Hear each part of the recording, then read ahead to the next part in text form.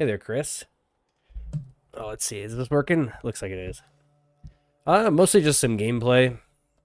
We'll see. I'm trying to see if I can get some stuff set up. I usually stream on Twitch, but I haven't liked it, so I'm gonna try out YouTube and see if I like that better.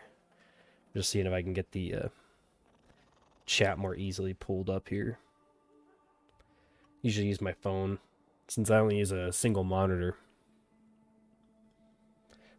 like some sort of caveman. No, I've come to like a single monitor instead of running dual monitors personally. I ran dual monitors for so long that yeah. All right, I think I figured it out. There we go. Okay. This will make it easy. Okay. Yeah, there's some stuff I needed to test. And I don't know if I'll be doing it with an influence setup. Yeah, this is my first stream on YouTube. I stream some weekends here and there on Twitch. I don't know. I haven't really liked it too much, and so I'm kind of figuring I'll give the YouTube side a try. See how well that works. So yeah, there was a couple of things I was going to test because I wanted to revalidate my sort of what I discuss about condition overload, or CO, whenever you run it on this radiation electric build. So that was at least one of those things I wanted to try in some lower end missions. So I was probably going to hop into the sortie, if the sortie's good, and try that. Ooh, PvP mode.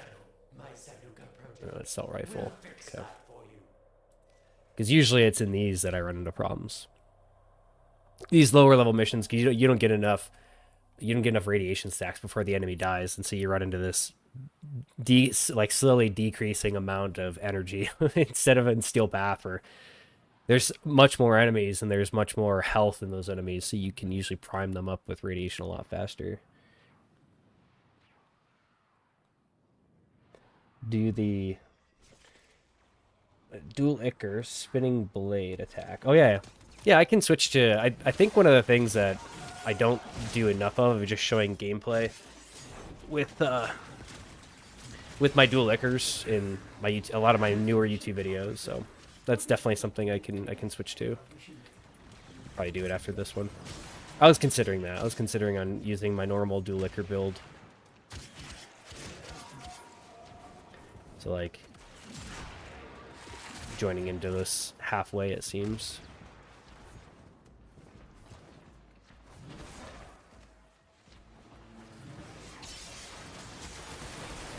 Yeah, I was going to test more attack speed. Because the theory is that as long as I don't one-shot him with the electric, if I use more attack speed, I can not run into this issue where I'm constantly out of energy on lower end missions like this. Like it's the downside of the Fallout build. It scales really horribly at low levels because you just run into energy issues. Like, the build's too good. Looks like my my cat's having a good time.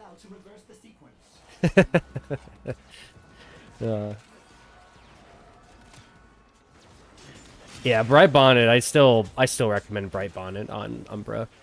I can show that. I could actually, that's probably even a good thing to do. I could probably show Bright Bonnet specifically with Dual Ichor and how I play that. I think I have enough energy. We'll see. We'll see if this works. It's basically in these missions. Yeah, see, I'm one-shotting them. I'm one-shotting these enemies with just the initial hit, and so I'm not going to get a lot of energy drops from this. I think that was just a normal one.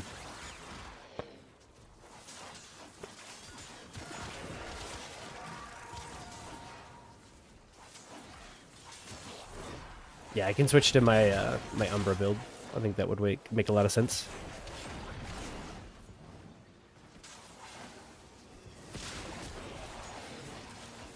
See, I'm not doing too bad here.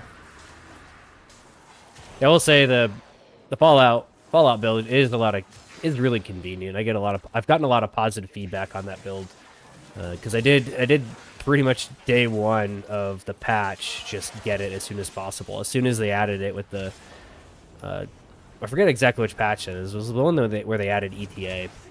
I forget if that was in Techrat Encore or before that, but I pretty much instantly started testing that, and it was really good. It's just, like I said, it struggles in these kind of missions like sorties.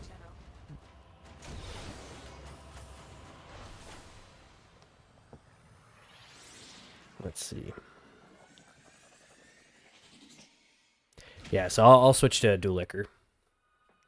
And also Umbra.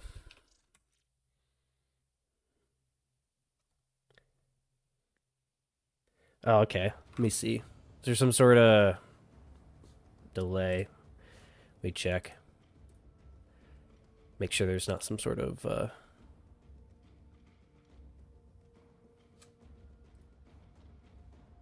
stream delay configured.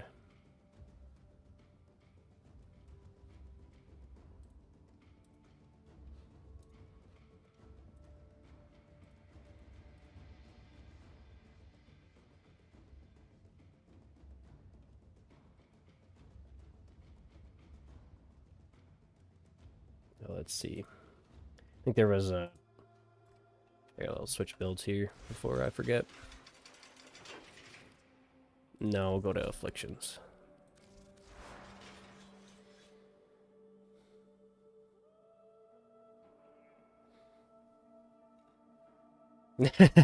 Yeah, the fashion video is something I got requested by a pretty active viewer that, and I could definitely see the reason behind it. There's not a lot of content out there about Excalibur Prime and his fashion, and then I kind of take this weird approach to it where I color matched everything, and I've done that for a long time. I think it was really only late 2013, early 2014 where I was on this kick of just black everything, like Rolling Stones paint it black sort of idea. And I've gone away from that. Even in everything else, I'm a little bit more sophisticated with how I decorate things. You could say character growth. Do I think Excalibur needs a rework? I only think that I think most of his kit is fine. Whoa. This host is not having a good time here. Looks like we get a... I think I have to remember if this is right now configured to my no riven build or not.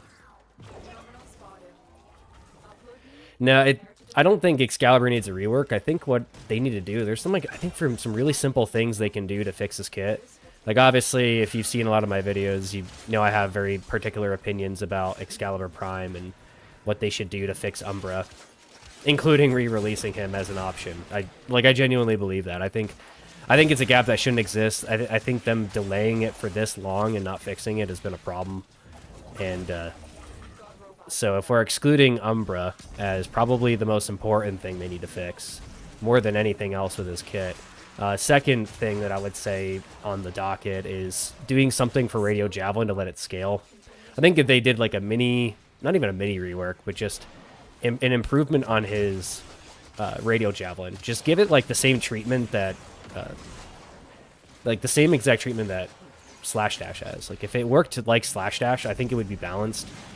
Maybe they would bring the energy cost back up to 100, and then that would potentially make it not ridiculously spammable. But make it almost like an AoE form of Slash Dash. Just what I would probably think that they would want to do is code it like a heavy attack, and heavy attacks don't get chromatic blades, so then they could prevent that from being an issue. So yeah, I could use influence, but the status chance for it's going to be pretty poor with its base stats, how they are.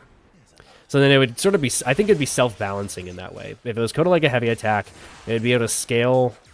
It'd be able to scale just like the current heavy attack waves, and probably be balanced within that because of the fact of the way that interacts negatively with Chromatic Blade. Which is why you don't see me using Chromatic Blade in every single build, because it's just not good. It probably, I'm trying to remember if I did a video talking about that or not, but I think Chromatic Blade in general is a little overrated. It's got some niche scenarios for it, like obviously with influence, it's kind of ridiculous, but outside of that, and then maybe some like really weird sort of difficult to deal with stuff with duplicate and blast, which is something I was playing with the other day, and it was just so hit or miss. Like the problem with duplicate, take as an example, if you get the crit chance to 100%, you can run into issues like if you have puncture on your companion or puncture from some other source, where you get that additive to base crit chance, and that's up to 25%. So then you can put yourself into the next crit tier pretty reliably, or effectively reducing your damage because you've put yourself at like 125% crit chance. So I floated with the idea of just running sacrificial set on him when I run duplicate. It's something it's a video that's coming up at some point when I get more testing for it.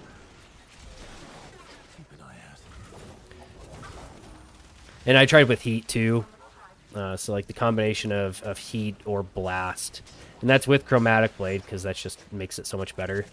The weird thing I was running into, and it'll probably be a part of the video when I eventually do make it, if I find something that I think is worth making a video on when it comes to duplicate, then more than likely it'll include a discussion about how Zadas breaks it, which it in fact does. It's really annoying. You basically can't use Zadas with it. If you try it, you can feel free to try this yourself. If you try to run a duplicate build, your status procs, when Zadas not on, will be like 8 or 9 status from doing like a melee hit with Exalted Blade and a heat only Exalted Blade. When you put Zadas on, it only goes to 4. So it actually like halves your damage instead of what you would hope it would do, which is allow you to get more than one hit. Stay focused. There's a heavy unit approaching. Raffle Advance nerfs influence. I think I've wondered this myself, and I haven't spent a lot of time actually testing it because I noticed, oh, like you see, I got the bug. I got the bug I haven't seen a bit because it's been a bit since I've been on Umbra, where it disables your 1 and 2. Hopefully, I was hoping they had fixed that because I haven't run into that yet. But yeah, that's another reason to fix Umbra. I still think the double Exila slot is probably the solution for Umbra. To be honest, I think that's really the solution to it. The odds were against us, Tenno. Yep, see. We did it. I don't even think death fixes that, which is a really big problem. And I have a forum bug report on this too. Yeah. Yeah, that bug is... It's a great reason for them to fix that.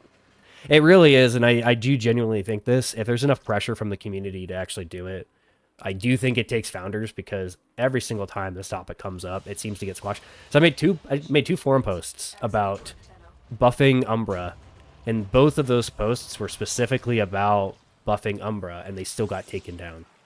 Yeah, of course, you basically, especially as a founder, you can't avoid discussing Excalibur Prime when it comes to Umbra. Like, that's almost unavoidable. Like, you can try to make that without taking, like, you're touching around the subject without actually saying it. Like, I'm trying to remember. Hey, there was one forum post where I was, like, on certain unnamed variations of Excalibur as a comparison, and the most effective players were my substitutions for Excalibur Prime and Founders. Oh, I gotta put on a assault rifle. We'll go to my just to keep this consistent. We'll go to this guy and show my dual ichor. If you saw my most recent video, I will say that more than likely the best melee riven you can put on this build is something like that. Put it on the no riven variation, because especially with Furious Javelin scaling, that's going to be nuts. Probably a lot better, but it depends. I did testing on this versus this riven a pretty long time ago, and there was like an 8% measured difference, and that was with like full ramp and with roar. Someone was with me in Simulacrum giving me roar, because this is what I primarily use as a stat stick. Not this riven. This is actually a third version of this riven that I rolled, and I held on to it just in case. A lot of times it's turning around and selling them. I gotta put on an assault rifle. You can see, if you firearms nerds out there might know this reference, because it's basically what this is. Exhilarate. Yeah, I think this is set up right. I do like this fortifying bloodshed, which I guess with a nourish build, this probably actually works a lot better than I would expect. So we'll use that.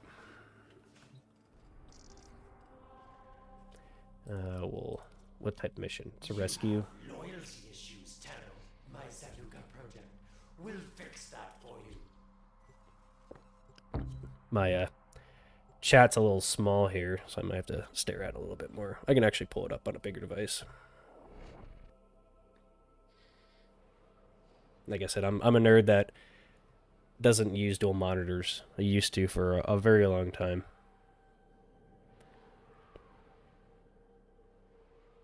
So we'll pull it up here.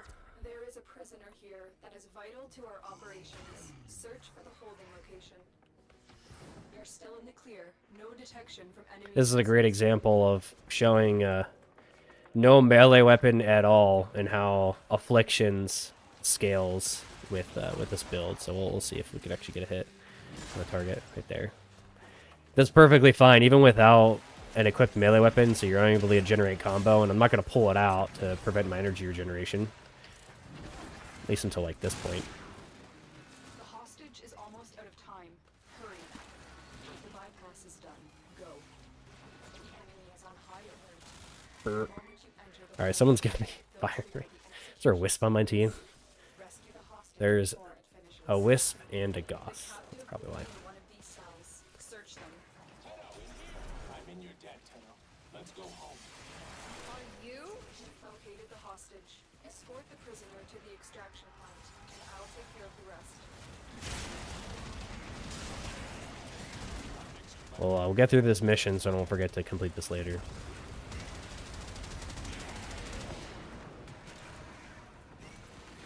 This is where the fun part, where hopefully I don't hit the out of bounds, which I do quite often. You just perpetually slash dash into that out of bounds. You can't extract. Let's get out of here. Yeah, the purging slash. There's been purging dash, purging slash. One of those, whichever one it is. There's been some really cool potential to that augment that I really hope that they actually listen to. Let's see. I'm gonna actually pull it up.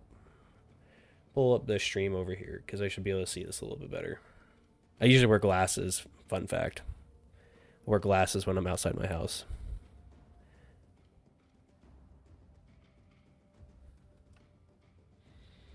That's a little bit better. Move the pew pew.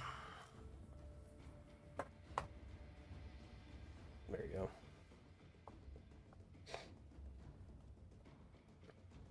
Yeah, I think there's some limitations, like I was mentioning with Chromatic Blade, that that I don't like, and I honestly don't even think that they should fix it. I think the issue is that if Chromatic Blade properly applied to the heavy attack and to slash dash, then it would be a default mod, and there'd be no way around. Like it would be like Furious Javelin, where you'd want to use it all the time, and I don't think that that's healthy. But yeah, if I had to take one thing that I think DE should definitely rework is Radio Javelin. I don't think Radio Blind's that great just in general. If they had to change one thing on Radio Blind, it would be making the effect go through Overguard, so that most of the time when you actually need it to blind enemies is when you're going against overguarded targets. Because otherwise, why not just use Radio Javelin? So Radio Javelin and Radio Blind are kind of redundant in today's game, and they have to do something to make one or the other more useful. In this case, Radio Javelin's only main use in that is its augment. That's really the only way that it stands out. So without the augment, unless you're doing some of the crazy stuff, like I have that video where I gave it crit chance and I went into like Lua, Steel Path, 205 level fissures. I was able to get its damage to actually be powerful. There's also some cool stuff in Circuit that you can do in a build like this. Let me see, make sure this is all correct before I keep going. Yeah, and this is a great example. So just what I was figuring out with Furious Javelin and Condition Overload, it's another representation of why this build works as good as it does. because we're just stacking damage. We're stacking tons of melee damage, tons of elemental damage, and that just scales Furious Javelin the best. In Condition Overload, like some of the feedback I've already seen on it is, well, you should have tried Condition Overload with modded on like some sort of modded on elemental damage. And if we're comparing apples to apples, then that's a whole different type of measurement. But at the same point, if it scales exactly like melee damage, which is supposedly what it does, then comparing it to melee damage is precisely what is necessary to actually compare and contrast and do experimentation with it. Okay, so now I'll actually get into some missions here as I hit the wall. These guys have been a lot of fun.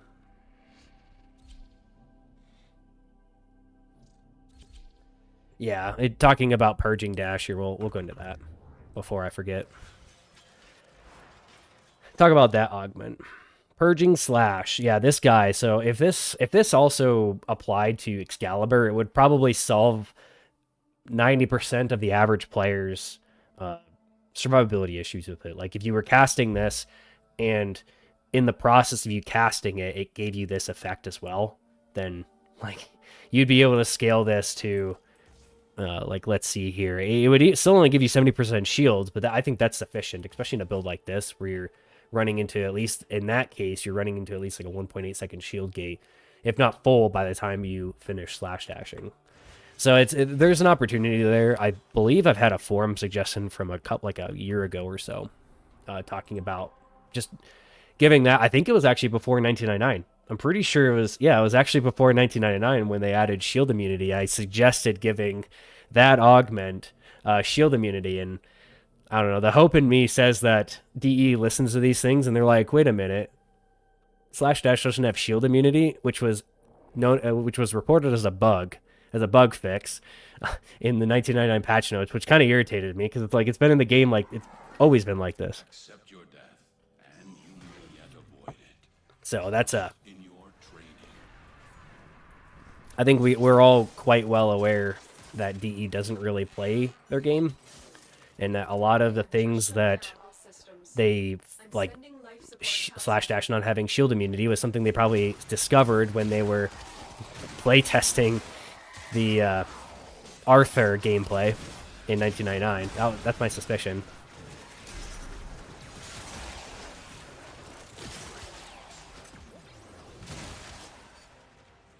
Alright, so talking about the sliding for this. So like, what I'm doing here is I'm forward dashing into a roll with a combination of a slide and a roll. So like, a lot of this I have to think of, buddy. A lot of this I have to think about because I've just done it like this for so long. I pretty much used this Dual Ichor build since before Jade Shadows. It was when Dual Ichor was ridiculously OP because of the fact that you could just slap on influence and the clouds would spread influence. I took that the level cap a few times before they nerfed that. And as soon as that change happened, I started playing around with different builds, and that's when I discovered the whole interaction with Toxin Magnetic. I bought the Riven I got. I think I actually had that Riven before, and I went to go buy it to make a viral electric, and that was, I think, either before I knew how Riven mods combined, or I took a gamble on it just in case. Because you have to be very particular about Rivens and the way the elements combine. The Riven I have really isn't even the best version of it, to put it simply. If the electric and cold were actually flipped, it would be like the perfect Riven, because it would allow you to put a leading toxin and get viral electric if you wanted to, or you put it in front of toxin and it gives you magnetic toxin. So it's there is like basically what the god tier actual Riven for Dual Ichor is, and it is not the one that I've sold probably a couple of at this point, which is like the crit damage range attack speed nonsense. Like there's maybe like a few melee weapons that's actually considered the best, but most of the time, just reminder, fun fact for any of you rolling Rivens, if you roll a crit damage, range, attack speed with like a decent negative, people will pay you thousands of platinum for it. And those people are unreasonable. They don't seem to care if it's not actually good for the weapon. They will buy them because it's what's considered god tier, but because of some like app or whatever Electroframe nonsense. I genuinely think that hasn't been updated.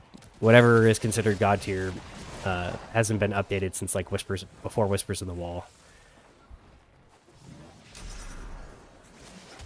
Varuna with Afflictions? No, I have not.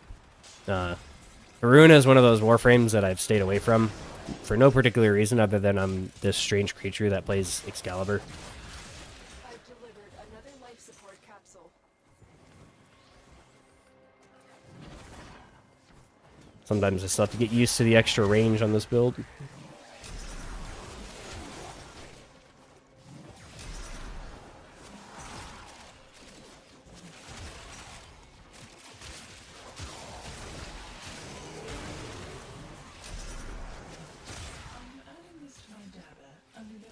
So yeah, like I was saying, this is a lot of forward block combo right there. So this combo where you're holding your block, pushing forward, and then hitting left mouse button. We'll proc this. And then the combination of rolls to sort of help maintain that fluidity. It takes a lot of timing. It's also why I probably mentioned this in most of my Dual Ichor things. I like to keep base attack speed because when I get extra attack speed like this, it kind of messes me up. Like I have to, it takes me a bit to get used to because I'm so used to the very particular timing on this. Like right there, sometimes, depending on how far away the target is, because this might get you a little too far away in comparison to a roll. It's pretty situational.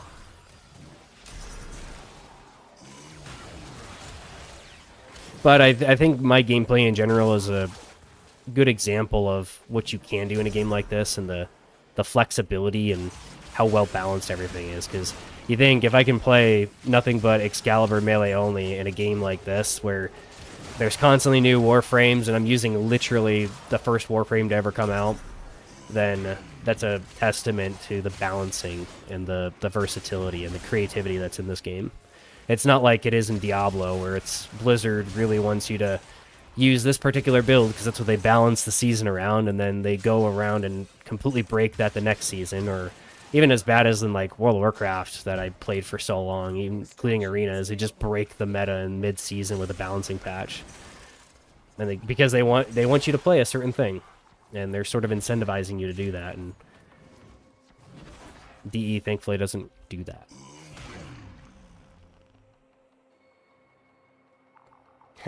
Yeah. Excal and Brayton. Never really used Brayton because it was like what really drove me to melee only in this game was way back in the beta. I was playing a lot of like first-person shooters, a lot of free-to-play games at this point. This is one that hopped up on Steam after watching Total Biscuit's video. Who should rest in peace. Those of you who knew who Total Biscuit was. But so it was after watching his video that I picked this game up. Like per my account, this is like July 19th or July 18th or something like that when I started playing it. And I played the heck out of it until I went to boot camp in September of that year. The problem I ran into was because I played a lot of shooters. I was playing tons of like Battlefield. I was playing PlanetSide 2 a lot then. I didn't really enjoy the gunplay in this game. And then it was at this like kind of pivotal moment where the melee combat got better. I forget if it was like a specific balancing patch that they did where you could just pull out your melee weapon and just use your melee weapons, that I switched to that. And I've stuck to it since. That's how my most used is kind of ridiculous because of that. I guess I might as well show it. Like my most used is quite ridiculous because I used a Deku. We'll just show that. I used a Deku because of its Amalgam mod in combination with a Cephon Nikonazal, which I ran the heavy attack one, but then I put Contagion on it, and it was this really cool thing, and I was using the Surging Dash augment in order to build combo, and using Nariman and like Rage at the time, and I had like a really cool health tank build back before they nerfed that into the ground with the ability to self-heal. And I haven't used kunai since the beta, to put it simply, when I was playing a lot of Loki. This, I primarily used to Kuva Nucor when I would play Necros, when people would refuse to invite an Excalibur, so I had to play something, and so I'd play Necros. Same with Furus. Furus, I didn't use this with its Incarnate that much, and I primarily used this to heal Necros when I would use Despoil. And then Grimoire, you can tell, these aren't new weapons, or these aren't old weapons, let's say. So the fact that my 4th and 5th most used weapons are pretty new, you're talking like a year, maybe 2 years old, kind of puts into perspective. If you don't have a primary or secondary equipped, you don't get usage time on them, and therefore the amount of hours that I've used kunai is probably like 300 or so of in-game hours. It's probably similar to what my Loki and Vauban combinational, because even back in the beta, you could unequip primaries and secondaries and just have your melee weapon. So that's a little bit of background lore for you there, for those who, for those interested. Yeah, I haven't gotten too deep into Dragon Arcana, but I have, here's speculation, I was under the impression that we were going to get more Incarnate adapters once a year, that we were going to get a set of Incarnate adapters once a year, which I don't believe, someone can correct me, I don't believe we got Incarnate adapters this year. I'm pretty sure Okina and that set came out last year. So we were kind of expecting, potentially, some of those. And my speculation was if we were to get a Nikana as an Incarnate, it was probably going to be Dragon Nikana. And the hope was it was going to be something interesting, like some sort of big dragon flame thing that would come out when you heavy attack, or I don't know. They could do some really cool stuff because Dragon Nikana. Also because of the way disposition works, in that if it was Dragon Nikana and not Nikana, then you wouldn't have to worry about Dex, base, and Nikana Prime. They would just be able to balance it around Dragon Nikana. So me, in my head, that made sense. So I have a couple of rivens that I can probably show that were in preparation for that. I have a lot of interesting rivens because for those that are interested in this, I made most of my platinum, like the vast majority of it, probably like 90% of it, off of selling rivens, and it's selling rivens that make sense. So I think the advantage that I have in the riven market is from a buildcrafter perspective, I can be ahead of the curve on the meta, and that's kind of where I made a lot of my platinum for. A lot of that was stat 6, but even nowadays I can, you know, it's not about rolling crit, whatever, on every single weapon. There's a lot of very particular things that you want to roll, because I think people are unaware that the modding has gotten a lot more dense. So then you don't need to be stacking crit chance or anything like that. There's a lot more options nowadays. You think even just the addition of galvanized steel kind of shifts things. Same thing with when they added like status damage. There's a lot more competition for rivens. Like there's a lot more competition for mod slots that rivens have to contest with. So there's a lot of rivens that just don't make sense nowadays. Like they might seem good, for the most part they're pretty unnecessary. The one that I will say that is highly, highly recommended to do is if you can just get a unrolled or really cheap dual ichor riven and then give it a few rolls. That's like the one thing I highly recommend at least having a riven for, especially if you like doing this kind of stuff. Because it's so easy. Like I feel like I mentioned this in a bunch of my videos. It's so easy to roll a good riven for it, because all you have to do is roll melee damage. Like even a +2 dual ichor riven is good because it scales higher than prime pressure point. So it's like objectively better. Even like the worst form of it, it's objectively better. And then you can get really crazy with it. The only thing you have to be careful for is you don't want to roll like a giga magnetic one, because you don't want to bias your you don't want to bias it out of toxin. For those unaware, this is a big concept when it comes to Verglass. When you're modding Verglass, if you get the heat higher than viral on Verglass, if you're running like a heat viral setup, the damage goes absolutely insane, because it has to do with the probability of status procs. You want your most likely status proc to be something that scales infinitely, being heat.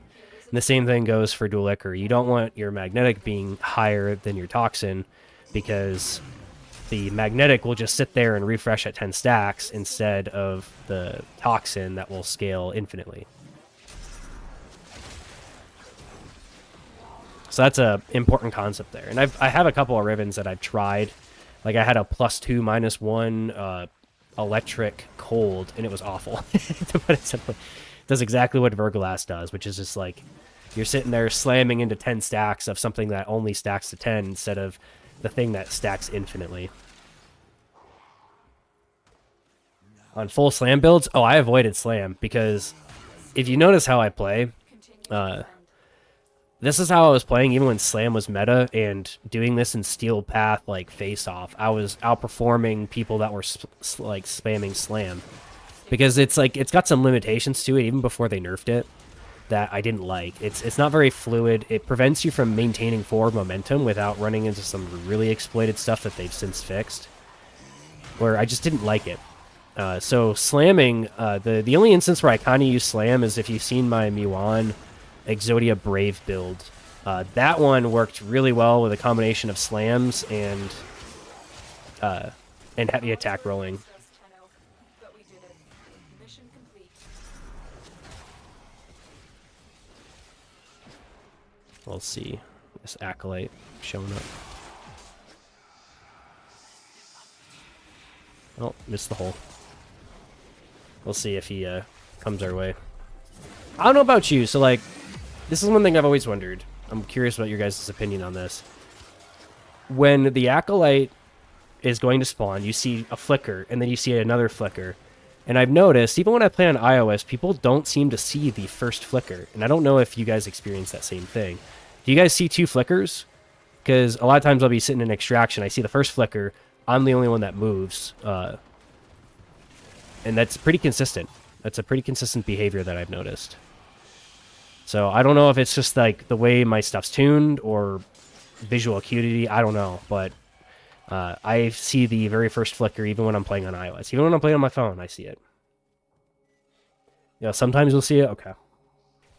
And that could just be like, you know, I'm not playing on simple setups. Even the iOS, you think the contrast on, you know, when you're talking about like an iPhone with an OLED screen, I can even see it. Or if I play on this iPad, which is an M5 iPad, like, you know, it's got an OLED screen, so it's got really good contrast. So the ability for you to see that flicker, and I play in HDR, and I've played on this monitor I've had this monitor now for over 3 years, so it's not like I've have a lot more recent experience to say it is related to a monitor or not.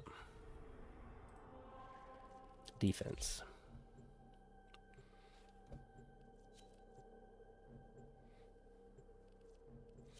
Yeah, I was hoping, so like I did a bunch of testing on Nariman. And I really think, so when they fixed Nariman and they fixed the spectral blades and they allow the spectral blades to actually charge, if you haven't seen that, I have a bug report video that I actually zoom in on the Taron Strike charge so that you could really see the fine detail on when it's actually charging or changing its charge. And the spectral blades simply don't. My idea of it, and where it's probably going to be really good once they fix that, is if the ability for the spectral blades to charge the Taron Strike for 30 seconds allows you to get the Taron Strike again, so then you can basically get your, like, Varoxic or whatever it's called, the Taron Strike for Nariman, that you can get that every 30 seconds. And that would be amazing, because if you're familiar with the arcanes, there's an arcane that makes you invisible, and then there's another arcane that gives you strength and a bunch of crit damage when you're invisible. So the idea is kind of returning back to the period of Nariman that I honestly didn't get to experience because of time periods and all that stuff, where Nariman had invisibility. Like I said, I didn't actually get to experience it. I believe that was probably around the time where I was out at sea and didn't have access to a computer, or at least wasn't playing this game that actively at that time. If that was like 2016. Like 2016, 2017, I didn't play too much of.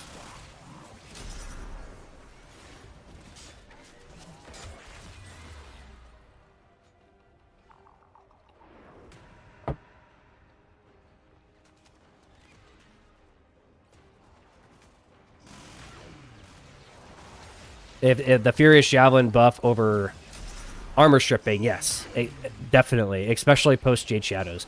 So like Jade Shadows, for those unaware, that might have not been playing at that time, Jade Shadows reworked the way armor worked. And that happened for enemies going up the level cap. So instead of having this crazy armor scaling where you would have a level cap enemy, they would have like 99% armor strip, and they would still have a like 99.9% armor reduction because their armor scaled to like millions. Jade Shadows, they capped it so that you can actually reliably use just standard armor stripping features and not have to worry about still having basically insane amounts of damage attenuation on these targets. But they also ramp the health up. And so pre-Jade Shadows, I actually used a lot of Unaru specifically for like level cap disruption missions where you like you basically needed to armor strip those demos when they got high enough level, if they were an armored demolition unit. So I would say Furious Javelin is so powerful in like every single like build for Excalibur that unless you're only running base steel path and you're only running like an influence build and you have enough strength, you've got probably Wrathful Advance to really like tune his damage up in other ways, then you should basically just always use Furious Javelin. And it's one of those where it's situational. Like you don't always have to have it up, but like here I proc it and then I get however many is even showing on my bar right now. No, it's a bunch of extra stacks. So it's not even showing up, but I probably got like 400% just based on what I saw for numbers. What I saw for my my hit markers, which is something I actually use it for. Valuable lesson. How about I move this puppy right about here? Would that work? Let's see, maybe. I need to get a different stand for this iPad if I'm going to use it in this way. Oh.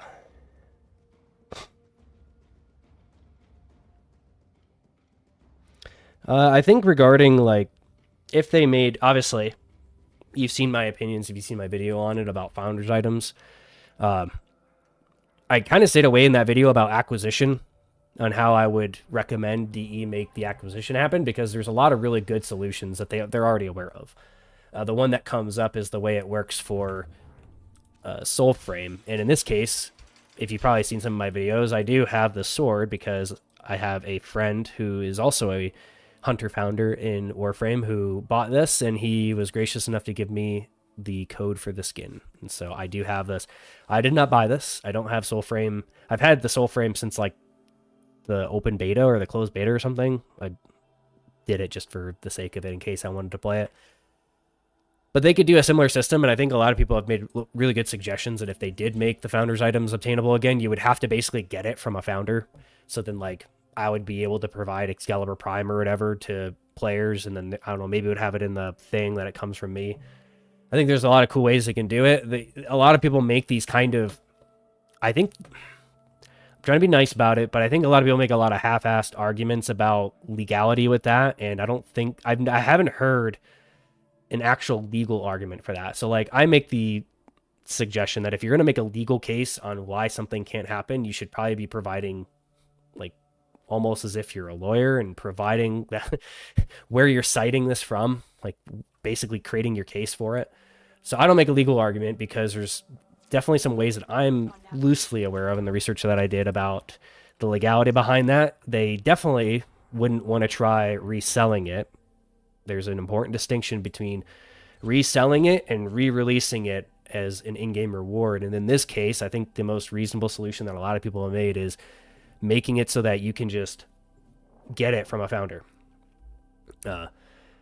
And I think in all the Founders I've talked to and a lot of the comments, outside of some really weird outliers, I think all of the Founders that I've had conversations with, except for a few select outliers, would prefer to have it converted to a cosmetic because, let's be honest, how often do you see Excalibur Prime in mission? Basically never, because people don't play Excalibur anymore, except for weirdos like me that have basically never stopped playing him. So the vast majority of founders play other Warframes. So I think the idea of converting it to a cosmetic system actually resonates better for the average, for like the average founder in comparison to myself.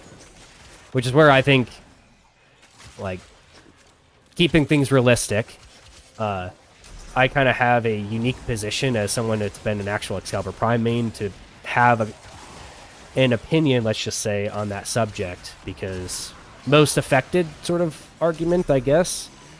But then also I have a lot more intimate understanding about the limitations, especially after starting to play a lot more Umbra, to get a good experience on like what the average Excalibur user is going to run into trying to play it on Umbra.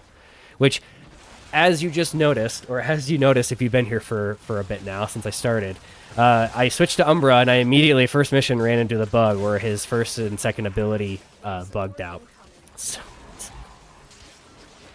like, please, DE, fix that. Please. Like, stop making this complicated for even us founders. Like, the best thing DE can do for founders at this point is fix Excalibur Umbra. It's like kind of the irony of it.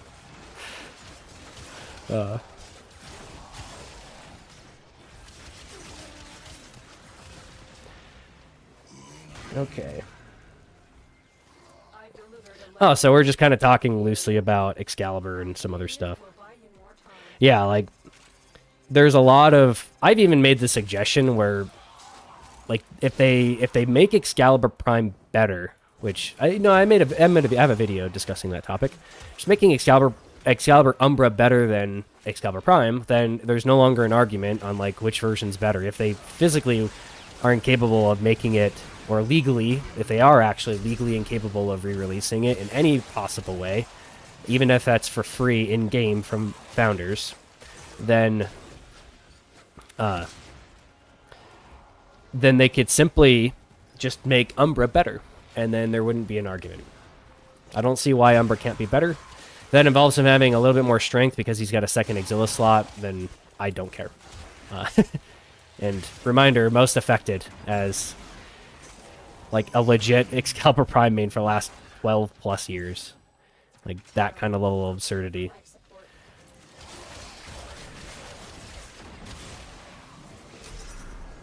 Yeah, and I think until DE fixes this, it's always going to be a topic. I'm genuinely making this a crucial and pivotal part of my presence on YouTube to try to fix this. And the goal is to not have to talk about it anymore. Like, literally. I just don't want to have to talk about it. Really, Excalibur Prime needs to be made a novelty so that you don't run into bugs like that just because you're trying to play the Warframe the way it's designed. You think the way I have my Bright Bonnet build set up is using Excalibur Umbra for his advantages. And sometimes you'll just run into that bug where now you're permanently locked out of half your abilities. It sucks. It really does.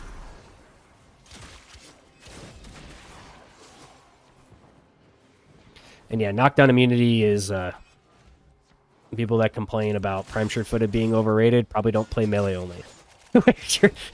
You're diving headfirst into all of the fire Eximuses and their explosions, and you're reliant on uptime. I think anyone who's tried to play Excalibur as a hybrid character, like playing him melee and ranged, have run into the problem where he's very squishy because if you don't maintain that kind of absurd amount of offense, you do run into survivability issues with him. The only thing that kind of solves that is if you run a Gloom-type persistence build, because you can just lifesteal off of Radio Javelin, off of your guns. That's kind of the only way around that. And that build isn't perfect, especially with some of the bugs with your Arcwing, where it applies to your Arcwing, and now your Arcwing is basically useless. Like, base missions even. Oh, as a reminder, if you haven't picked up the new Toxin mod for your Arc Gun, feel free to do that. I have made a comment or pinned a comment on my Arcwing video, if you happen to watch that video. Because what you can simply do is take off the 6060 heat mod if you're using the Kuva Yunga build that I put out there. You can swap the 6060 heat for that new Toxin mod and use Viral instead, and it's possibly better. You think that blast damage probably does some damage, but it doesn't do enough to probably justify it, especially with Arcwing and the Explosion radius doesn't really matter too much. Extraction is available. Blast just kind of works quite nicely on it in general. Okay, these waypoints are not going to give me a good time. So if you wanted to, and this is what I've already done, and I'll showcase this, I simply, because I already had it set up for 60 heat mod and then coal progenitor, so then you just switch from heat to toxin, and boom, you've got viral instead. Because the blast, like the inherent AoE of a Yunga, okay, this waypoint is not having a good time. See if I can find where this is trying to get us to go. Oh, is this it? I think this is it. Okay. Well, sucks to suck. As you conquer the Waiting around for the Acolyte is usually not worth it. conquer yourself. More duration for evade. I think evade... I've played around with evade. I think the problem with evade, and this is one thing I actually tested. So if you go into Simulac, or if you go into Steel Path Circuit, and you run a evade build, or if you run Radio Javelin, and you basically use spam Radio Javelin, in Steel Path Circuit, you can get certain decrees that do stuff like on headshot, cause toxin, or on weak point hit, cause whatever. And Radio Javelin will proc those. So then there was a time where I was experimenting with evade because it's like, well, if it procs it in Steel Path Circuit, unless it's bugged, which it probably is, then you could potentially stack evade with Radio Javelin and then use, you know, the Kreplusar Arcane in order to get crit damage on it, and then you could use Avenger to get whatever. So, but that didn't work. Sadly, that didn't work. And I'm hopefully at some point... Hopefully, we're going to get some sort of buff to Radio Javelin. One of the weird things that I've noticed in the Perita Rebellion mission is that Radio Javelin likes to crit. This also happens in these missions. We'll sort to invite only. So, like, Radio Javelin will actually crit on these missions.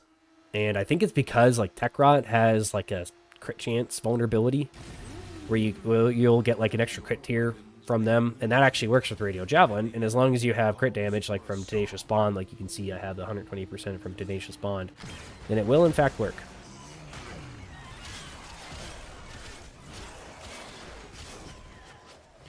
So we'll see here, like right there, that hit like 36k, like 38k on a crit. Tekrot, crit vulnerability. I don't know if they added that also to the Perita Rebellion enemy type, the Anarch or whatever it's called, I think. I don't know if they added it to it or not, but maybe they're experimenting with it. Maybe in the Perita Rebellion, they actually did give Radio Javelin crit chance, and then they're seeing if people like me like abuse that in some way. And then maybe they'll make that a global change in the next update. That's probably a little optimistic for T. A lot of optimism here on fixing Excalibur problems. This like Dual Ichor Vortex stuff performs just way too well on this mission, just because that extra crit, and then also because I think even Dual Ichor Clouds crit, if I remember correctly, on this, and they're not supposed to. Someone did at some point point out that when Dual Ichor Clouds crit in normal missions, it's probably because it's not actually critting, it's a stealth bonus. Because sometimes I'm across the map, and so I get like a stealth bonus on some of these enemies. Like maybe some of those over there. Or at yellow, you see yellow numbers from that.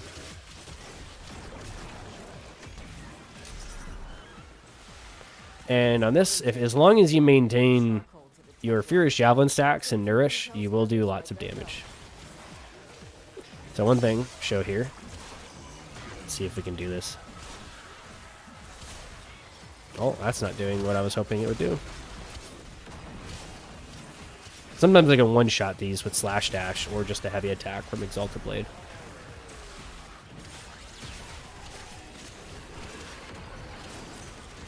Ooh. Let's put this puppy down. I don't think I've used this yet in this mission type.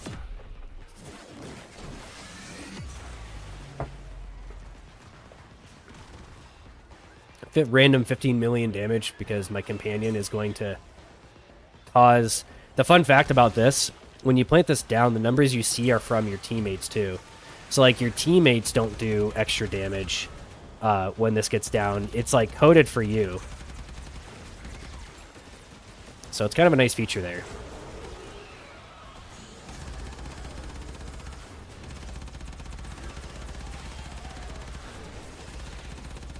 Oh, I think I forgot to switch my lens. I think I'm still running Nariman. Alright, that's enough of that.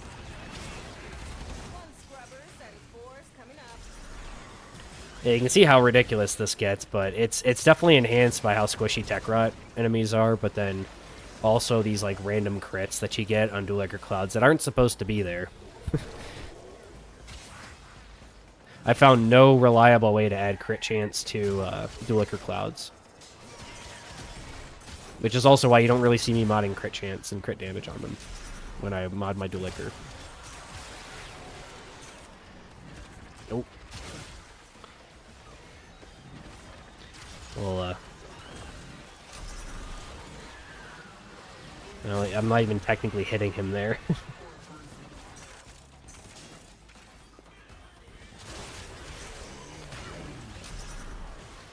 As a reminder, you're using Radio Javelin as a hit marker. It's like you're popping your UAV when you bullet jump into the air and pop a Radio Javelin. Like, there's the enemies. And unless you do weird stuff with slamming and it bugs out, usually it works just fine.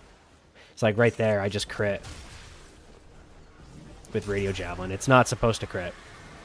It's got 0%, but on these Tech Rot enemies, it does, which is a feature.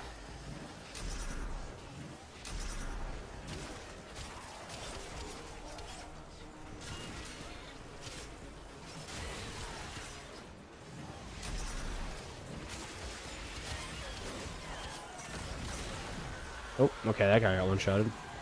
We'll just extract from this. Why not? After the Acolyte. I think I got my kills that I needed for the star chart, or the calendar thing.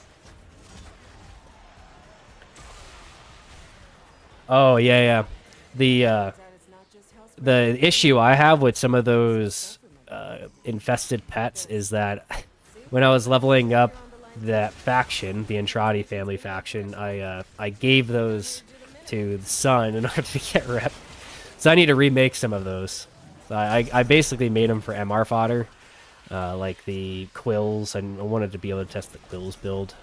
But I do love my my crit kitty very much. My crit kitty treats me very well because I treat my crit kitty very, very well. The theory here is that you get more double drops of Steel Essence when you have a build where your cat can actually do damage. That's the optimistic theory here. So if you let your cat actually do cat things and murder, then they treat you well.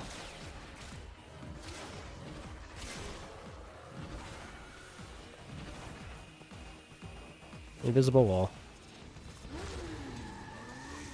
You exist to strike.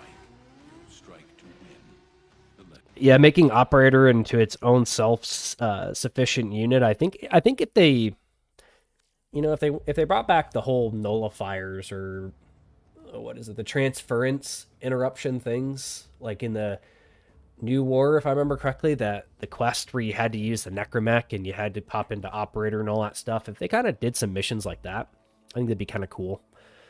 Sort of like a Duviri style, but then not using Duviri drifter specific mechanics. I think if they just used your normal, where you're just using your operator, then especially the build that I run on him would be kind of ridiculous. Like this absolute nonsense of 153. Like this thing is just so much fun that I've stuck to it. I switched off of my Boeing 747 off after that because I've actually had this 153 cooking since literally, I think I made this in Jade Shadows when they did the whole status rework. And it's like, okay, well, I don't need armor strip. What if I do a status build? And pretty much this, not, except for tempo. Tempo I added very recently because I wanted to test firing rate, and it works very well, as you can probably tell. Now let me switch this before I forget. I'm going to be running this build. Okay. Oh, let's actually grab my reward. So yeah, this one is so powerful, but I don't like getting it because I can't test things in 1999. It basically breaks your ability to test defensiveness in 1999, but I'm not too worried about that. I don't... Okay. Sculpture, we're not going to do that. Oh, going into Dragon Arcana, that reminds me. So in a similar fashion, Dragon Arcana, I've got nonsense like this, which sadly is slightly out of order to the point where I can't use it for what I was hoping I could use it for, which is a forced gas electric. But I even have, well, those are Nikana. But I've got enough in case they do add Dragon Nikana Incarnon. I can switch to it and use it. I've got some really weird stuff. Like some of the funnier ones. It's like Zenistar, which I don't know if you can see that. Let's see, can you see that or not? Yeah, you can see it. Like Forced Blast Electric Rivens. These are the more interesting ones. Something like... You definitely can't see that one. Let's see. If I search Tenet, maybe it'll sort it differently. No, we'll go to the end of the list here so you can see it. Yeah, this guy. Which the amusing part about this is Tenet Agendas doesn't have slash damage at all. So the fact that I can roll negative slash on it and it doesn't have any slash, like Larkspur does this too. When I was rolling Larkspur Rivens for a while, which I think I've sold all of my Larkspur. Maybe I have one left still. Yeah, I still have one left. That was when I was testing Larkspur. But there's some really interesting stuff with Rivens that I think, going back to the topic of Rivens, it's not as simple or as cookie cutter as just stacking a bunch of crit chance, crit damage. The Okina is probably a great example of that. If you literally look at this Riven on Okina Prime, and you compare it to literally a mod that you can get for basically a fraction of the cost. This 60% crit damage and what ends up being 110 melee crit chance is slightly more crit chance and crit damage than this, excluding the double for heavy attack, which that's kind of insignificant in comparison. And the only thing this Riven really gives you for how much it probably costs you to get this or to roll it is 105 melee damage. That's really what you get out of that. So on some weapons, it just doesn't make sense. This even really isn't the best form of it. If I wanted to have something crazier, you could run like, you could even run like a viral electric setup on this and run influence, or just get yourself more elemental damage instead. Yeah. Like a lot of Rivens are kind of redundant because there's so much that you have to mod nowadays because of value. Like you think before they added the Elementalist Rivens in Jade Shadows, that was a whole mod slot that wasn't occupied by anything before that. So there's just a lot more competition on mod slots, and a lot of Rivens just don't make sense.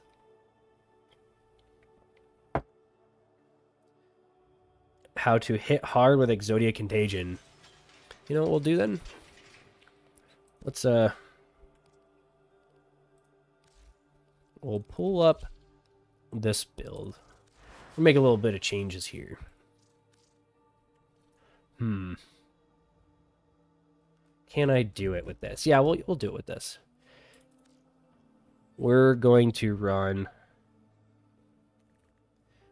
Let me see. We'll see how well this works. And then we'll run persistence.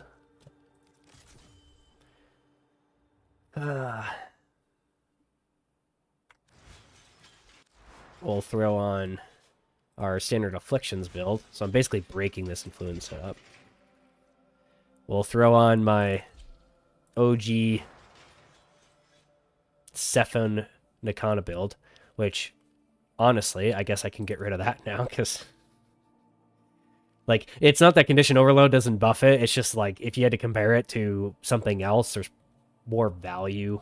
I think in this build I threw it on there because there's really no other better option than just stacking more crit damage.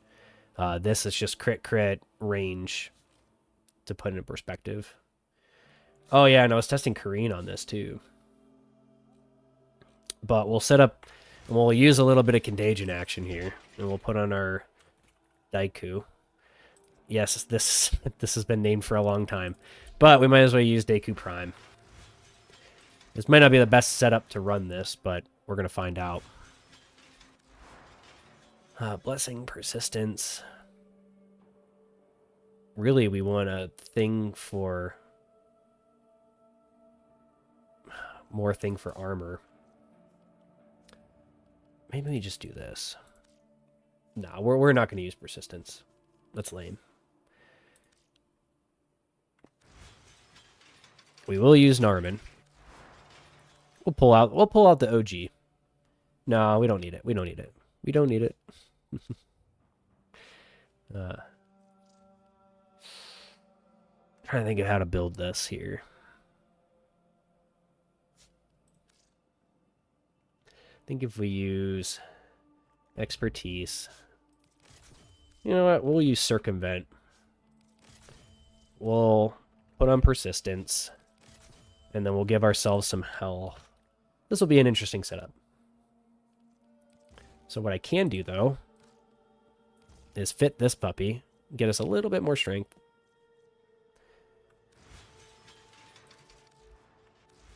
This is already correct. Okay, so this is a very interesting build. We will plop this in. So, to really answer your question about Exodia Contagion, Furious Javelin scales it really well, and just raw damage is what I found to scale it really well, but then things changed. So it's been probably... I've used it here and there in the last few years, but it's been a couple of years, probably since they added Incarnans, when I switched off of using... That was, I think, exactly when I switched off of using Contagion, was when they added Incarnans, because after they added Incarnans, it made slash dash viable, because the ability for you to add base stats to slash dash just fundamentally fixed. Oh, well, look at that. We're gonna get a lot of practice in with our... okay. There we go. So we can actually proc. We'll get our combo up. So the idea here is you roll for Kareem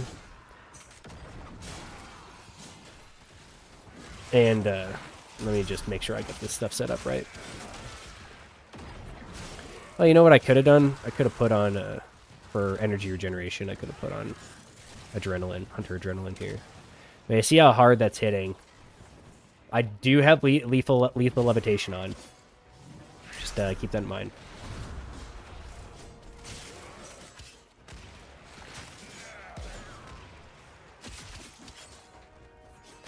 But you can see it doesn't really... This tile set doesn't do it justice, but...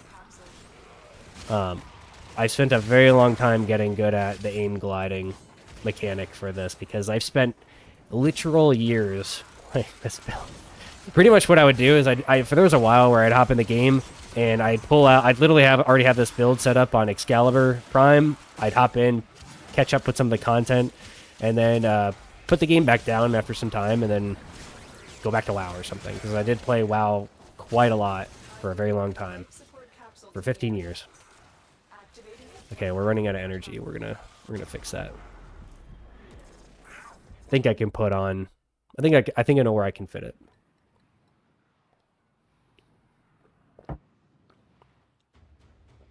Favorite most used non-melee weapon. And if I ever use them. So let me fix this before I get into that topic. Give myself some energy economy here. So what do we want to get rid of? I don't think I need the extra duration. So we will get rid of that. Because really, as long as we're meleeing and doing this, these are the only things we're maintaining. And so recasting this with only a max 40 second isn't bad. And this being 16 seconds is enough conditional amount to fill you in. Obviously, you would probably just want to run triple Umbral on this build if you were going to run it, but we're compensating for armor with Circumvent. Because most enemies will have armor. So most used favorite non-melee stuff. I like Grimoire because it's very utilitarian. I'm a very utilitarian type person, and as you can probably tell, I don't recommend this. You can, but if you fully Omniforma your Grimoire, you can run any build possible on it for the foreseeable future. And you don't need 2 versions of it to be able to do everything. I don't recommend it, but fully Omniforming your Grimoire is practical. So Grimoire is a fun one. You can see by my favorites, I do use Kunai Incarnate here and there. I have this absolute meme of a Riven because equality. Actually, this one hates Corpus a little bit more than Infested and Greenier. It's actually almost the inverse relationship from what you want, but it's a one heck of a meme.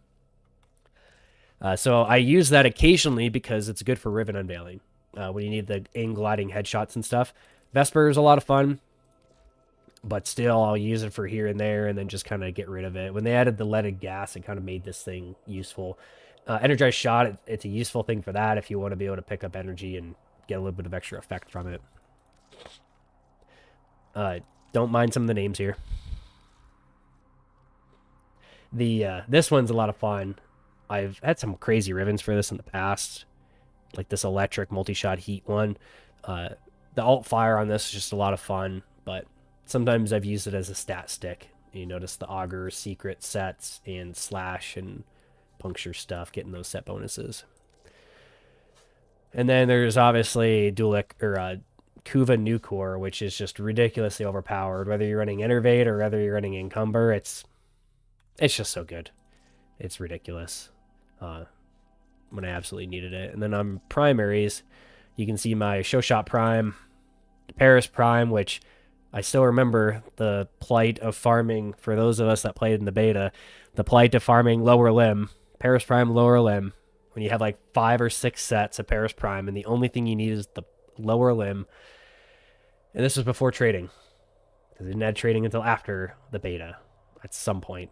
I don't remember. I think I was busy at that point. Vendaria, I try to make this viable. You can see I have 9 Forma into it. Torrid, I actually used Torrid well before the Incarnate adapter, when you could like sticky bomb, put stuff, and it was good on Necros for defense missions. Nadarix, kind of fun. Strun Prime, I have this set up so if I need a shotgun, I have a useful one. Same with Latron. If I need a rifle, I have a rifle. Dread is sometimes some fun to use because this guy can be useful, but if you've seen a lot of my other videos, here we're gonna put back on before I mess this up. If you've seen a lot of my other videos, you'll probably notice that I mentioned it a few times where I like to unequip primaries and secondaries for a couple reasons. For the simplicity, I don't have to hold, in my case, Q to swap weapons to my melee, but then also when you go into fissures and you go into like endurance fissures, the bonuses you get are only applicable to what you have equipped. So if you don't have primaries and secondaries equipped, you don't get fissure bonuses for primaries and secondaries. And therefore, when you want to get just extra range and strength or melee damage, which are both applicable to this build, therefore, you will only get those bonuses. All right, I got to roll. There we go. So yeah, you notice here, this is giving me 1,000 armor. And 1,000 armor is pretty good. So you could use Kareen as an option there. The downside of Kareen that makes it kind of suck is you can't get health with it, which I was hoping they would add. Or not Kareen. If I was saying Kareen, I meant Circumvent. So the thing that sucks about Circumvent is you can't get health from it. So you can get shields, you can get Overguard, but you can't get health, which doesn't really make a lot of sense to me. And I don't know if it's an oversight or if that's intentional.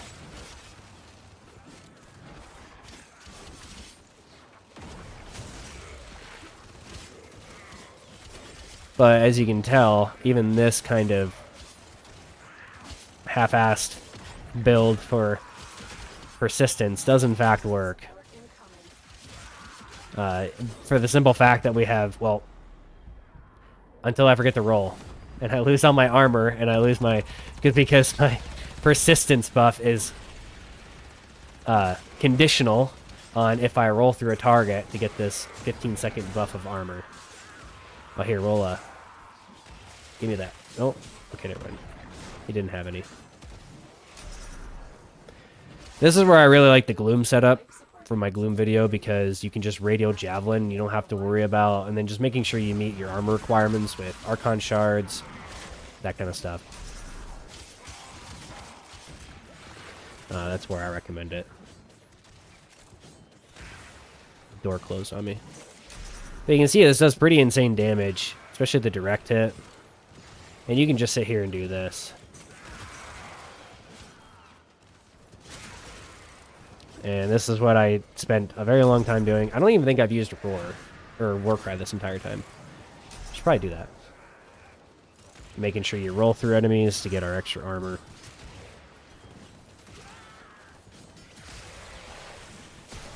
This is what happens when I make brand new build variations, and I haven't really played a lot of them. Or I haven't really played it a lot. I forget things that I'm supposed to do. Life support on the way. Oh, I was gonna say, another issue with Circumvent here is we haven't been able to get Overguard because all the Overguard is stripped by the time I get to it. For those wondering, is what I'm really doing is I'm using spacebar and aim glide right here to really proc this fast without having to do like a deliberate double jump. So you're doing, I'm kind of pressing forward, crouch, and spacebar at the same time, and you can very easily proc Contagion, and you can do it sort of seamlessly in normal gameplay. Oh boy. Let me make sure I have armor for this. Goodbye. Contagion's still very powerful. Put it simply. Oh, we got some overguard. Yes. See how long it lasts.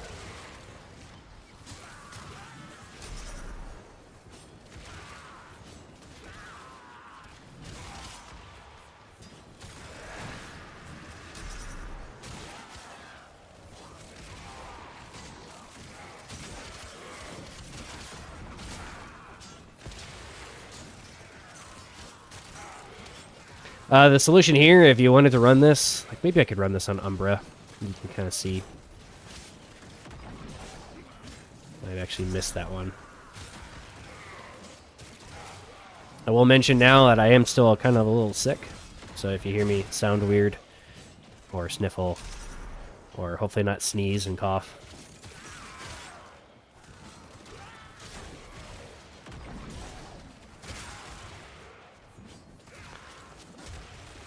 I actually got that Acolyte pretty early. Oh, we should probably use this ability.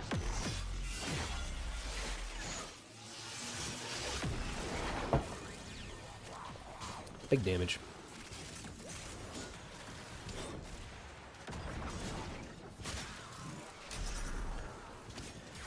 Yeah, to put it simply, this stuff doesn't work. These little spectral things, they do some damage. They don't do very much. If you saw my video where I covered that. First discovery. Keep up the good work. Extraction is available if you need it. So I'd say this is probably a very useful thing to use Korean for. But if you wanted to, on like an Umbra build, you wouldn't need to use Circumvent, I guess you could forego. Or you could forego running Persistence and throw on like Impetus instead. That would always be an option. There's some flexibility here. Alright, we're going to extract. Similar to Dual Ichor, I really love this Blind Justice stance. One of the best stances in the game. The only thing you have to be very particular about is you want to interrupt this little slam thing, because this slows you down. So the way you can do that is roll to break it. One of my most favorite stances in the game for that reason. It has my top stances all have mobility built into them, which I think is a crucial part of this sort of melee only fringe game style or gameplay style.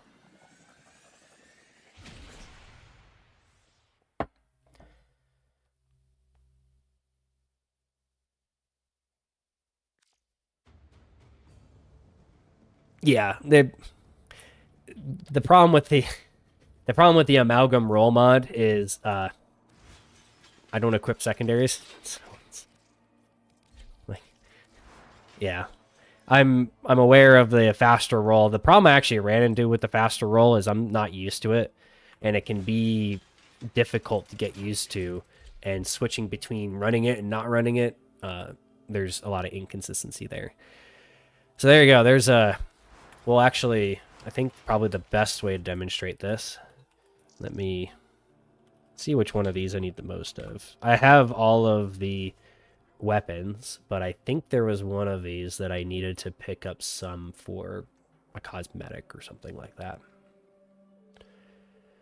But this new mission is a really good example. Oh. You know what I wanted to try? I wanted to try it on the big boss.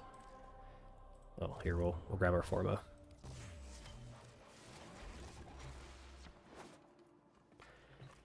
But I wanted to try Contagion on this big boss. So we're going to 2 birds, 1 stone this.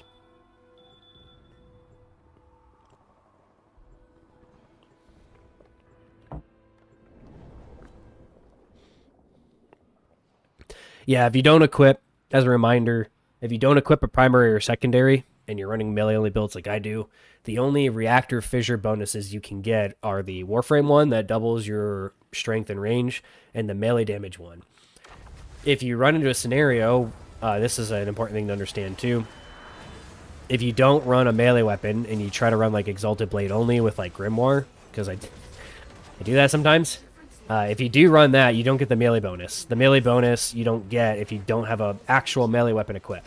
So for you to get that, you need an actual melee weapon. Your Exalted Blade doesn't count as a melee weapon in that context.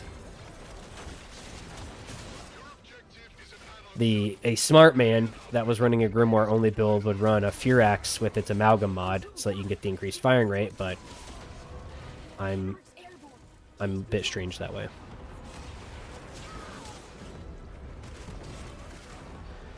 Do I have companion numbers turned on?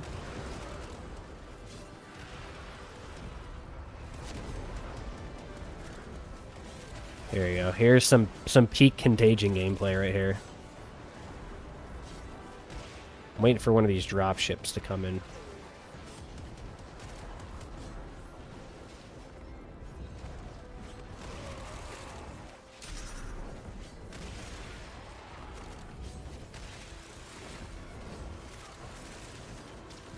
Should probably get full combo. Yeah, I've noticed with Contagion, you really don't need status chance for it to make it powerful. So that's where like this crit only build has always been a really good option because it scales really well with crit.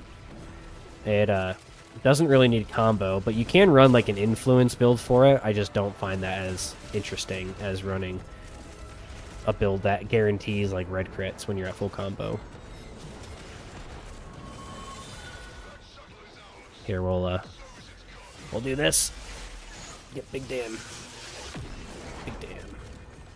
Where'd my orb go? It expired. How dare it. The downside of Contagion is that if you don't have an active thing to get your combo back up, which Tandem Bond does this, then you start running out of combo. Yeah, so you guys have... I don't think I've done a video of me actually playing my Contagion Nakanaza build, and this is genuinely how I played the game for years. It's just, it's... Ooh, how good is it against this thing? Probably pretty good, because it has, like, AoE damage.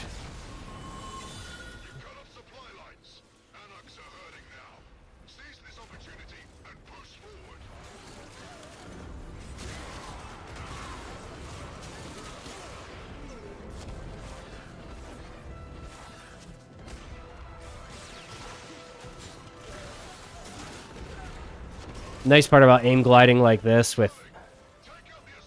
let's see how good it does against these ships.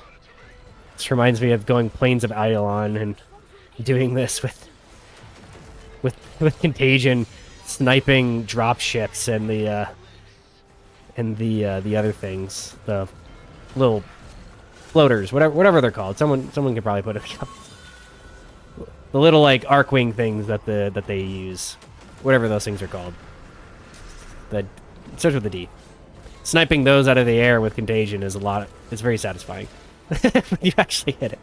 You like see one from like 100 meters away and you just happen to snipe it out of the air, like that thing.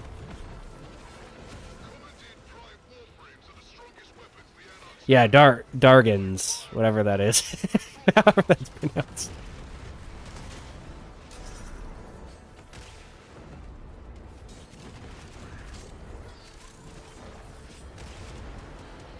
Yeah, this is I think I'm getting back into the groove of this build.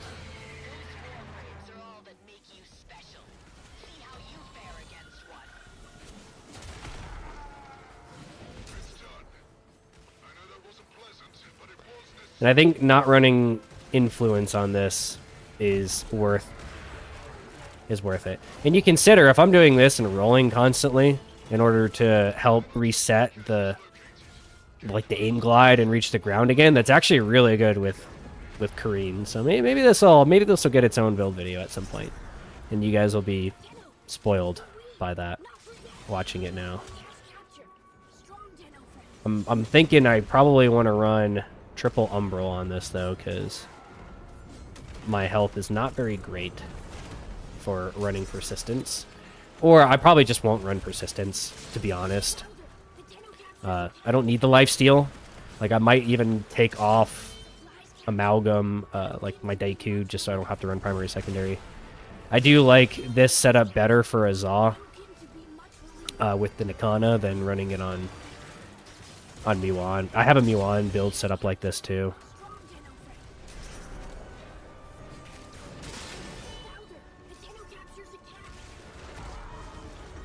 So yeah, I'll probably end up doing this and fitting in, fitting in Impetus maybe.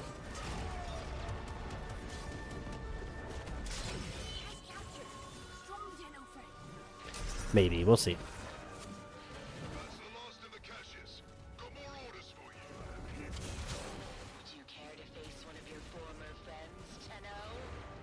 Oh, well, we're going to pleasantly find out. I'm the host.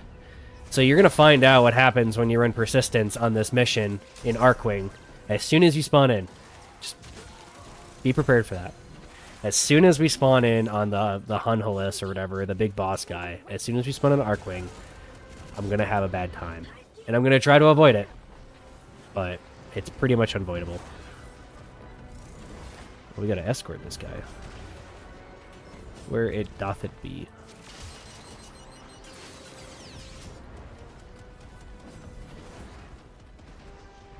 Oh no. That's not good. Oh, I'm dumb. Yep, I'm an Excalibur main, remember. That's not the actual target. That's cool. That is in fact the ground. Oop. He got it before me. Yeah, with a lower amount of duration, we just have to cast Warcry a little bit more often in downtime like this where there's no enemies. Yep. I'm showing you a lot of this isn't really too much testing. This is a lot of reiteration of things that I've done for a very long time. It's just I haven't really explored it. And the theory here is with Kareen, it's actually a pretty good option for Kareen. Because when I'm running Contagion like this, I'm rolling constantly. And I even do that in like kind of close range. So it works pretty well. It's probably one of the best options for Zaws. Like running for Zaws in general, running Kareen seems to be a really good option. I do have kind of an absurd amount of crit chance because I'm running Nariman here. And speaking of running Nariman, do a little big sword action here. 13 million. That's pretty good. 160 million.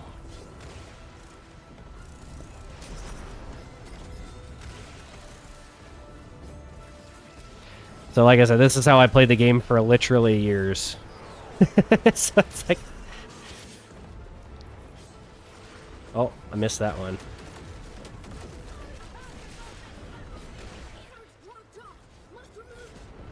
I think I'm getting better at the aim, except that should have hit. So what's going on there? Definitely should have hit him.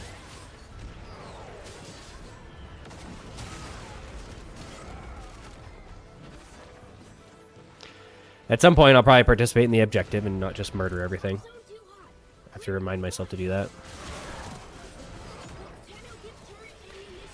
I think this is a good example of how you don't really need to run Furious Javelin for a build like this, because like you should have it on. There's no reason not to use it, but you don't always have to use it.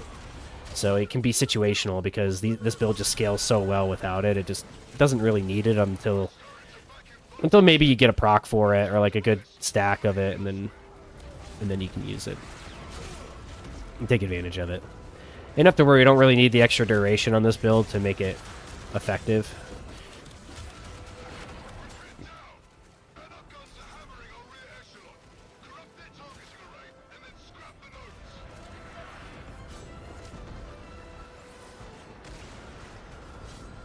I don't know what this is.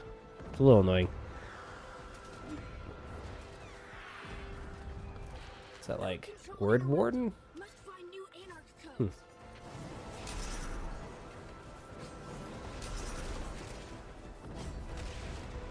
I should probably help out with the objective here. I'll stand here and click this one. Yeah, it looks like that was... Maybe not? Yeah, because I still have Word Warden up. I don't know what that was. Maybe that was one of the new... maybe it was like Xenaruk or something. I just haven't seen it. Someone not using Black Emissive for their stuff.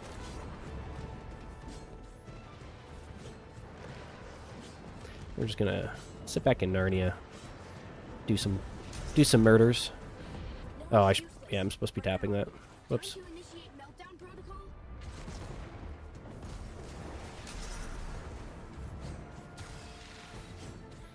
This is peak melee gameplay right here. Hey,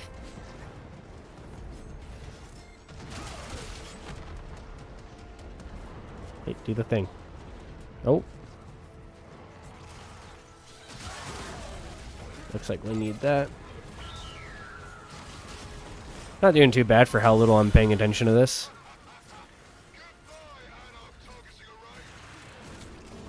I think the highest I've gotten to is like 13 with a friend last weekend or weekend 2 ago, something like that.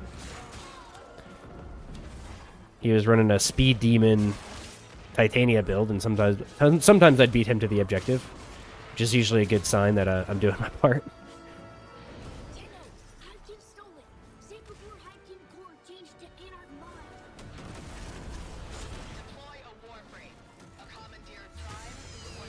Oh, this Warframe's gonna learn today. Oh. Someone beat me to it.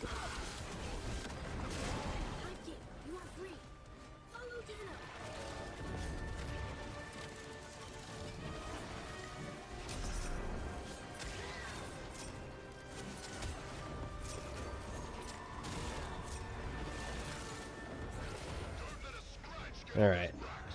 We're gonna find out.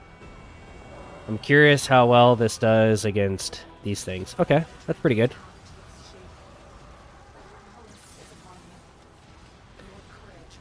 Hey, do the thing. There we go.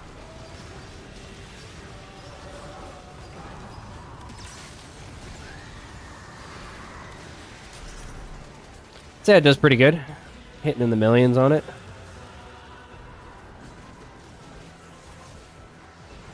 Almost getting beat by a Citrine with Toxis and Strun. Now you're going to find out what happens when you run Persistence on this mission, if you haven't tried. Oh, I had Overguard. I survived.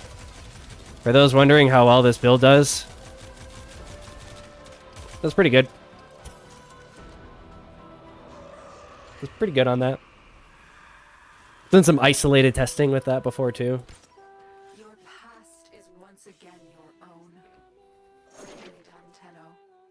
Rest now. Chondrix. I'm not too certain what Chondrix is, to be honest.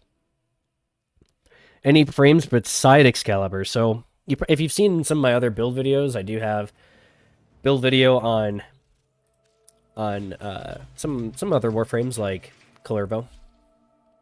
And this one, Kalervo is such an interesting one because I think it's underappreciated how good persistence is on him.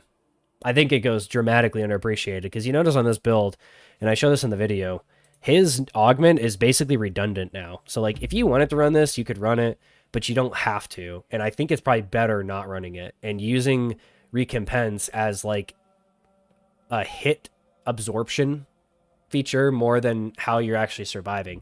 So basically using Kalervo as a health tank and then using recompense as like a buffer. So similar to how I use shields on Excalibur, where you're using it to soak hits. You're not really shield tanking, you're just using your shields to soak hits, using your overguard to soak hits. And I think that's the better way to play him because the health gain that you get from this is nuts. 1100 health per target. You can basically full heal him with just that. And that's even if you need to use it, because if you're using a companion build with Hunter Recovery, even with a simple one like Reflect, you can basically have 6 seconds that your companion just has to hit something. Oh, hi kitty. My kitty is wanting attention. And she's a good kitty. Come here, kitty. Oh, who's a good kitty? My IRL Kavat. Oh. Give her some attention. Because she's such a good kitty.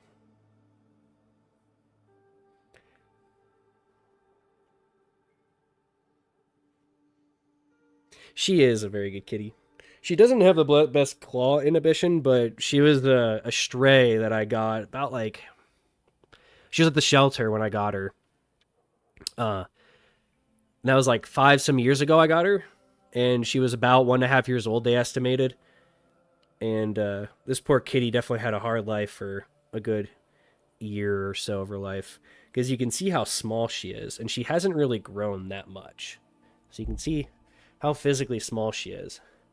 And she definitely has something where she doesn't really like being held, but she tolerates it. She's gotten more tolerant to that over time. Because she likes making me happy. And when I hold her, it makes me happy. So, right, kitty? That's it.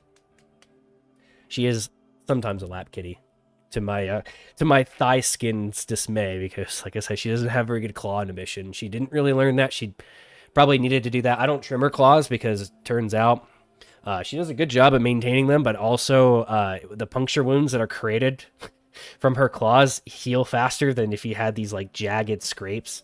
So like little punctures heal a lot better. Probably more sanitary too from not having the extra surface area on the claw tip. I don't know. It's what I do, and it works. Speaking of other Warframes, you saw my Inneros build. There was one thing I forgot to remind myself to test. I wanted to test, and I could probably get rid of continuity because you don't really need continuity on this build. It's nice to get the extra proc, but I'd rather have range. Because what I wanted to try was making a crazy cat build, but it looks like I can't do that without having his 1, even though it's this 4 that the augment is based off of. Yeah. I'd have to do that in this other version. And yeah, you don't need this anymore. So that was one thing I wanted to try. Like basically crazy Catman Inneros build with cats and sandstorm. So just adding his other augment here. Probably getting rid of continuity or even probably flow. I could probably get rid of flow and work just fine for that.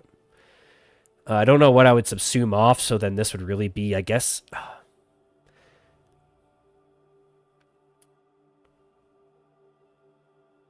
I don't think you need his Scarab Swarm to fully scale, so I could probably subsume off Scarab Swarm if I wanted to try that. But that's for another day. I did flesh out Noku when he came out. I had my own kit version of him that I really liked. What I will show you, because I do spend a decent amount of time on this and optimizing this, is my Dante build. Because I actually really like Dante. He reminds me of World of Warcraft. So like when I played WoW, I played, like I said, for 15 years. If you might not believe me, but I played one character the entire time. I played a druid. That druid I played all 4 specs on, all the way from Wrath of Lich King through until I quit in Shadowlands Season 4 or Shadowlands Season 4 is when I quit. And I played all 4 specs. And I even had Gladiator on multiple specs because I played a lot of the PvP. And Dante reminds me of playing World of Warcraft because the very important thing I'm going to demonstrate here with Dante, because we might as well show some gameplay with him. And I haven't used him in the new mission, so maybe we'll do that. Is concentration is really good on him. Because if you put Bright Bonnet, now I like Bright Bonnet a lot, but on Dante it's so good. And I will show you why. Let me see if this fissures up. It is not up. Okay, so we're going to do the new mission. We're going to do the recall one.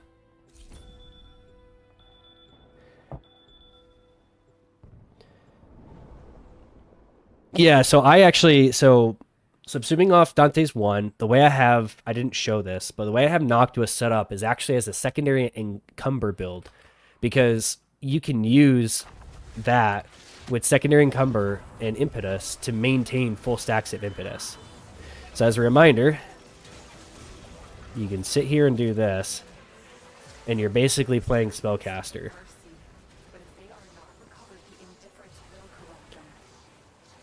So we just gotta get ourselves some strength here, or some extra energy. I need to be hitting both of these. Alright, I got all my buffs up. And we're just gonna sit here and jump around. As a wise man once said, jump up and get down. So, notice here, we can just sit here and do this. And maintain buffs. And spam his like, whatever one that is called of his build. I forget. Whichever one of his 4 that is. So this reminds me of Spellcaster, but this, you think this solves like 2 issues with this kit. So not only does it provide your whole team with strength bonus, but also energy, and it solves energy issues that can arise on Dante without having to run like Nourish. And you can do this, where you're aim gliding, you can get a little bit of height with him, and you can sit here and do this the entire time. And do quite a lot of damage. In concentration, because you're constantly casting, is pretty much always up. So you can rely on that to be there.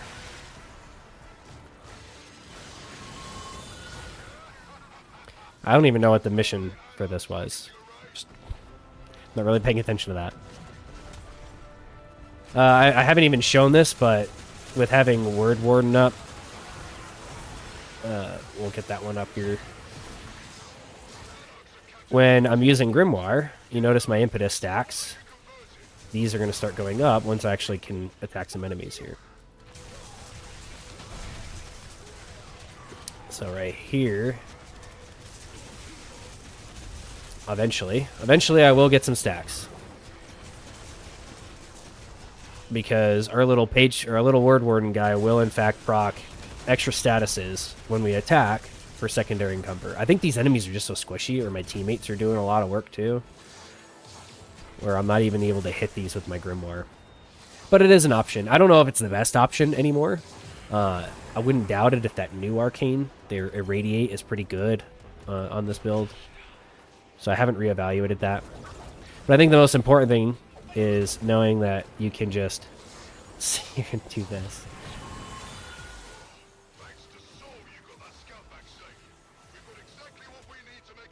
All right, we're gonna shine right here because we got. All right, here we go. Do I even have it up right now? I don't think I even have it up. But I think concentration just synergizes so well with this kit. Like, you should be pretty much constantly spamming his 3. For those wondering how I'm casting so conveniently, as a testament to my old days of playing WoW. This is the mouse I used when I played WoW, even playing at like top 10 and against top 10 NA players in threes last season I played. Like playing at 3000 MMR on, I was using this kind of mouse because I distributed my keybinds between my mouse and my keyboard, not using one of those stupid MMO mice. I used those at one point, but what I'm doing is I have let's see, ability 1 on right, or mouse button 5. I've got scroll up and scroll down bound, and then I have that key bound, so the mouse button 4 to my 4. These are all keybinds that I use a lot in Warframe. It works just so incredibly well on Dante because you're casting so much. Like playing Dante on a console, I don't even know how people do it, to be honest. It seems miserable. Well, we can probably get our stacks here. Because all we need to do is get the stacks, and then we can maintain them with his abilities. So see, I'm at 6 stacks now. Because my Word Warden is actually applying extra status effects, and it's counting as an ability, which is really cool. And this works on your teammates, too. So if you have a Dante build, and you have this set up, it's probably the best way to buff your team. And that's also where I'm thinking, in my opinion, Bright Bonnet is another way to do that.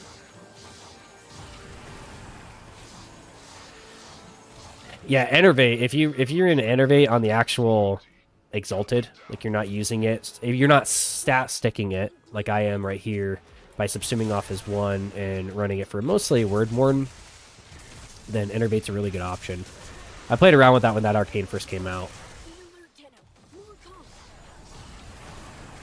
But it's impressive how much damage this does, even after like the nerfs that he got. Like this hits in the millions in a lot of missions.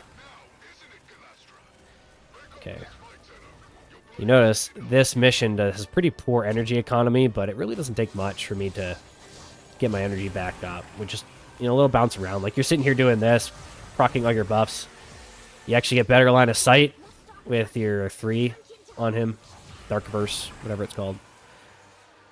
If you need to get more energy, you can do this. Really ramp that up.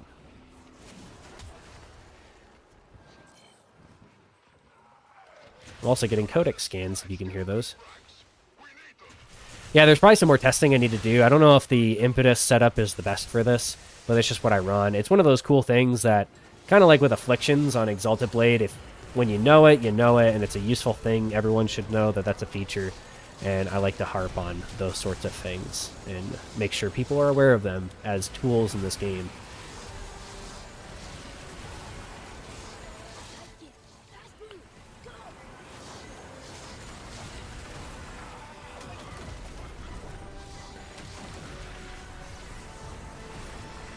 So this is my WoW nostalgia pretty much build. This is very useful, and sometimes I play the game like this. You probably won't see it very often, but sometimes I do like to play the game like this, where you're running more of a support type role, but able to do some pretty serious damage.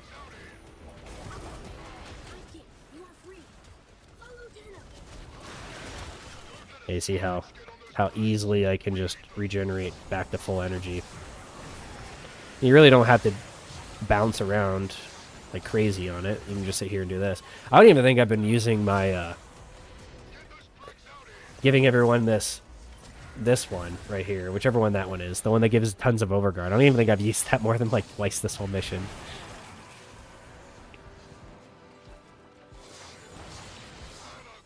You really don't take a lot of damage in this. It's actually pretty impressive how easy it is to survive these.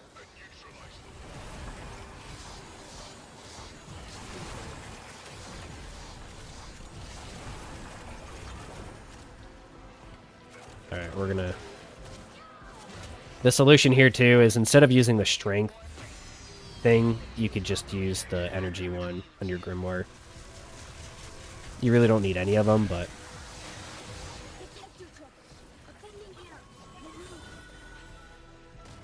The Grimoire is really there just for the meme value. Oh. My earbuds. So these are... clear audio, so clear spelt with 2 E's. and they're the Gaming 3, so they're pretty uncomfortable. I have a pair of shocks that you might see in my older videos that I use. A pair of like shocks, open fit 2. I use those when I exercise nowadays and when I'm using my cell phone, because what these actually have, and I have it here, there's a reason I'm not using it, but this is a USB dongle for these headphones, and it has dual mode, so you can either run it Bluetooth or you can run it USB. And the reason you want to do that is for the Bluetooth audio latency in like competitive games. Nowadays I really don't play competitive games, but I like to have it as an option, but I don't use it because it's very buggy. It works most of the time, and if you can get it to work, it'll work for a couple of hours and be just fine. So I have it as an option, so when I do actually play a competitive game nowadays, I'll switch to it so that I could actually use that. But I just don't play them anymore. I just don't really care to play them. The whole problem I have with WoW, without getting into the details of WoW, basically the kind of build crafting I do here, I got in trouble for, and they took away my last Gladiator achievement, and I quit the game out of principle because they basically thought I was RMTing, like selling carries. I don't know. But I was running a Guardian build, and I broke the entire meta for Shadowlands Season 3. So if you do happen to play WoW, and you wondered why Guardian all of a sudden was this really popular thing that everyone was talking about, that was my fault. For the small portion of you who might have played WoW back in Shadowlands Season 3, that was actually my fault of why Guardian and Blizzard punished me. And the people that happened to know people inside that were on my team said basically the reason why we got punished for it was because we went from basically less than 1,000 rating to 2,800 in a day because it was very effective, and we got punished for that. And I'm out of energy. What I get for not paying attention. Zenoruk is a really good option here. You don't have to run... Like, running Vazarin on this is pretty redundant and pretty dumb. But if you want it to be smart, you would run either Matarai or Zenoruk. I just don't like them. I do have them maxed out. I just don't like them.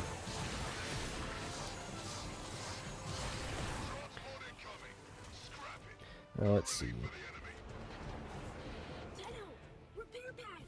Yeah, you basically can auto prime, and then the nature of impetus, and you notice I can maintain impetus stacks pretty easily just by using Dark Burst. Like right there, I just refreshed my stacks. I don't know how well this thing will work on. So like right here, technically, if I had Zenoruk, I could do energy recovery. And it would make sense for you to run Zenoruk on this build. I actually was using Dante to level Zenoruk because I kind of screwed myself and bought the titles before I maxed it out. So I actually had to farm some... Because Zenoruk only had like 7 or 8 million extra stuff in when the patch hit. And I was dumb, and I instantly bought all of the Honora, and then I realized later, oh, I should have probably saved that. But now I have all of it because I had to farm it. But I used Dante in order to like daily cap my focus in order to actually max out all the trees and max out that one. The rest of them I had millions upon millions of excess. It was just Zenoruk that I spent the least amount of time of. Alright, let's get these buffs up before it transitions, because I think these stay. And we're going to show some very interesting things here. Because I think there's some interesting stuff here that I have Vazarin for a reason.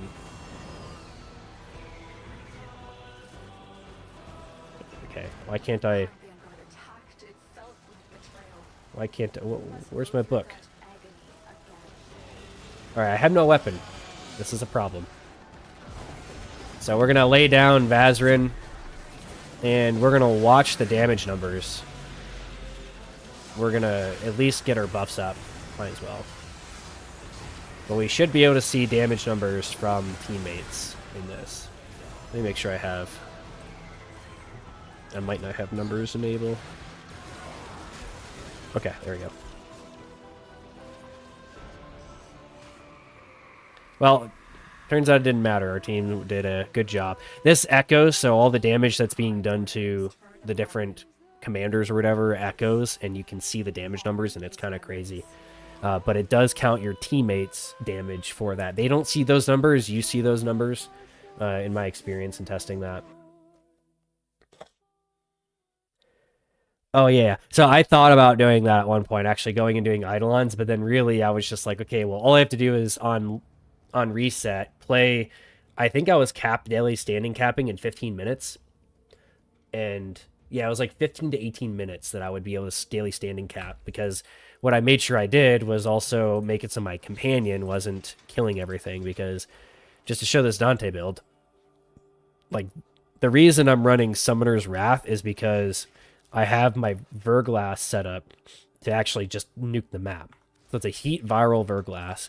Noting here, as I talked about before, if you look at the damage proportion here, with the extra 100% heat damage from fired up, you will have a heat bias over viral, and that matters an insane amount. Like Verglass set up this way, even without running fired up, works pretty good, but it's like 10 times the amount of damage, because instead of just blasting into that 10 stacks of viral constantly, you're stacking an insane amount more heat, because it's more likely to proc heat than it is to proc viral. It takes no time for a Verglass to stack 10 stacks of viral in comparison to being able to stack 50 things of heat.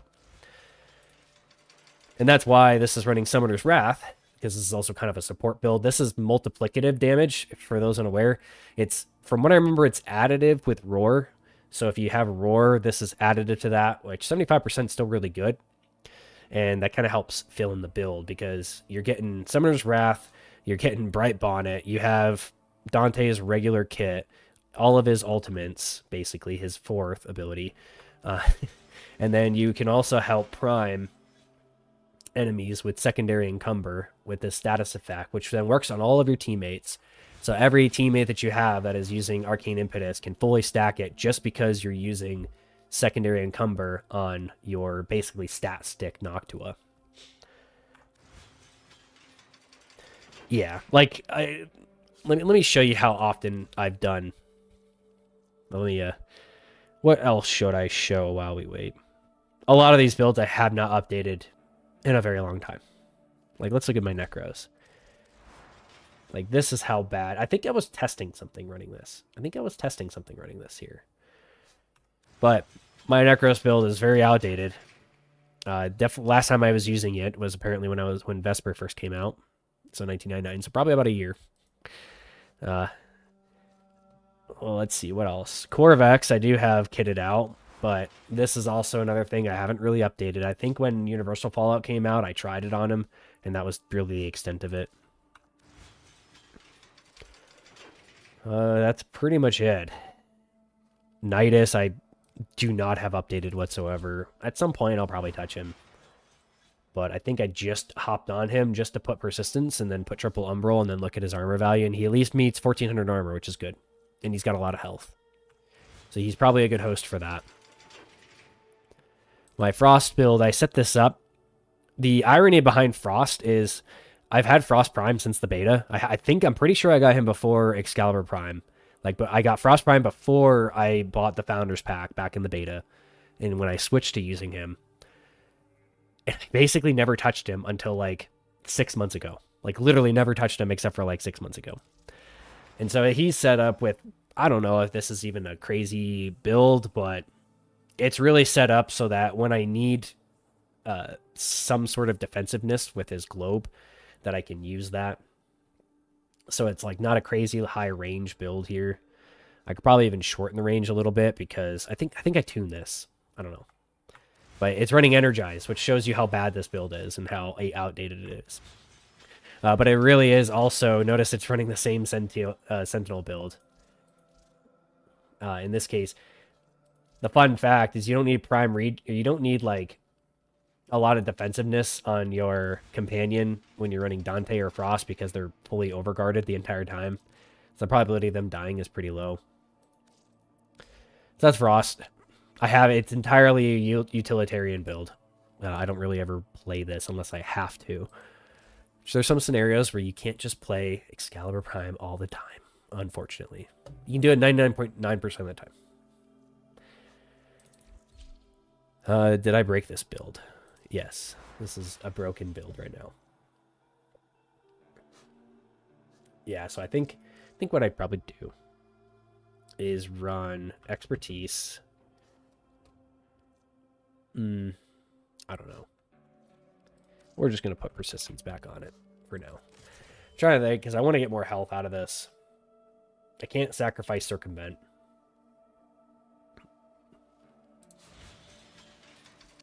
If I even care to run this build any more than I was just showing. Probably get rid of Prime Fury on this. Probably get rid of Conditional Reload. There's a lot of flexibility here. Have I ever played Caliban? No. Did I buy all that platinum? No. I've probably... Oh, it's hard to tell. You can actually... This is a fun fact. If you go into your Steam profile, you can go into account details, and you can see most of your purchases you've done in Warframe. Tabulate those up and see how much money you've spent in Warframe. The only thing that I noticed does not show up for those this is applicable to. The Founders Pack does not show up in that history.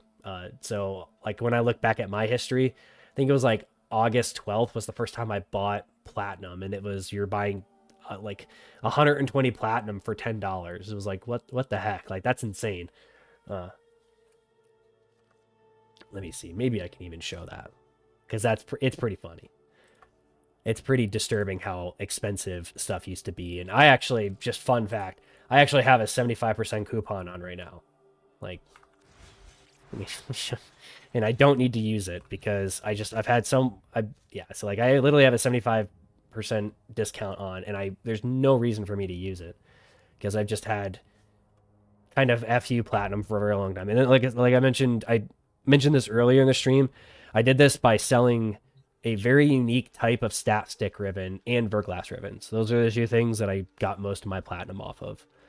But let me see. I'm gonna show you guys this. This is some special stuff. So it's like you go into settings, account details, and then you go to like your purchase history. View purchase history. And then, in my case, you got to scroll all the way back to the very beginning. Let me make sure there's no sensitive information here. Yeah, okay, none of this is sensitive. At least not anymore. Okay, so I'm going to change the view, which I think... Okay. Let's see, is that good? Yeah, that's good. So just as an example, we'll scroll up to... When I first made a purchase in Warframe, which I think was about August. There you go. So yeah, 170 platinum was $10 back then. I don't know if that's still the case. Let's actually look. Yeah, no. Well, yeah, there you go. It's still the case. It's been so long since I've had to do that. But as I'll mention, the very particular thing that does not show up, and you can even see here, when I bought Ember, because this was the fun fact between this point and this point, like you notice this gap? It's because I was in boot camp at that time. And I had money to come back, and I think I don't know, this is maybe me looking at this, like I probably could have bought... I'm trying to remember when the Founders Pack closed. I don't think it was November, so just as a reminder there. That's something you can check. So if you go in and tabulate that, you can figure out how much money you spent on Warframe. The thing that does not show up is the Founders Pack. Okay.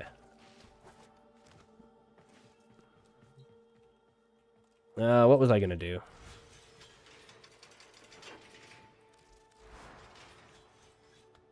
I think I was just going to use this build again. I wanted to rebuild this without having to use the Amalgam mod. That's what I remember I was going to be doing. So then we don't need that anymore. So we can throw on continuity.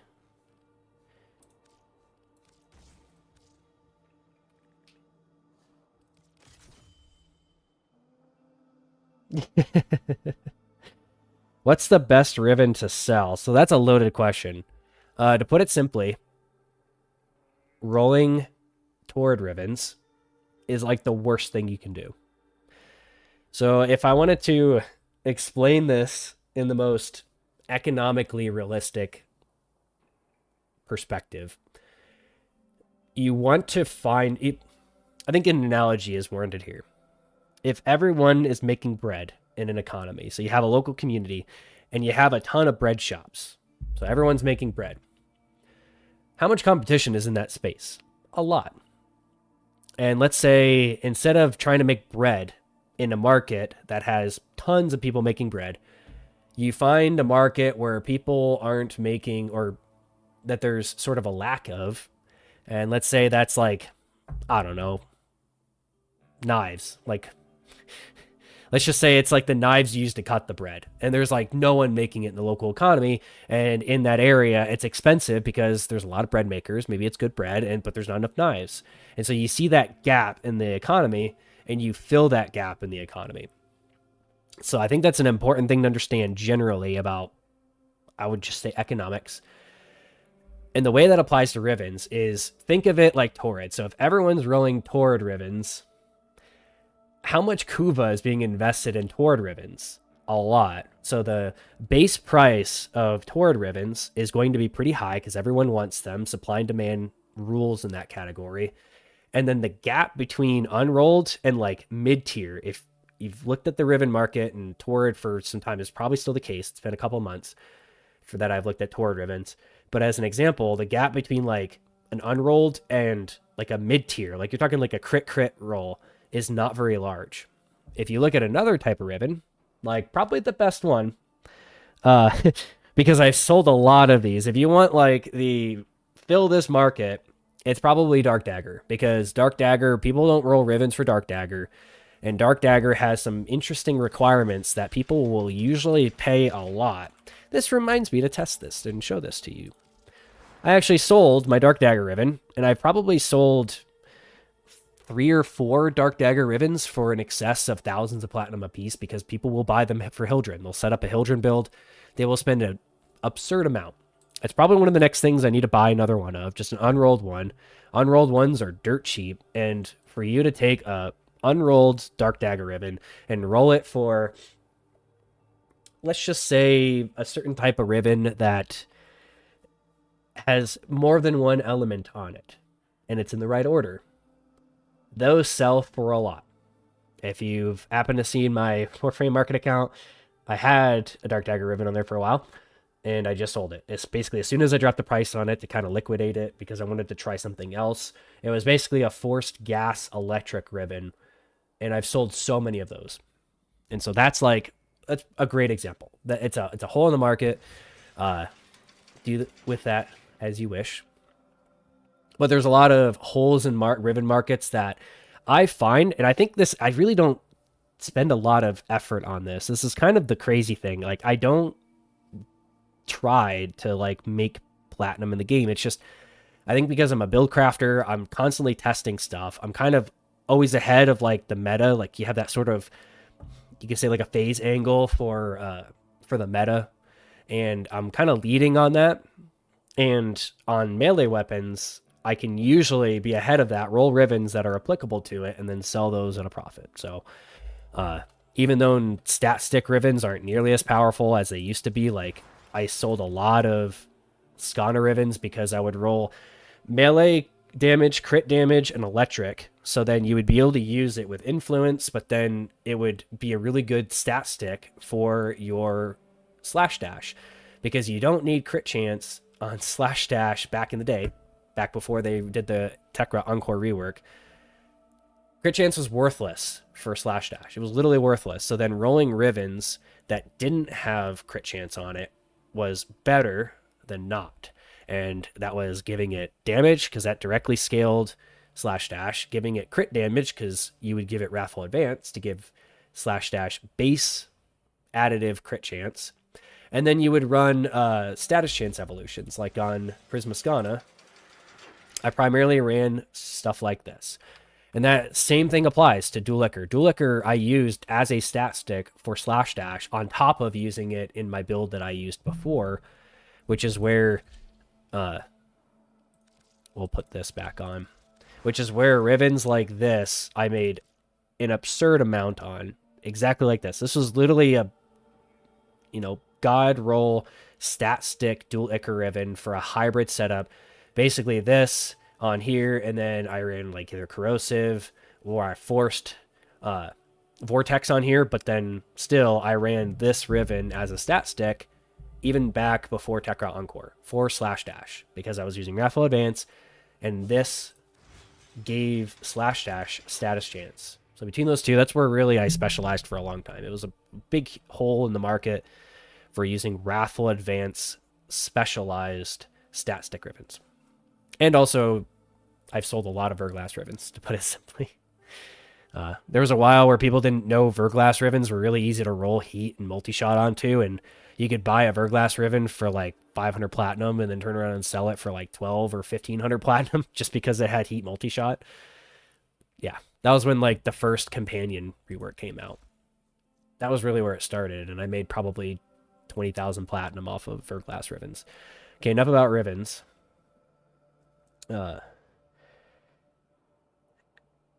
What shards do I run on? Okay, so I generally run 1 casting speed. You can run 2 casting speed, but you run into this weird bug with casting Radio Javelin, and it gives you like a pseudo... I can actually show that. The thing, though, is you have to be careful about your casting speed. If your casting speed's too high, you can get into this bug. If it's too low, you can basically die while casting Radio Javelin.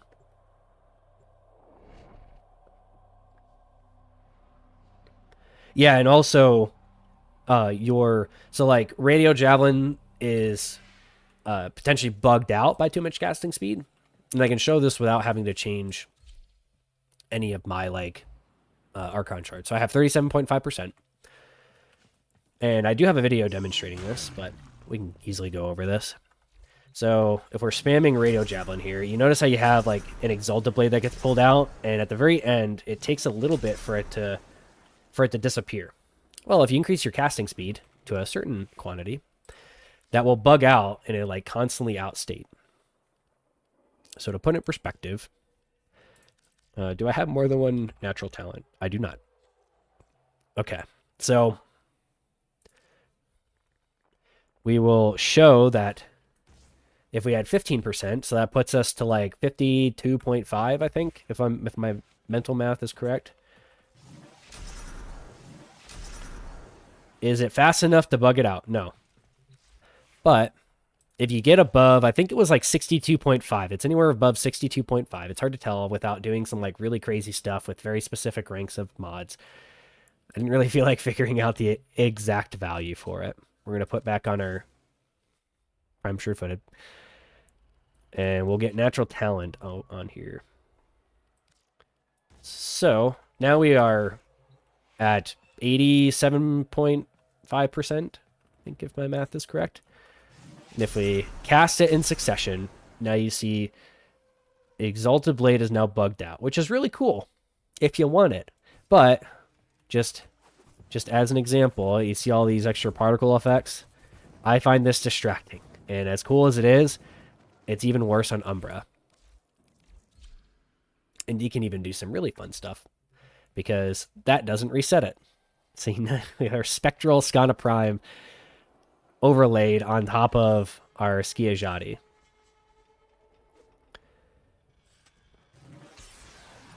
And there you go. So you see I've got Spectral Skana that's actually color-coded properly. Some weird bugs, some random stuff I figure out when I'm testing stuff. And then if we also put extra, because he only has the same setup, where he's only got 1 casting speed. This is with max energy. If we do the... Oh, wrong ability. If we do the same thing here, if I remember, it overrides it with... Yeah, it overrides it with Umbras. So then we're going to make sure we fix these so I don't break them. Was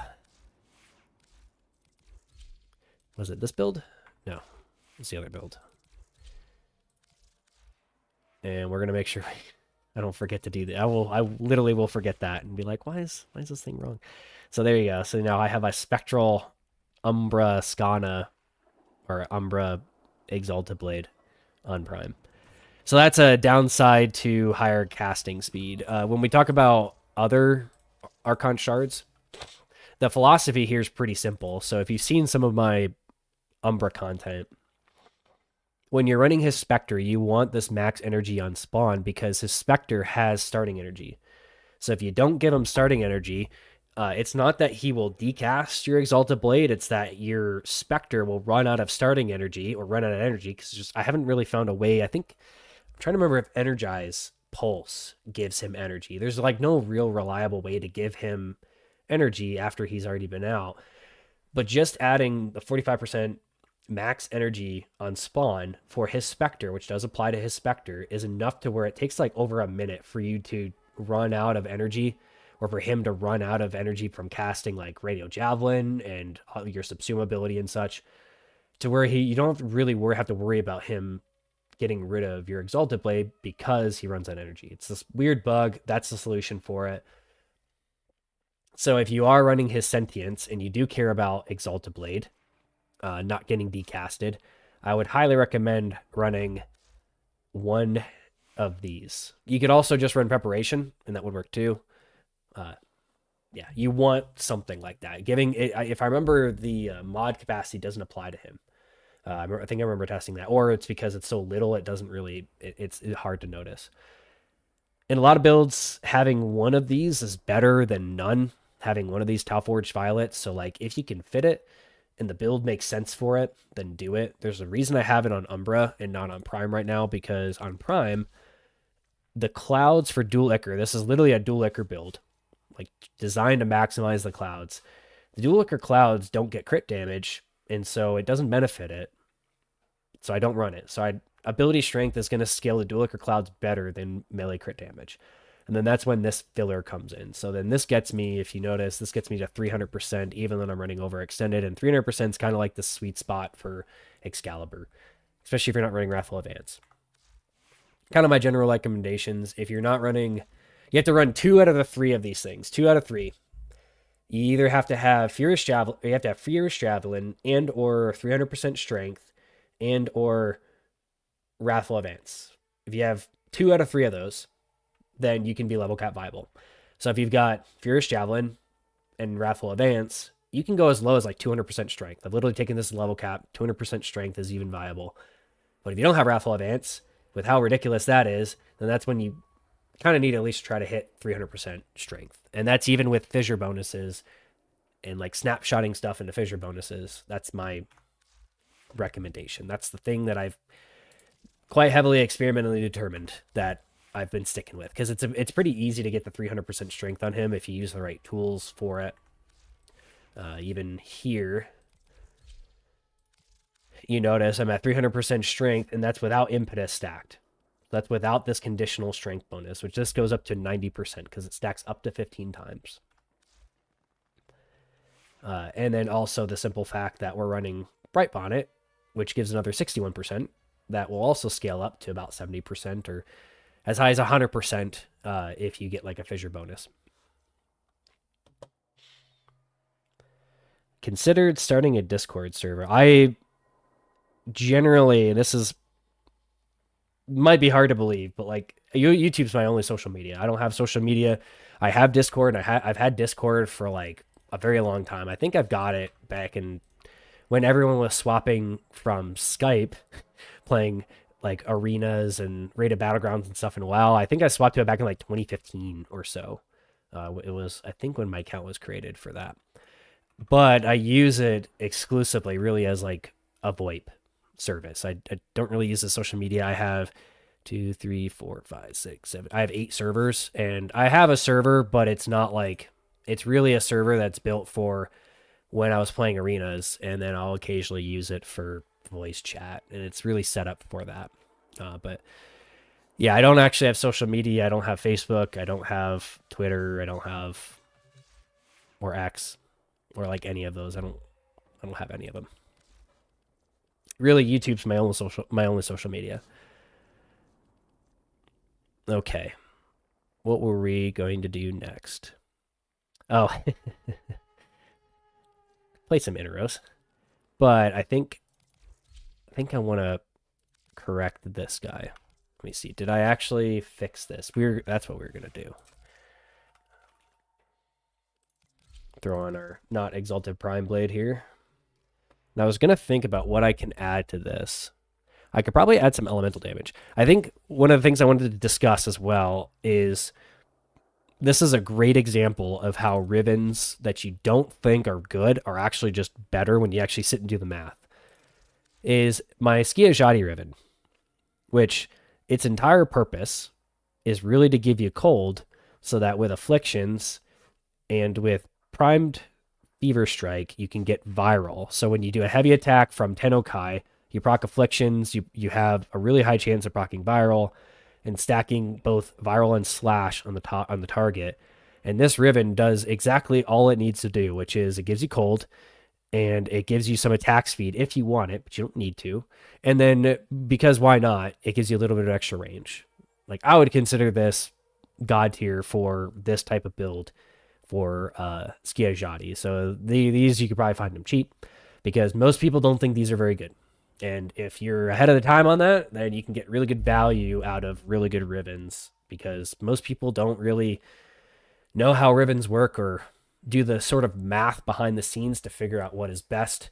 The disposition of this is low enough to where if this was like a crit, whatever, it's like you're really not getting that great of value out of it anyways. So it's really not worth it.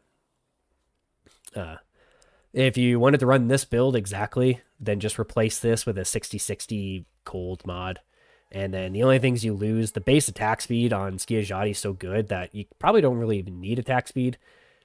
But if you wanted to run attack speed, this would be kind of the way to do it. And the range is just extra, sort of icing on the cake. So that's another rant, I guess, about rivens. So I think I'm going to try this guy out. So we got impetus on this. Yep. And this is largely a shield build, but I can free up that slot. What do I want to run there? We can kind of meme a little bit. And run like...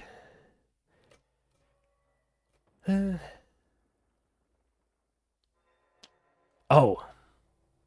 I know what I want to try.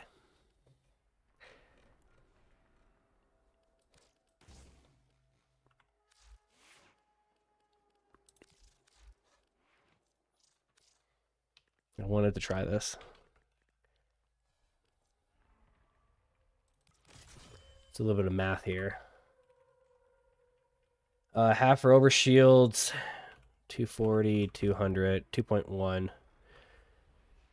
Okay. I think we can pretty much max this out. I thought about trying this on Exalted Blade. So running on an Exalted Blade with a Radka Dark Dagger. But I think using it in this scenario is probably going to be just as good. And I don't want to run Naramin for this. You can see why I probably have so much Matarai, because I had Matarai on this and Excalibur Prime up until Old Peace. And that's why Matarai has like, I have like 90 million in Matarai. We can actually go back to base.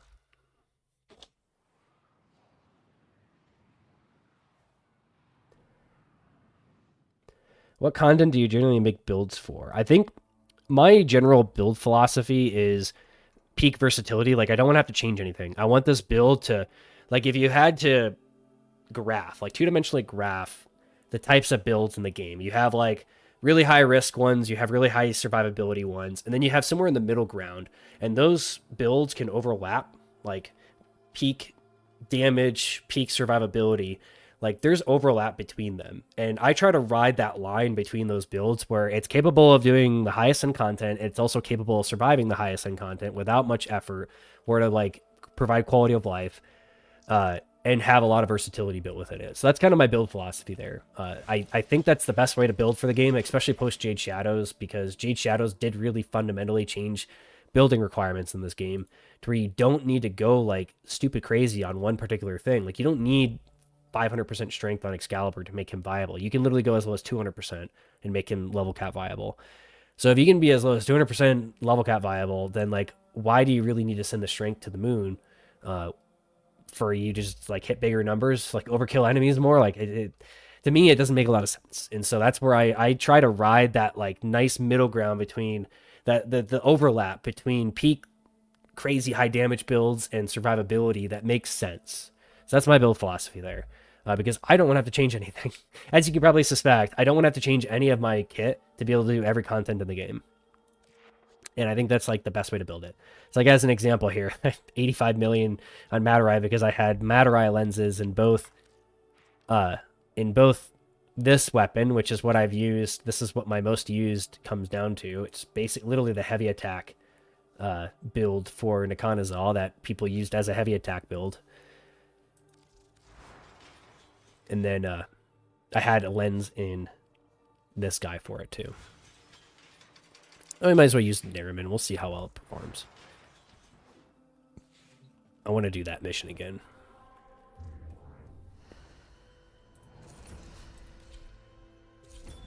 I'm going to top my coffee off because I actually have coffee. So I'll be right back in a moment.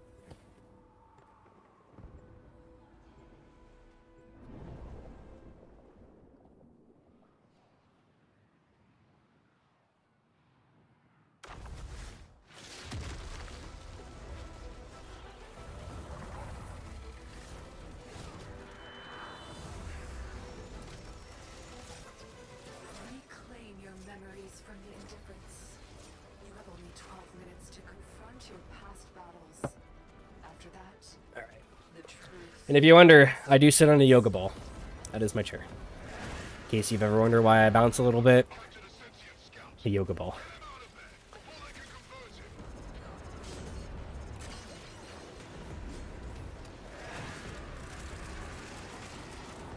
Alright. Let's actually build some combo here. Yeah, you notice the difference in damage. It's pretty insane.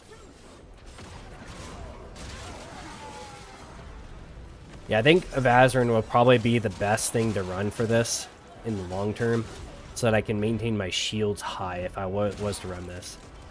This might be warranting a build video with some of these slight variations in my Nikonazal build.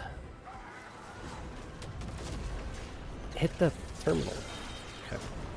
I am host here, so that's good.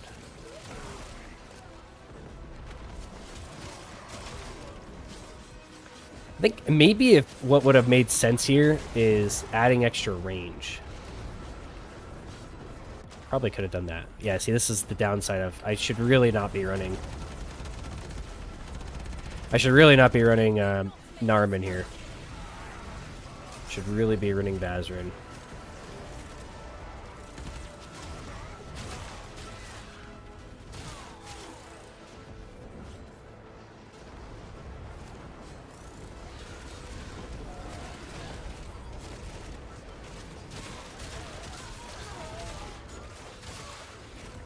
Yes, those are correct, the Zal parts. It's the, if you look way back, you're talking like when Zadas first came out, it was the standard heavy attack Nikonazal build. That was what I created. I just kind of abused it a bit and ran Contagion on it, which was not something everyone was doing.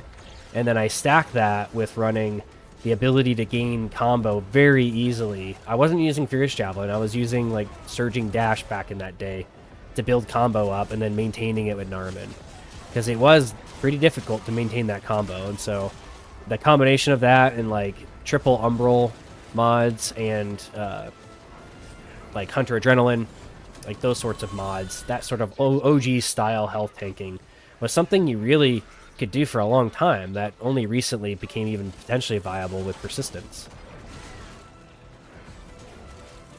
Oh, I want to get that guy. 6 stacks. Okay.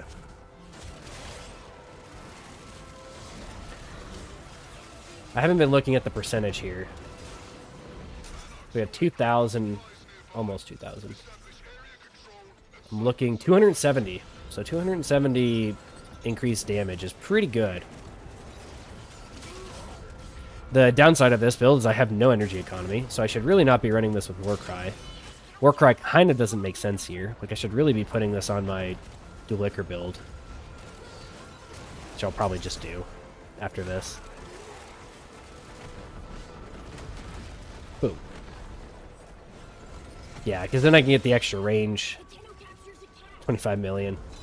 Well, reminder, Nariman does give you increased melee damage and crit chance for melee. So if you see super red crits and stuff, then yeah, that's because of that.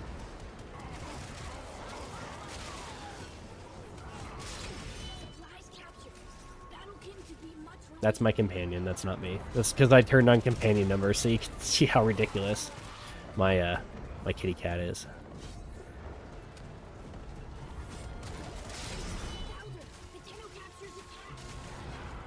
Contagion Influence. Contagion Influence works, but I think the problem with it is Zadas in general don't have that great of status chance. And that lack of status chance, like, I have actually a whole separate build. I have a Nikana Za build that I think I called, like, Electric Boogaloo or something, because it's designed for Contagion, and I set this up a while back. And sure, it works, but I don't think it's as interesting as this. I think if you run Furious Javelin, or if you run Wrathful Advance, it's very good, because Wrathful Advance lets it scale like crazy.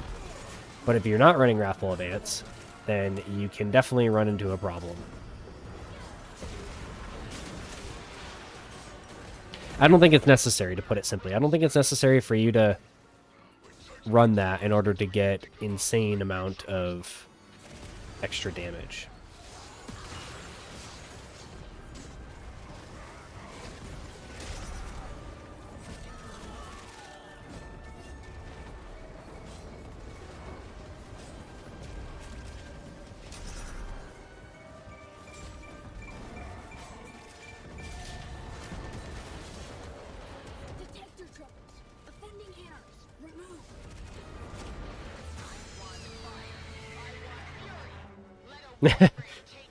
Yeah, like Caliban seems interesting, but I think, to put it simply, the niche that I really fill when it comes to Excalibur builds isn't really like one of those things I do by choice. It's just that's what I really like, and I don't really care to move away from it.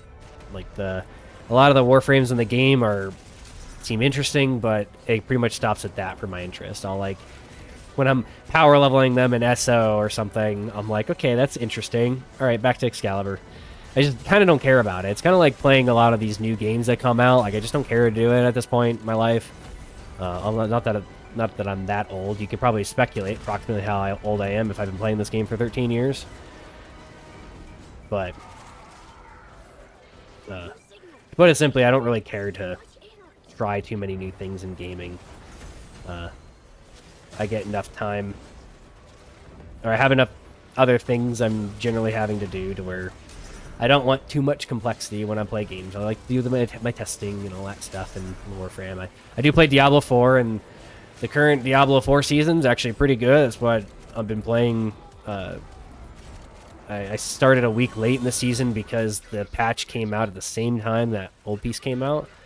But as a solid indication, I'm running my own custom build in Diablo 4 that is not a part of the meta of like the max roll whatever tier list, not even close, and I'm fully clearing everything, nuking the T4 tormented bosses for those aware, and that's usually a good indication. If I can just make a build and like theory craft a build, then it's a good indication of health for the season. If I can't just theory craft a build, then it's like Blizzard doing their stupid stuff where they're like, well, we want you to run this build because this is what we balance around. Something that Warframe does not do.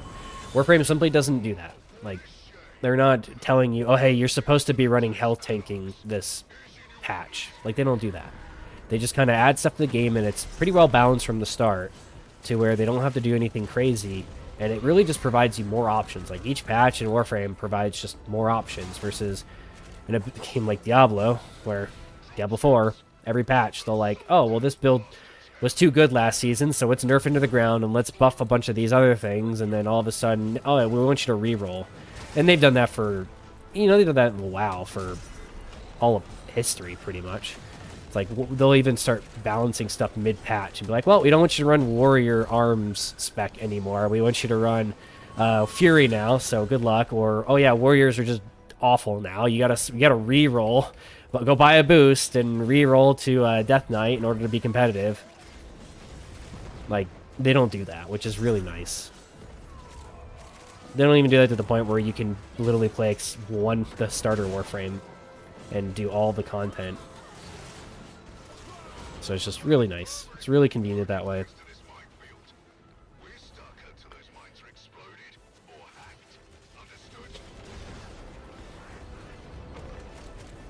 Yeah, I'll be honest, I don't even know what Caliban's augments are. I don't even know what Caliban's first ability is. I'm the definition of a one-trick pony in this game.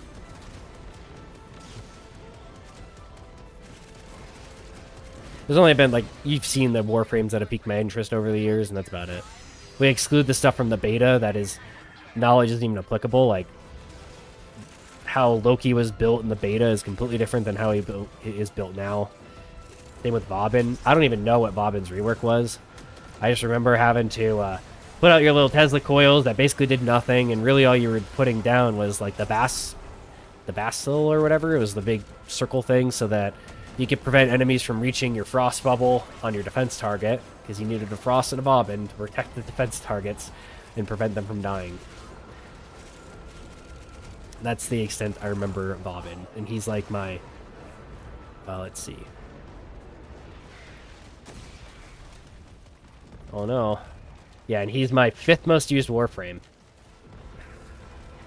And I haven't played him since 2013.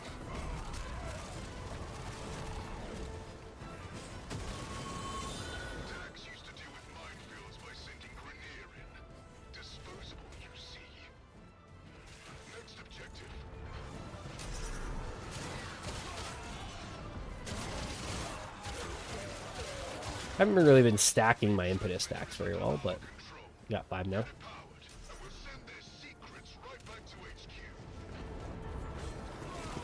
I think it's interesting running retaliation on this, but it's probably not necessary. I don't know if it's better than Kareen. It probably scales better than Kareen because we're running Furious Javelin. Even though Kareen does provide that increased bonus,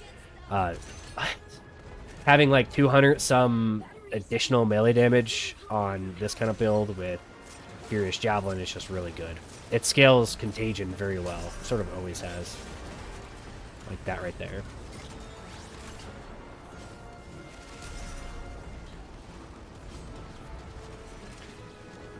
That like barely didn't one-shot it.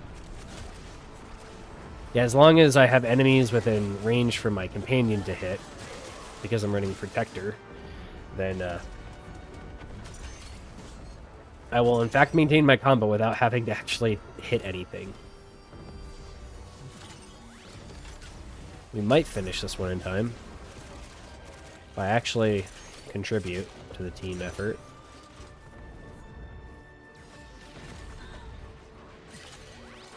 Doesn't look like it. 6 is still good. Alright. Now, a moment of truth. The only thing I won't get is I think it clears my my stacks of Furious Javelin. No, it doesn't.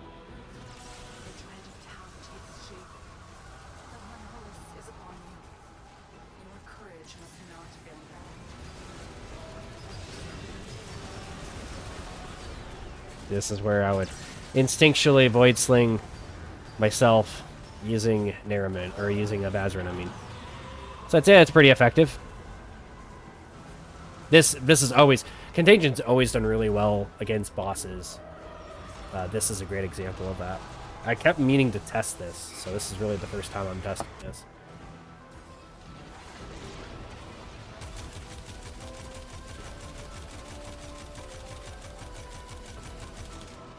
You can see how much of that damage is mine.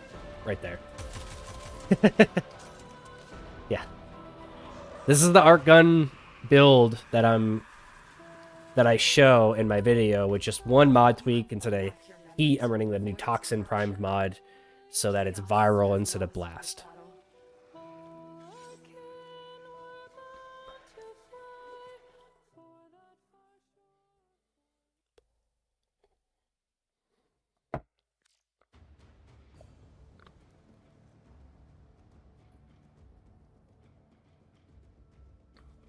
going to plug in my iPad. Just in case.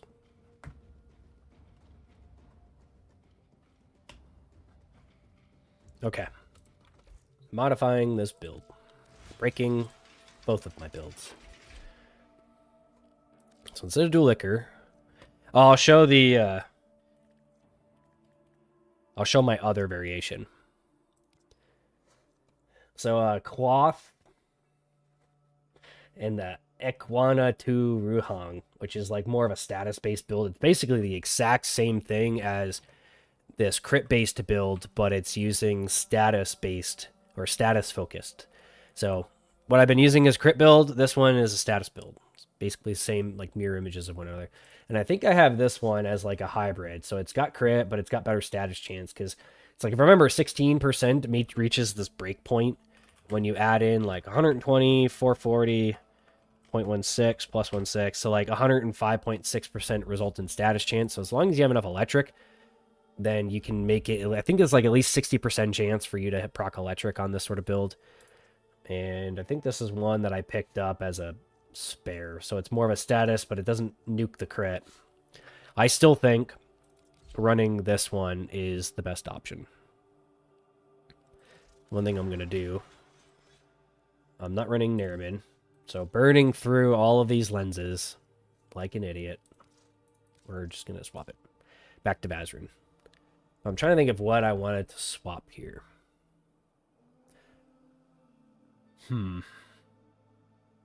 Like, I could get rid of overextend, because we kind of don't need it as much for this. I don't know. Swap out overextend, give myself more shield, because we want to really double dip into those shields to send that damage as high as possible. So maybe we do that. We go primary direction.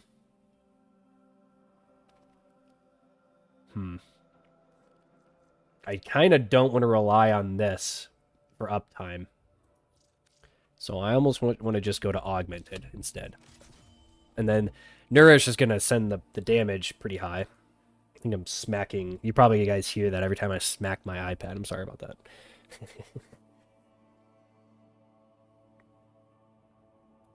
Oh, good night, Mr. Floor. Glad you make it. Okay. We're going to do that mission again. How much... Let me see, how much shields do I have? 1,800 shields without mold augmented up. That's pretty good. There's probably something else I could put here, because maybe relying on the conditional bonus is not going to be that much fun. Ooh. Why not? Why not? Throw on a little bit of Aegis there. See how good that does. Same mission. This is a console host? It is. Sorry, buddy. We're going to give that a moment. I'm sorry to all you console players, but hosting or being in a mission with a console host in Steel Path sucks. If you're unaware of why that is, the console versions of the game have like 5 times less spawn rate of enemies, and it's really annoying. There we go. Okay. And it really is annoying, and I wish they would just fix it, but I think it's a technical limitation with the game clients from what I remember their explanation of it, but they have been looking into it. I feel like they announced that back in Tekkit Encore that they were looking into fixing the spawn rates on consoles. It's like, it's the difference between enjoying a mission and not enjoying the mission sometimes, especially on like survivals. Sometimes on like fissure missions, you simply don't get enough reactant. I think they've at least fixed that when they buffed the drop rate. I think it was in Tekkit Encore they announced that, because it was like a solution to fixing potential drop issues when it comes to spawn rate and enemy density, all that good stuff. Without getting too much into that. So we're gonna have to build some combo first. So in this build, we've got what looks like 300% Yeah, 300% extra melee damage, approximately, for retaliation in this build. Technically, I should have just put this on my Exalted Blade too, just to try it out. I think that would have been worth it.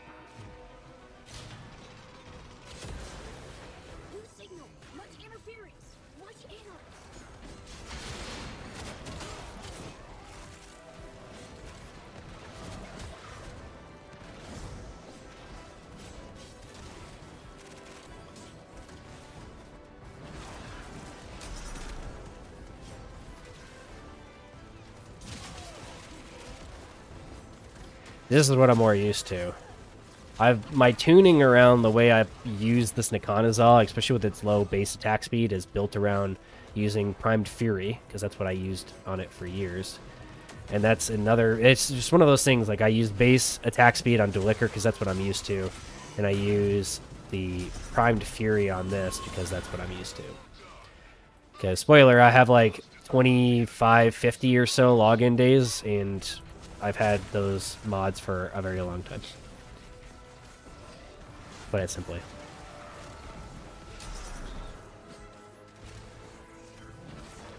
Next zone. Yeah, 330%. That's pretty good. I'd say that's pretty good. I need to get my combo up, though.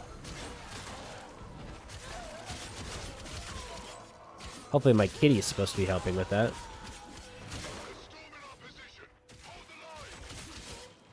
Come on, kitty. If you were starting to use this build, this kind of build, I highly recommend just getting used to running Quickening to get that extra combo generation. I don't see a reason to use Primed Fury unless you're like me and spent literally years tuning to a very particular amount of attack speed on this build.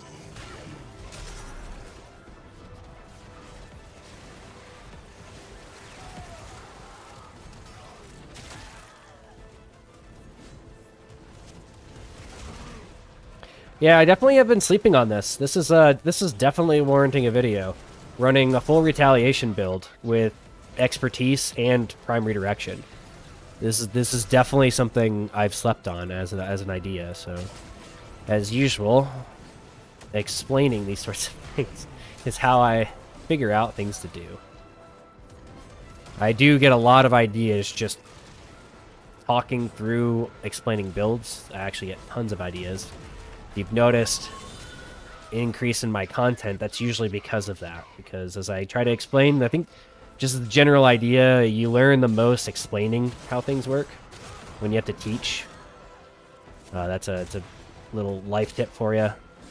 Teaching is a great way to learn, because when you have to justify your understanding of something to someone else and explain it, it's a very powerful tool to learning how something works fully and in challenging your own ideas, which is something that's very useful to do.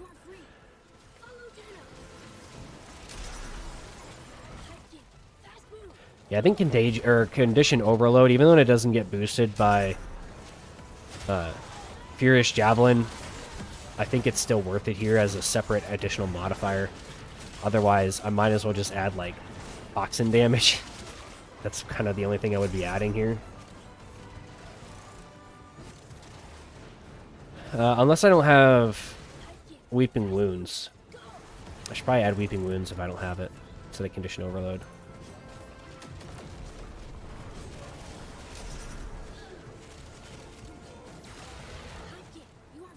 Goodbye.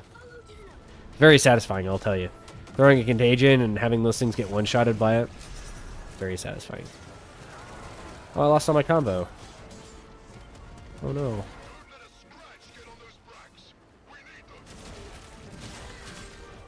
This is probably where running not Protector is a good idea, because Protector is going to prevent me from like up in La La Land, up in the sky here, my companion's not going to be attacking anything. So maybe just using the different stance instead of Protector is probably going to be better, unless I do a lot more of this.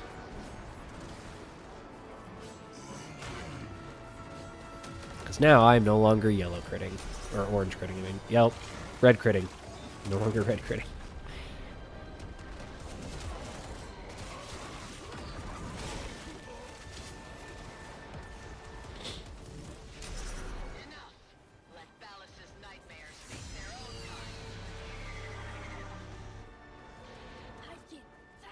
See if we can snipe this thing. Almost one-shot it. I don't think I direct hit it. The direct hit on Contagion is really how you do a lot of crazy damage on it.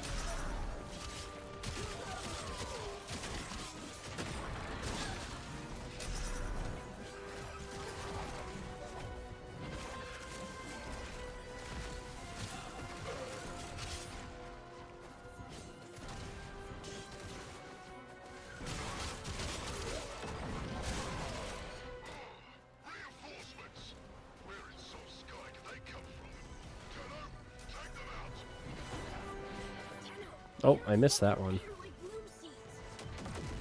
Bam.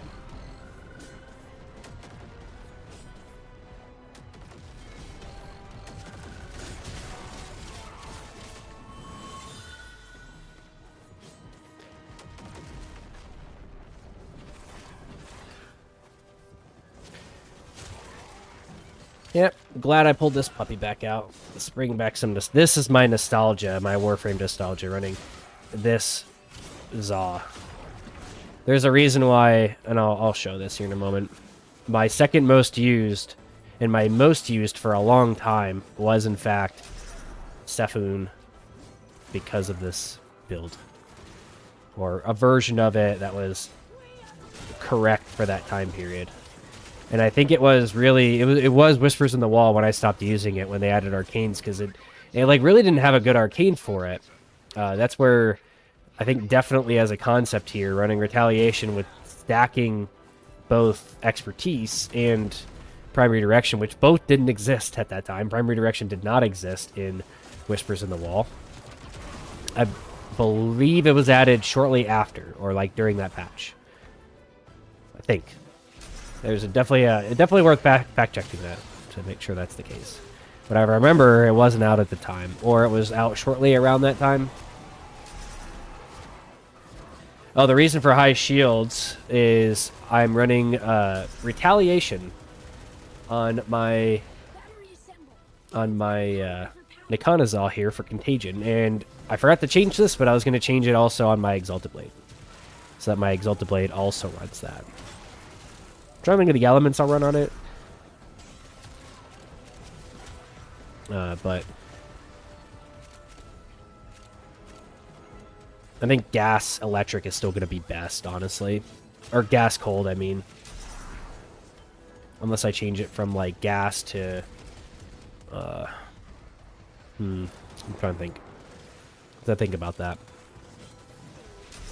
I want the cold just to be able to get the extra, like to get Archon flow when I want it. And gas just synergizes so well. Otherwise, you're running corrosive, and corrosive isn't nearly as useful.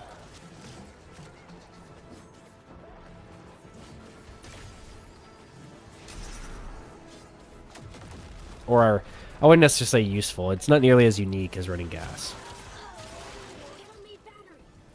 Could just give it viral. I'd lose my cold though.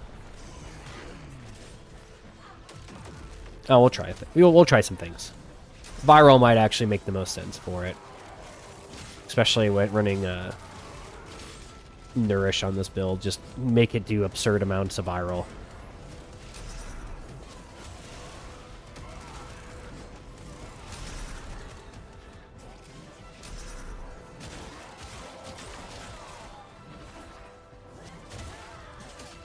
I feel like there's something I'm supposed to be doing. Okay. Yep.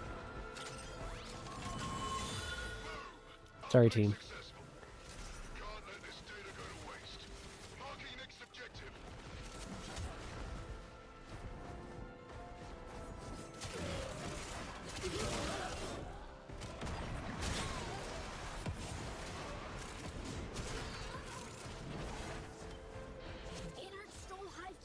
Where am I supposed to go? There we go.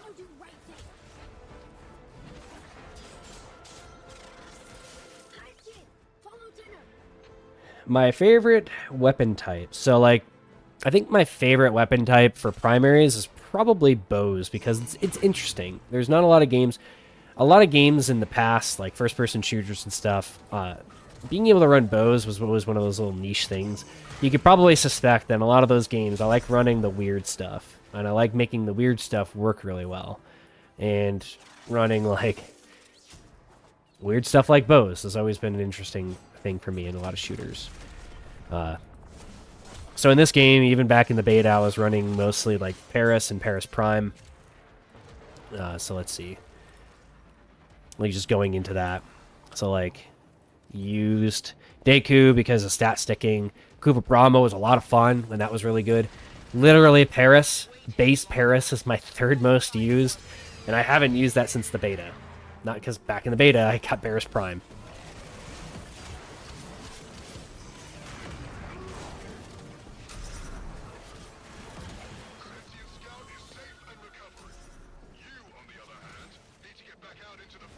Okay. Going back into that, might as well show while the question's up. So yeah, and then Torrid. Torrid isn't my fourth most used because of the fact that it has an Incarnate. This was actually before the Incarnate, where this was one of my most used. And then for secondaries, Kunai is what I used a lot, and that was way back in the beta.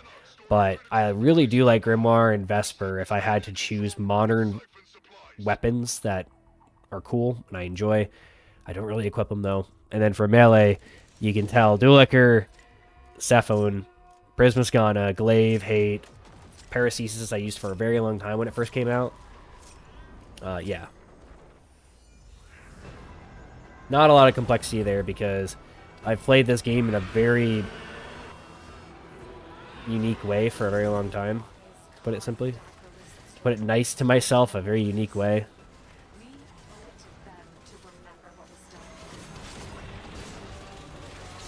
Alright, we're just going to heavy attack spam this thing, because we're going to pop this.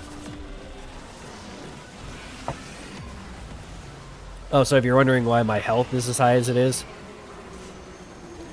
because Vazarin gives you increased max health and status chance when you get those orders. So this bonus right here. Maximum health and status chance. Yeah, combo is definitely showing to be an issue on this build. Which I don't... You know, technically I don't have to run Vazarin if I'm running Aegis. So as like a compromise, if I'm cramming my shields up and I'm using a lot of shields and I'm using Aegis, then I can probably rely on that. So I'll probably change that. Yeah, I'm kind of surprised Kunai didn't get an Incarnate adapter. Well, showing how late it is. That Kunai hasn't gotten a Prime yet, in that we've had base Kunai for the longest time. It got an Incarnate adapter, to its credit, but we haven't gotten a Prime yet for us. I wouldn't be surprised if that's on the short list of Primes that are coming up for it. So what we'll do here is I'm going to consume my test build configuration, and we're going to do retaliation. If I spelled that right, retaliation, yeah.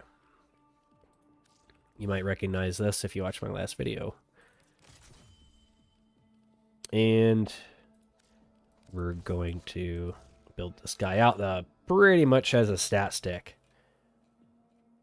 So very similar to how I'm running my other build, but we're only going to do viral on it.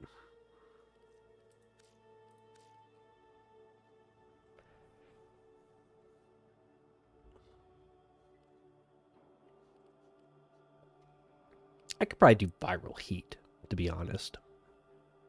I'm trying to think here. I could put viral electric on it so that we can proc. That's actually a good idea. That's actually a really good idea. Okay, we're going to do that. So we're going to give it this. I need to get the galvanized. Nope. We're going to give it the regular amalgam, and then we're just going to give it a 60-60, I think. This is where I sort of question if we want to give it a little bit more status chance with the 60-60. The whole purpose of this, and this should work, at least on the initial hit, is if we give it electric, viral electric, without influence, this isn't an influence build, we should be able to reliably proc So like here, where we've got viral electric, that's an absurd amount of viral damage. Look at that. Look at that. 18,000. Okay, so then we're going to change this over to Norman. Old time's sake.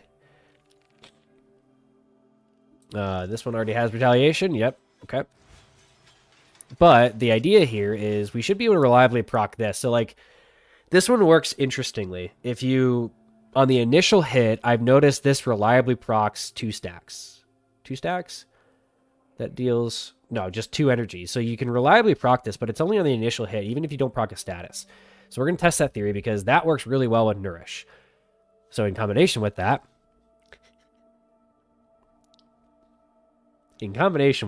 we're going to use the meme mod. There you go, Primed Vigor. So we're getting even more shields because why not? And then we're going to remove Archon Flow. We're going to put just regular Flow on it. We also don't need Archon Continuity because we don't have afflictions on the build, so we can't even really proc that. So there you go. This is going to be the 2000 shields build with 20,000 damage on because of retaliation. So we'll see if this is actually good. And I think the best way to show this, you know what we're going to even do. Goodbye, companion.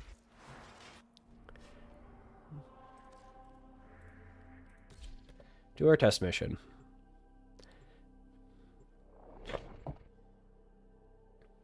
No, you turn your Exalted Blade into a stat stick by making it particularly useful for slash dash. So that's where, if you notice on that build, I don't have any combo based mods because you don't generate combo. Like, to put it simply, Exalted Blade and slash dash. Like, slash dash is not an actual exalted ability. It's really a pseudo exalted, like they used to be. And so because of that, when you stat stick it with no combo mods, it works similarly to how pseudo exalteds used to work, in that you just give it as much damage as possible, and it will in fact boost slash dash's damage. So in this scenario, like I'm doing right now, the combo that actually bonuses my slash dash is your equipped melee, similar to how it used to work. They didn't change that in Tekra Encore. So the way I actually provide myself with combo and the multiplicative damage to slash dash is with my equipped melee, which includes this Sephun's off that I'm running. Alright, this is showing to be an energy limitation. But you notice I'm reliably proccing Archon Stretch. I'm reliably proccing that off of at least the initial cast. So like right there, how I'm proccing it.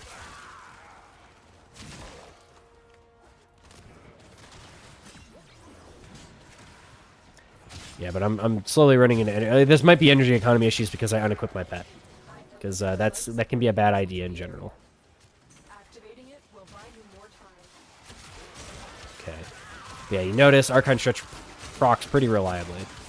Is it worth getting rid of Energy Nexus? Probably not. But don't let your memes be dreams, I guess. Because this is doing pretty good damage, I would say. It seems like I'm killing enemies pretty reliably. Like 12 million? 12 million slash dash? This is without Tenacious Bond, too. Just keep that in mind. So I'm losing quite a bit of damage not having Tenacious Bond on. So this is definitely getting a build video. Retaliation. You know, I think when I was making my last video and explaining through melee arcanes, the thought of retaliation and doing something like this actually crossed my head. I'm like, nah, there's no way. Like, it's not gonna be enough. I think pleasantly surprised. But notice my energy. I'm doing a very poor job at maintaining my energy economy. So this is definitely one of those setups where it's probably worth using like one Archon shard for Additional life support has arrived. like one Archon shard specifically for the conversion, because I at least need to get Nourish up. And when you run out of Nourish, kind of sucks.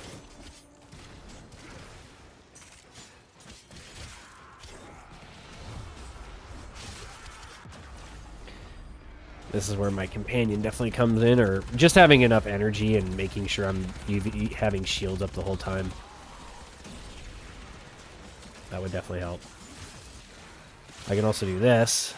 Fun fact, with your Mercy Kill, those Mercy Kill mods, if you use the one that gives you energy orbs, you can pretty reliably get energy orbs off of proccing like Mercy Kills on Exodus. It's a good energy recovery strategy. Because I think they're the higher end orbs too.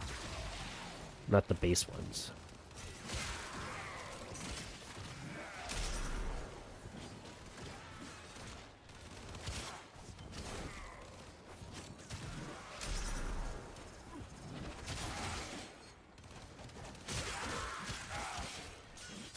Okay. Slash dash, condition overload. So condition overload, this is something that I've tested since the update. So condition overload doesn't apply to slash dash, unfortunately. It's, I think, the only one, because I think they changed, when they changed all the other former pseudo-exalteds, they did make it scale properly that way. And in this case, they just didn't. Because slash dash basically didn't receive any major changes to it with the Tekrad Encore update. The only thing it really did was, instead of it scaling off of your equipped melee weapon, which included Exalted Blade, they made it just always scale off Exalted Blade and then gave it base 15, 15, 2x stats. Because before it had 0%, 0%, 1x. So it was very difficult to scale it very high without doing some crazy stuff with Incarnins. That was really the only changes they made to Slash Dash. So Slash Dash still works almost exactly how it worked before, just that it forces it to scale off of Exalted Blade. The other meme thing we could do here is use like... Ooh. I'm getting some bad ideas here. Yeah, so it gets... I actually calculated this out too. When I calculated it out, it came out to like 25.3% per combo multiplier that it would stack damage up to. So like mathematically, it's probably exactly 25% because maybe some deviation with rounding and such that caused me to calculate out 25.3%. But yes, so when you, to put it as simply as I can make it, slash dash. So notice how slash dash doesn't have a damage value associated with it, because it entirely scales off of Exalted Blade. So this used to have a damage value that you could scale with strength. No longer the case. So the important thing to understand about it is that if you use like Precision Intensify, and that only gives you strength on your Exalted Blade, that will in fact scale slash dash damage directly. But this is the other important thing to know. If you're running a build that snapshots a ton of strength into Exalted Blade, that snapshotted strength does not apply when you cast Slash Dash, even when you have Exalted Blade drawn. Like, whenever you cast Slash Dash, it checks your strength value and applies that to Exalted Blade, sort of independent of Exalted Blade being drawn or not. But that's only for the actual direct hit, because when you have Exalted Blade drawn, you not only have the direct hit with Slash Dash, but you have the wave that results from that. That wave scales off of your conditional, like whatever you snapshotted strength value into your Exalted Blade. But that initial hit does not scale off of that. The other important thing to know is that when you don't have Exalted Blade drawn and you're running Chromatic Blade, it does not apply to Slash Dash. The place that it strangely applies to Slash Dash is actually in Simulacrum. So you might test this in Simulacrum and be like, what are you talking about? It's clearly applying Chromatic Blade. Well, test it in Real Mission. It does not apply. And I did test this in Old Peace. I believe the first or second hotfix is when I tested this, just to verify that it's still the case. Do I have... I do. Okay. You might notice something about my subsume slot that we're going to try here. Okay. I'm going to have to remove some Archon shards to really test this too.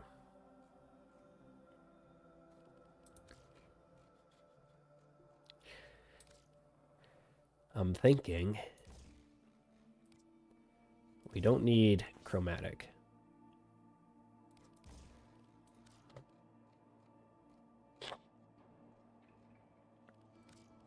And as a reminder, in this build, I'm not running Chromatic Blade because it does not apply in how I'm going to use Exalted Blade. If I'm not pulling out Exalted Blade, even then, if I'm just heavy attack spamming with Exalted Blade, the heavy attacks don't receive the bonus of Chromatic Blade at all. They don't even receive the conversion. The weird exception, so what I was just explaining, where Slash Dash does not receive Chromatic Blade unless you have Exalted Blade drawn. The only slight exception to that is you do receive like a very small amount of the IPS conversion as elemental damage. So if you have like if you have a like a Chromatic Blade build, let's say it's an influence pure electric build, and you have no electric modded onto your Exalted Blade, you will sometimes see an electric proc on your Slash Dash if you don't have Exalted Blade drawn. If you have Exalted Blade drawn, you'll pretty much guaranteed proc electric every time because it is actually applying Chromatic Blade. I feel like they did that for balance. I really don't think it's a bug. I feel like they did that for balance because if they... Otherwise, it would be required. It would be required on every Slash Dash build. It would be required on every single build on Excalibur. And he already has a pseudo-required augment being Furious Javelin. Okay. Back to what I was doing. We are going to really make this as dumb as we can get it. So those that might know this, notice that there's shield capacity on this. So it's going to be a little bit lower, but we're going to get a little bit even more shields using Aegis as well here. So that's going to be interesting. I'm not going to run the subsuit or the augment for it because it's kind of worthless. Let's be honest. The augment for this guy, for Elemental Ward, is pretty worthless. Maybe it's good on Chroma, but it's definitely not good if you're using it as a subsume. Yeah, we're not going to put the companion on yet, and then we need to remove some Archon shards because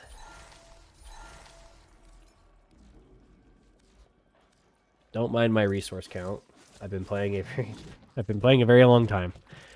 Some of these might make you anxious because I've heard of how much resources a lot of people have.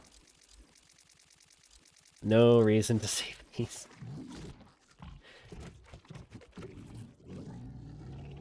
Archon shards.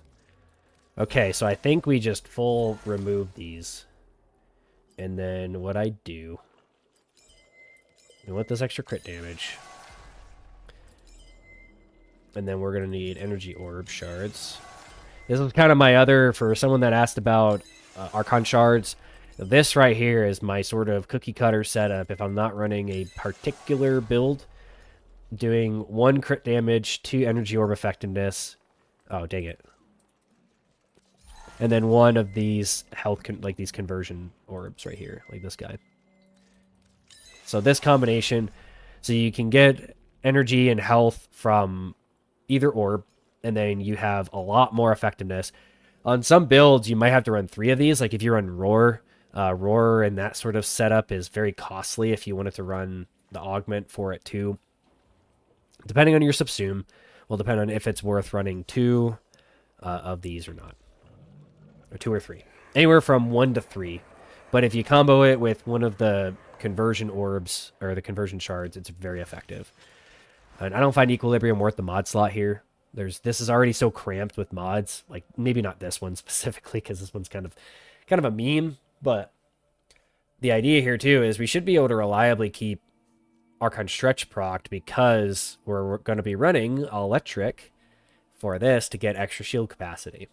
So we're not at our 300%. I might remove Prime Vigor to get that. I'm trying to think of what I can run for strength instead. Because I don't think it's worth the mod slot to add energy economy to this. So maybe we're just going to keep it and we're going to find out. But we're going to be running... Let me make sure my emissive's proper. Yep. Okay. But we're going to not be running influence. This is going to be a retaliation because you notice the base damage on this is just absurd. And that's going to go even not as high as it was last time, but it's going to be pretty high up there. We're going to not run a companion again. We're going to find out. You know, maybe I do. No. We're going to keep it. We're going to keep Aegis because I feel like that's going to really make or break the ability for this build to work.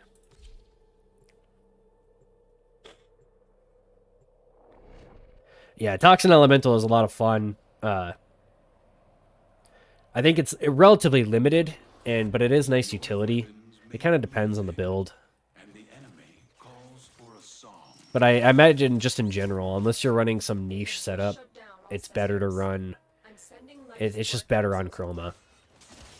Like, I feel like it's one of those subsumes that's just better on the actual Warframe. Alright. So 2,000, 2,200 shields. I'm at 300%.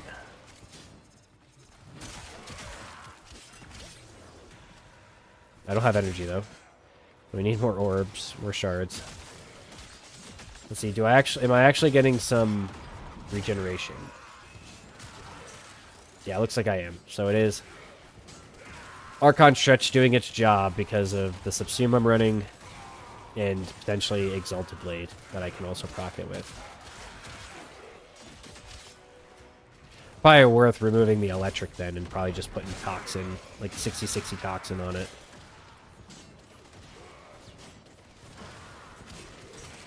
Not dilute the viral.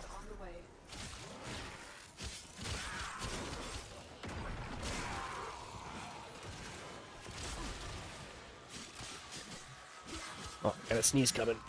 Let's see. Oh. I am still sick.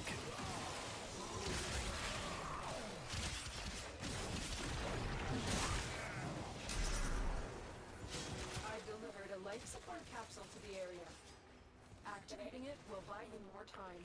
What? There we go. What the heck just happened there? But looks like it fixed itself.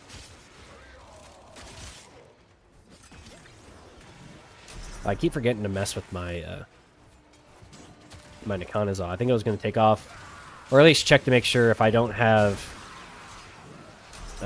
Weeping Wounds on it, that I put Weeping Wounds on it. We're going to use our, what is it called again? Baroxic or whatever. Half stacked the this guy right here. This goes up to 300%, so we pretty much half stacked it. Probably part of my energy economy limitation is actually the fact that I don't have vacuum or the other version of that for your companion, for your beast pets.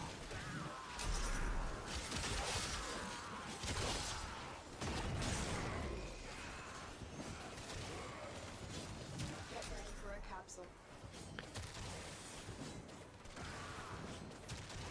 Just gonna sit here and do this for a little bit. Why not? This is like full sending shields. Like, to a meme level, almost. You'd think, too, if I was running a Nikanazal here, it would actually help a bit, because then you would be able to regenerate your health as need be. And I would have that feature built into this, because this is, in fact, a Nikana, so we can just run that if we want it to. I don't see the reason to do it, though, right now. But it's quite interesting, I would say. And I keep forgetting to put up Elemental Ward, because I'm pretty bad at maintaining that. So notice, get some overshields here. We're at 300%, so we're actually capping. It looks like we're capping it out. Which I think the cap is 420%, but maybe it just has to do with you need a lot more shields to reach that before you reach the limitation of the overshield that it does have, since it only halves... What, it halves the value for overshields?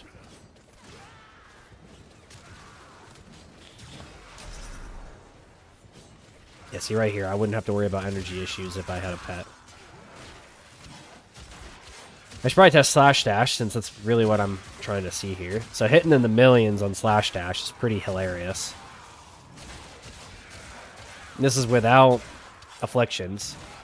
So I would say this is probably viable if you wanted this as an option, running retaliation, full sending shields, because expertise allows that to happen. Between expertise, you know, you could probably run this on other Warframes that have similar features. Oh wait, we're gonna do this. Can I grab it through the floor? Nope.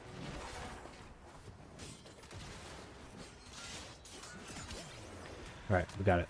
I took the long way. Sometimes that's the fun way. We're gonna eat this guy with the big sword. And dead. It's very satisfying one-shotting Acolytes with your Tyrant Strike.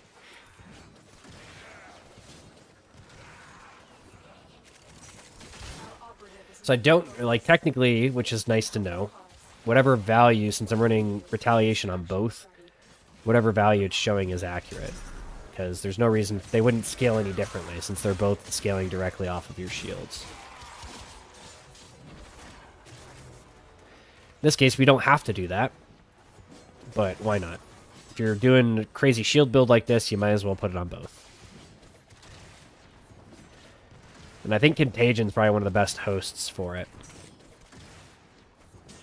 The other meme thing we can run. Your will was greater. This is good. Which we will try. If, you know shield builds, you might, or if you've been here for a bit, you might have an idea of what melee weapon I'm going to equip to really seal the deal here. You might have an idea. And we're going to, I think, putting our strength up higher for this is going to be an advantage. So what I'm going to do, because strength, our shields will scale doubly, if you want to use that word, because of expertise and because of this, more strength equals more power. So what we're going to do is use augmented. And we're going to put on our little guy right here. This is going to be an influence build, so, you know, we're not doing crazy amounts of damage with this, but the objective here is to build shields with it. And that'll include a crazy amount of overshields, which will probably get us close to that cap. This is getting into the real, to the real fringes of things. You could also obviously run a Sentinel on this build. You would be able to infinitely stack your shields with a Sentinel if you have the right Sentinel build. Their focus impressive. Give them all warriors death. I'm not that good with this stance, just as an FYI. I really don't like it, but I think mostly the neutral attack on this is where it shines. So yeah, look at that. We're at 300. Like, we're almost at the cap for this.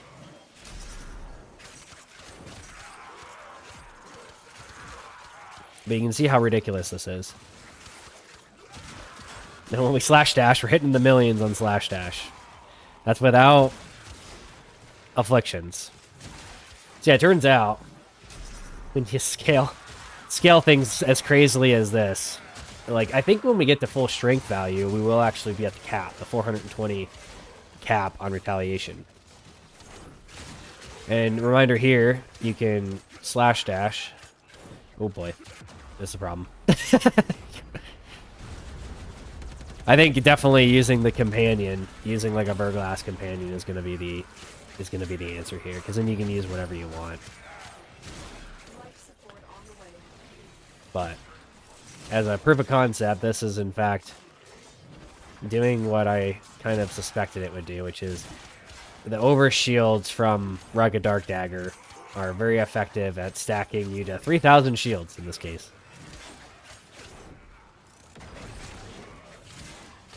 Oh, well, I'm not even... Like, I need to put up... Like, look at this. This is what I get for not running a companion. So how about this? We'll do this. I have a companion build for this. That'll solve all of our problems.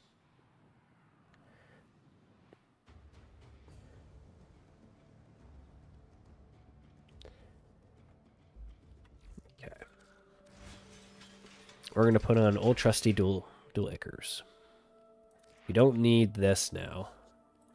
So we might as well run Vazarin. I could run Matarai and really make this dumb. Why not? Let's find out. But what we're going to do is we're going to put on our good old-fashioned Death Cube. Because Death Cube has Guardian and Energy Generator. And this all looks correct. Momentous Bond I don't need on this build. Do I have another configuration without it?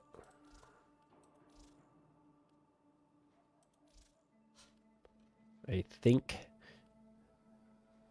Let me see. I'm trying to think of what I could put on other than that. I think Contagious is what I would need in order to make this actually do some crazy nonsense. I think that's what I needed for it. The Momentous Bond is largely there for my Afflictions builds. And then this is obviously our Genocidal with our innate 50% crit chance riven so that we can actually put Tenacious Bond on this, which we will in fact want to use here. What I was going to do also was get rid of this guy. And let me think of what I want to run. I think we just run... Oh, what do I run? I think the highest damage that I can put on it. That's about it. Oh, we can run heat. Why not? Let's give it 90% heat. I think the other thing that we would do is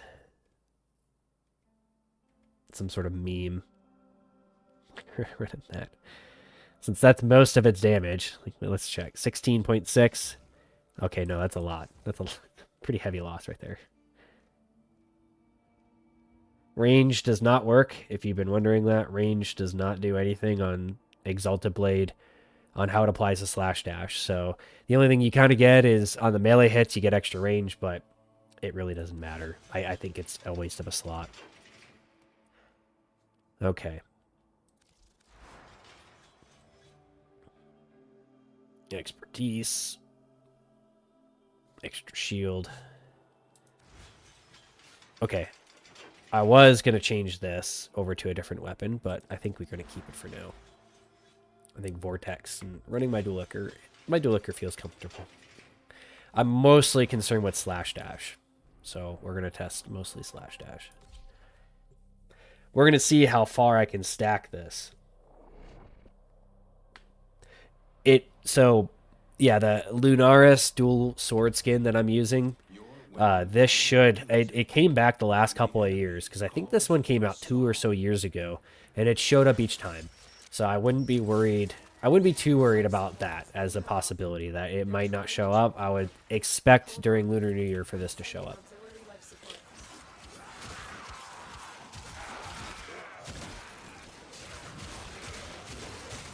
%.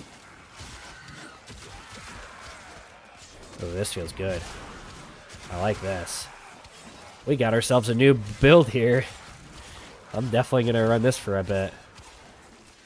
This is definitely, if you want it, because of the companion, you don't have to run...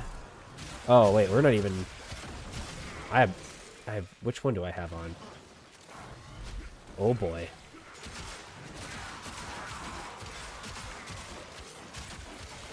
Yeah, 4 million on slash dash.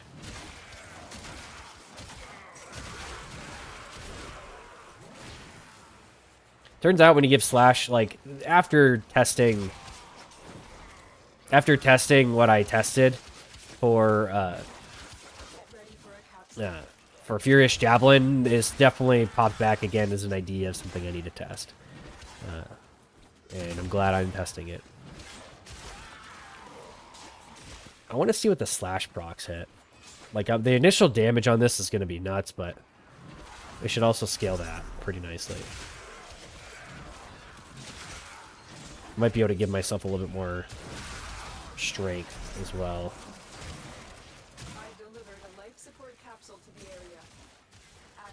Having heat viral on my companion is a little redundant when I have heat viral on Exalted Blade.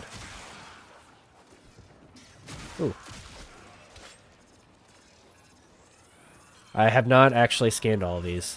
I've only started doing it the last couple months. I should probably finish some of these things. Oh, I think I also didn't do the Octavia quest. If you've seen some of my older videos, if you've been watching my channel for a while, I didn't do the Octavia quest for until like a month ago. Before Old Piece came out. I was like, I should probably do this. Probably be a good idea.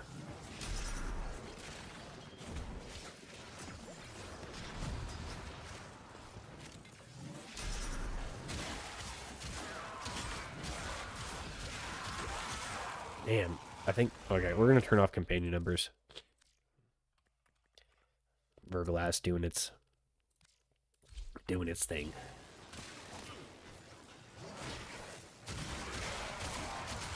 Yeah, hitting in the millions. That's not even at full shields right now. Am I at full ramp? Yeah, I'm at least at full strength ramp. So this is in fact my max shields right now. So what are we getting? 360% multiplicative or base to damage. And that clearly does a lot when it comes to Exalted Blade. Like, I think we might be able to see what that is. No, we can't. Okay. Probably close to 20,000 damage to the base on Exalted Blade. Which matters. And then we're multiplying that by Furious Javelin, which is a pretty insane increase.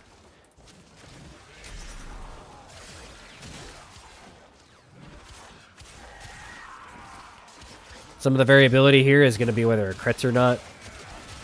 So the crits are going to do more damage generally. But there you go, hitting the millions. Without influence or affliction. So yeah, I'd say retaliation definitely a viable option. Ooh, we can get a little bit more here. With Madurai. I think that's working like that. I haven't really done too much testing with Madurai. But if we look at our shield value, 390. Because our strength scales with... Or our thing scales with strength. Both of our elemental ward for shields, and then also the expertise.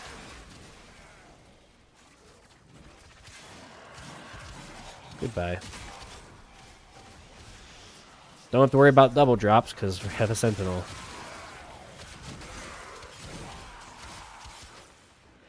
You might ask, well, why don't I run, like, I could technically just run, what is it, Pillage with this build and get shields that way.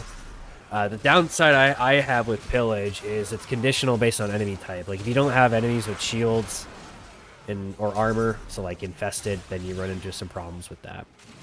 Is that a significant problem? Not really. I just don't like it. Like I said, I build for versatility and consistency, not necessarily for the absolute min-max for a given scenario. I like it to be good in absolutely every piece of content without having to switch things around, because and Pillage is an example of that. You go into an infested mission, you basically can't use it. Like, it's almost worthless in an infested mission.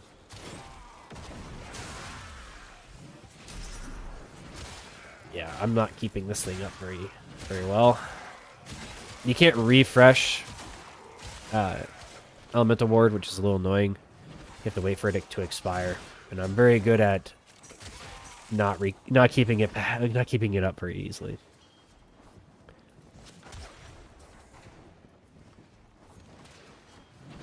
So yeah, I'd say that's pretty good, pretty powerful. Yeah, I would highly recommend when New Year's or Lunar New Year comes around, which is I think here soon. I would highly recommend just picking up that Lunaris dual sword skin, because it is so good on Dual Ichor. It's so good on most dual swords, especially Dual Ichor, which is the best dual sword in the game by probably a mile. I'm thinking there's another subsume I want to test. And I don't want to have to rely on a companion to keep my shields up.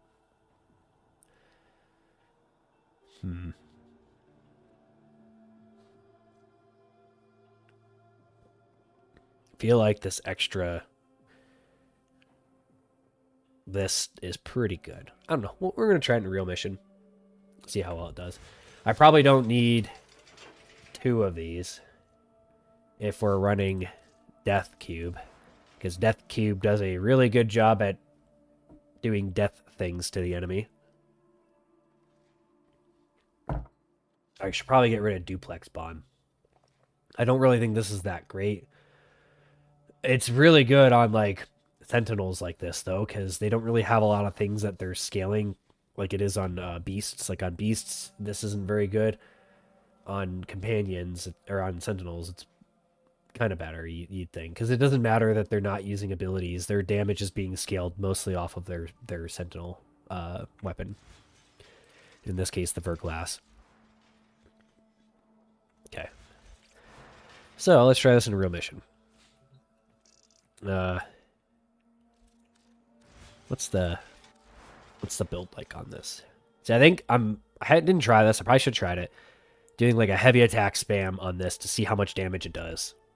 Because with a 17,000, pretty much, probably close to 20,000 when this is in full ramp. Like when we get Elemental Ward up, and then we also get fully 60% stacked on augmented. This is pretty powerful. The other fringe thing here that might be worth it. Let's see. If we weren't going to use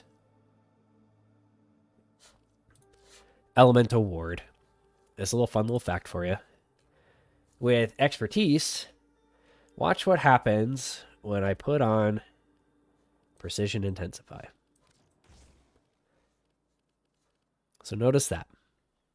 So Precision Expertise scales off of at least your 4th if I had to choose. I don't know if they selected it for your 4th or it's because of the way this code's in, but that does actually increase. So that's a neat little feature for you there. And for this build, that's probably the best way to scale it, because let's look back here. That added, look at that. That's kind of absurd. It added like 4,000 base damage to Exalted Blade using this. So like 20, we were just at like 20,800.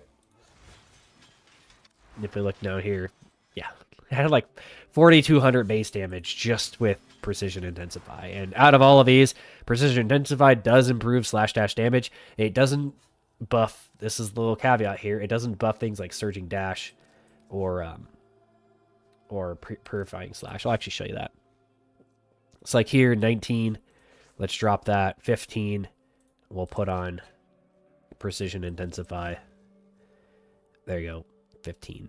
So it doesn't buff the augment to this, but because it buffs the base damage of Exalted Blade, which is what / uses, it does in fact buff the damage Precision Intensify.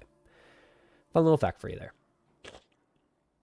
What I could do here, actually thinking about it, I could get rid of Prime Continuity and free up a mod slot, and then instead of running Molt Augmented, I could run Concentration, because outside of this guy, making sure we just snapshot high strength value to this, that's pretty much all we'd have to do.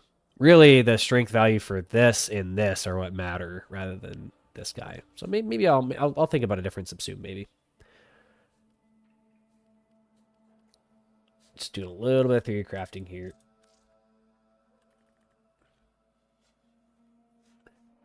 No, I don't even know. Do I even need duration? Let me look at subsumes real quick.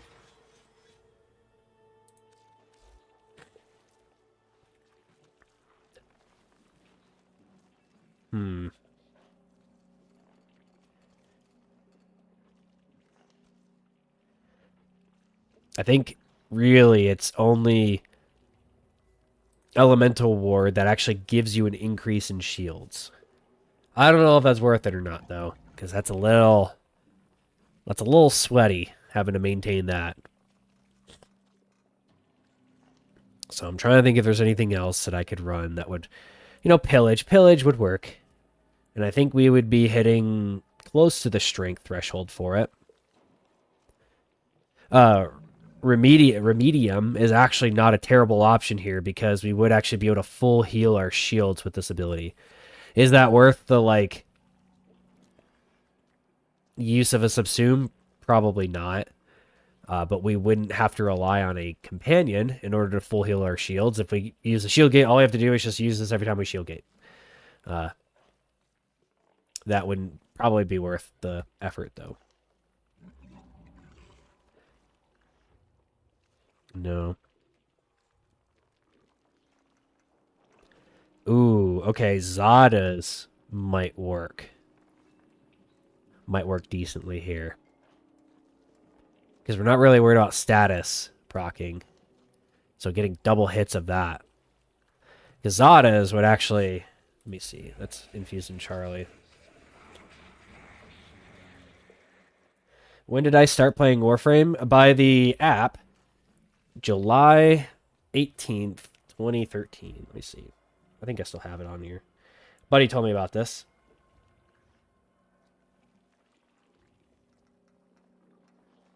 If you go to the Warframe Companion app, you can kick active session. Sure.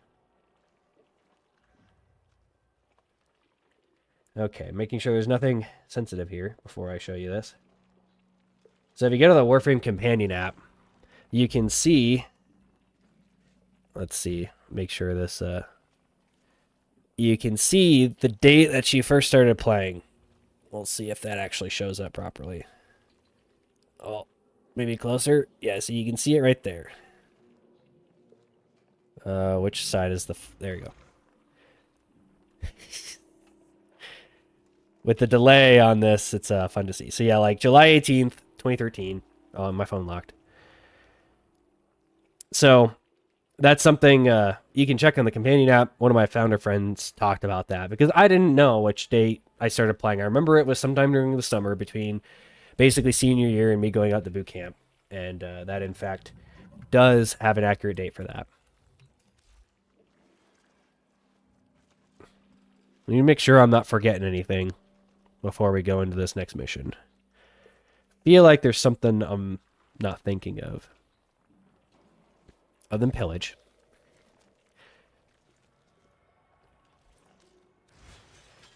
Probably not worth using roar just for that sake. So how about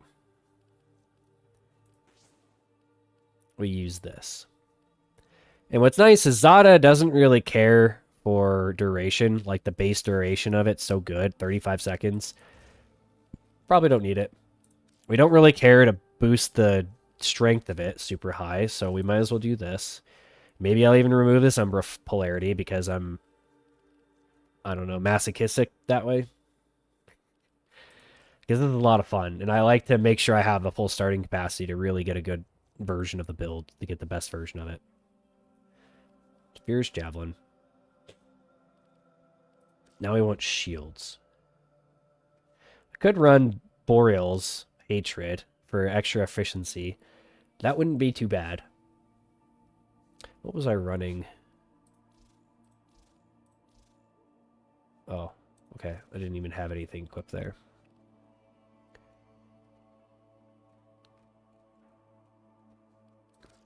But really, we want a lot of strength. And...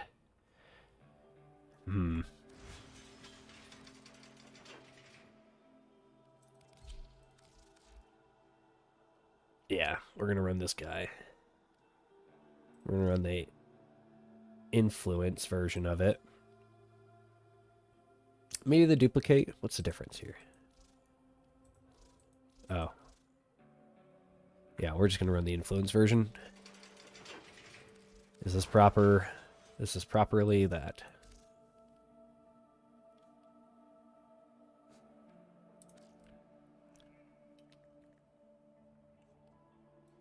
I think we just full send viral. No, we're going to keep the heat. Might as well. I'm actually going to swap my focus school. I want to run back to Vazarin.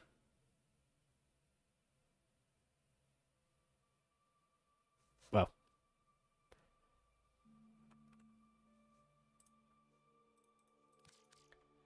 Don't worry about this. I think that was my companion app doing that.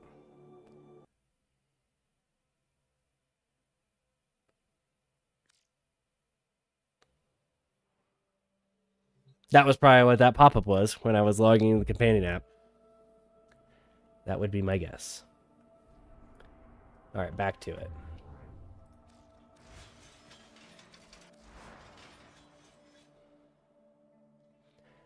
Okay. Back to Zada. So like I said, we don't really need that much in that territory. So now we're just going to send shields as high as we can.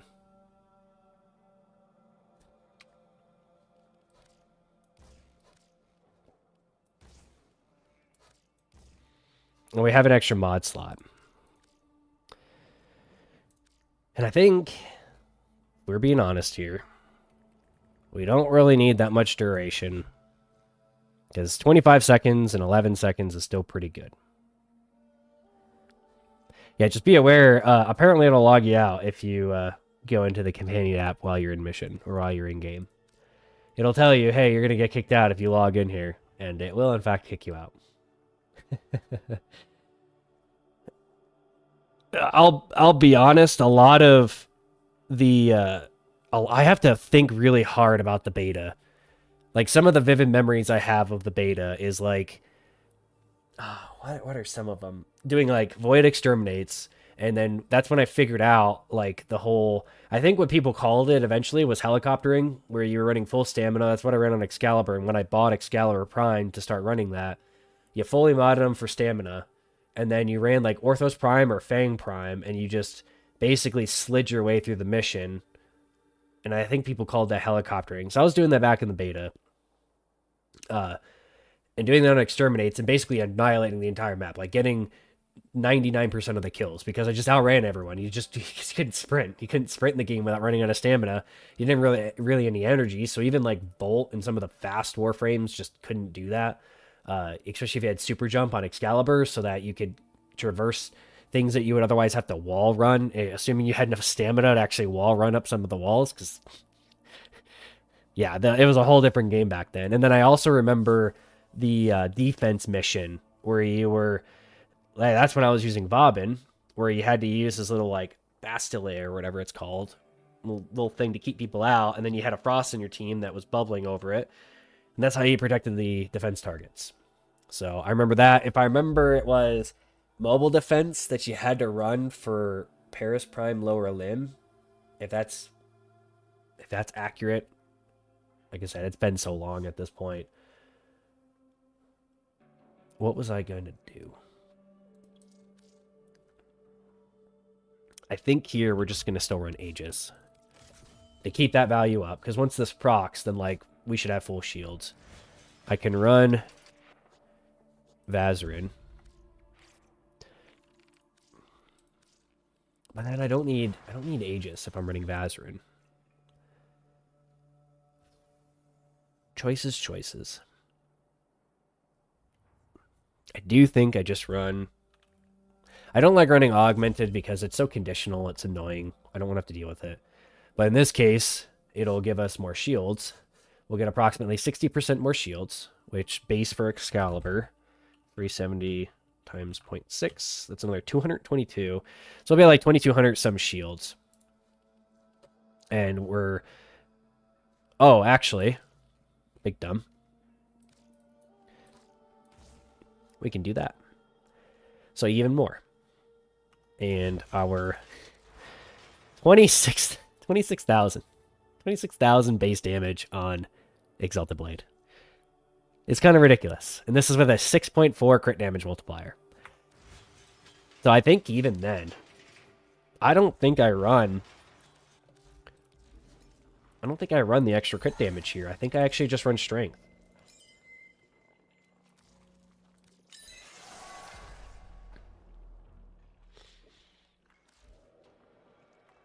Let's see how that does. Because we're not guaranteed to crit. With a 56% chance, we're not guaranteed to crit. But that extra strength is going to scale the base damage even a little bit better. And it doesn't affect our dual ichor clouds, and that's very important here too, because dual ichor clouds actually do get Zadas Whisper, and it's pretty powerful. Okay. Do we have the right companion setup here? No, we do not. We're going to use our crit kitty. Duplicate build. Might as well. Let him heal us, since we do have some health, because we're using primed vigor as well. Basically, no duration. It would potentially be worth me just using concentration here. But then, if I'm running concentration, I might as well just run augmented. And then run, instead of transient fortitude, then I might as well just run, like, continuity. Like, this is the crazy thing about modding. This is something to always consider. In this scenario, if I wanted to run concentration and correct for this guy, I'm basically trading 60% strength for, or like, I'm trading 60% strength for 60% duration, when I could just switch this mod out for duration and keep augmented without getting the negative of ability duration, getting 5% more strength and losing 5% duration for it. So it's like the math on that, something to consider anytime you do these sorts of build crafting. It's sometimes it really comes down to a matter of opinion, where like instead of running a mod that gives you strength like transient fortitude, instead of running this, I could just run Archon Shards and then run something that gives me energy. Like, why don't we do this? Let's see how well this works. We're going to put Synth Deconstruct on our companion. We're going to give ourselves, because look at the math here. Instead of running one Archon Shard, that's 30%, we instead run this mod, which is effectively 4 Archon Shards, or slightly less than 4 Archon Shards worth. And then instead of running 4 Archon Shards that give us energy, we can run 4 Strength Archon Shards that is 60%. So we lose 10% here. Otherwise, we could run 4 Equilibrium Shards. So yeah, just think of that. It's kind of some of the things that I work up, and some of the things that you have to consider when you do this kind of build crafting, that sometimes it might just be worth doing this rather than running transient fortitude, because you get more strength using 60% here and you don't get the negative duration.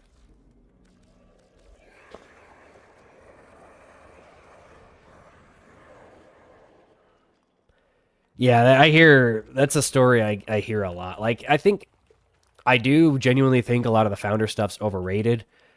And it would be really overrated if DE actually fixed Umbra.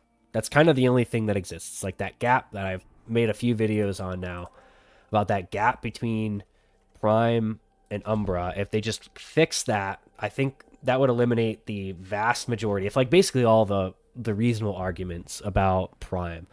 If they really don't want to re-release him, just simply fix that gap, and I think DE will just simply not have to worry about that problem anymore. But it is a problem. It is a problem I hope to address. Ideally, now this is me thinking in the future, if I get enough general community support to where I can influence digital extremes, that is still my primary objective. Try to fix Umbra, make this no longer an argument, and then boom. Problem solved. And then I don't have to make 3 different builds for Excalibur. Alright, this seems to be working. You can see Dual Ichor and Clouds doing stuff across the map. 19 million? What's going on? Let me make sure. Do I have companion numbers turned off? I do have companion numbers turned off. All right.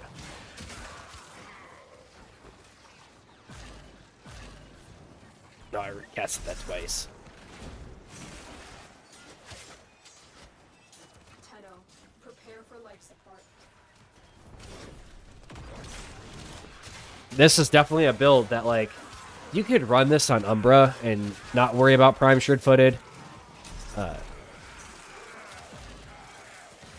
But even then, like, you could probably not even deal with Zadas. You could run Bright Bonnet on this, would probably also work really well. So you could run this, like, full shield build. The downside, obviously, if you have triple Umbral set up on him, I'm literally not using Life support capsule to the area.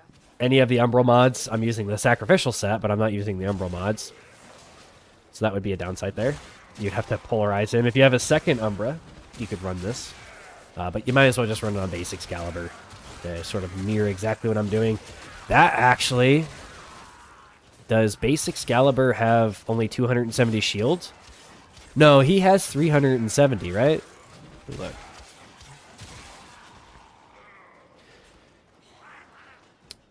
I'm pretty sure this is base. So, like, him fully ranked up, I'm pretty sure he's at 370. Because if you look at Excalibur Prime, he also shows up as 270. I think the only thing that's different is he has lower armor and he has lower energy, even at full rank. Oh, no, kitty. Okay.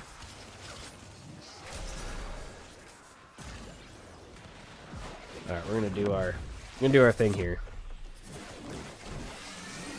Life support on the way. Dual Ichor clouds will do some really disturbing things when this thing's up.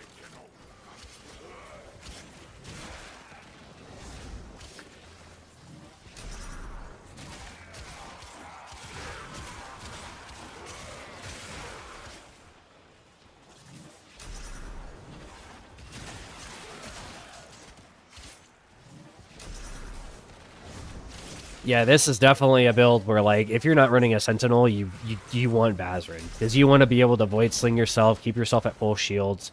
Being able to get that increased regeneration rate with how high your shields are is... Yeah. This is definitely a Bazrin type build. I feel like the nature of shield gating and relying on max shields is going to... 2.9 million on that guy. Low armor target. 2.8 million.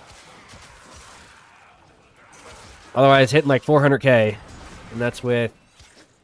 I don't even know how many stacks that was at. Or even full value. That was even at full value for it.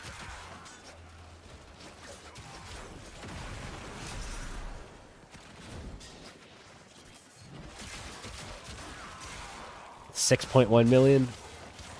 What are our stacks at? 143 for our stacks. Like nothing. Ooh, I know where we need to test this next to really seal the deal.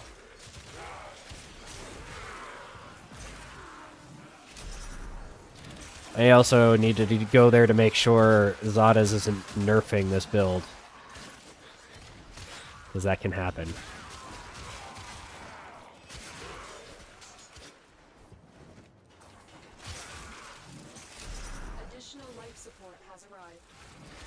Yeah, Zadas is kind of just more of a placeholder, like a filler here. I don't think there's anything particularly special about it. But we're going to find out in the next place we go.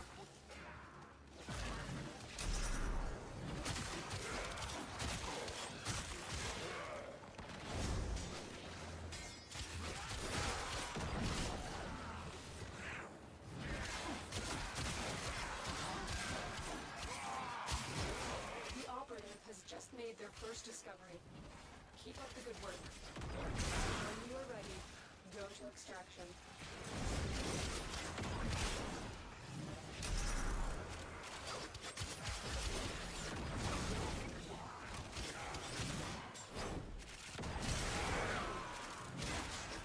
Hopefully our Acolyte shows up here. We've definitely provoked him enough where he should come out and play.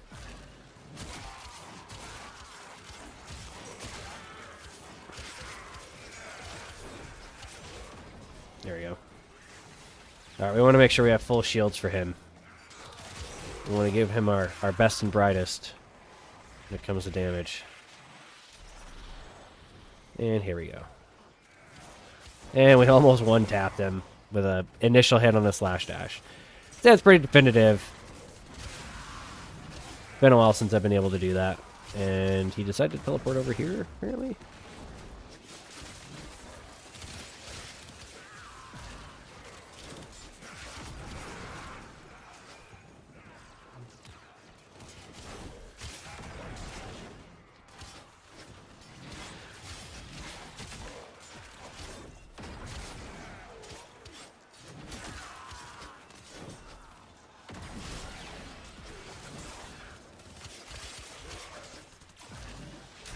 One thing I should probably check before we go is at 250 stacks, how much shields I actually have. And how much my stacks actually go up to.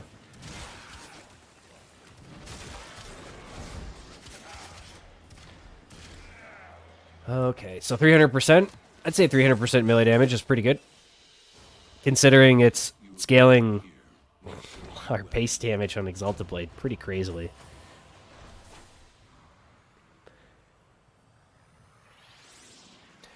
Yeah, I'm definitely gonna min-max this retaliation setup.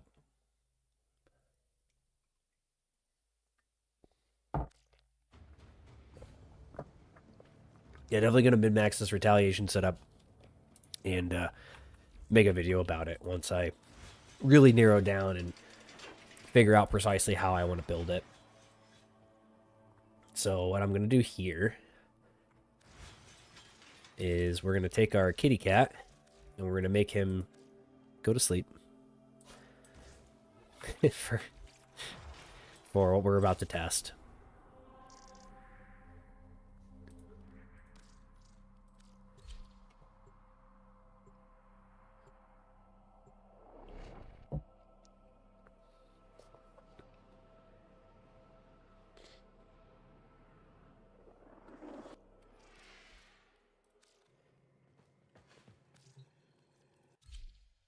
I want to validate this too, because Zadas in the past, when I was running with duplicate, actually nuked my damage. It was kind of dumb. What we can do though, I'm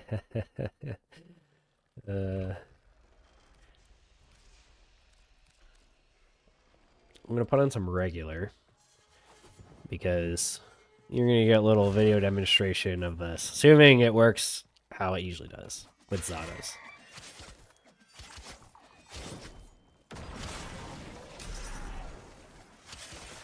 All right, we gotta start our reactor here.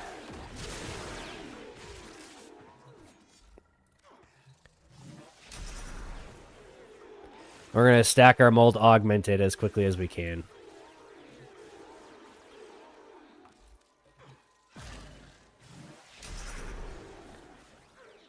This takes a little bit to get that rolling.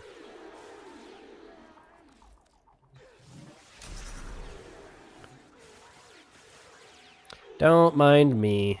Just doing things. Nothing to see here. Oh, dang it. It bugged because it lifted them. That's rude.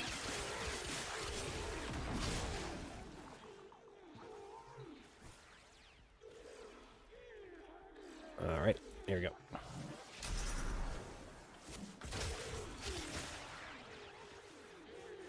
We're just stacking Malt Augmented real fast.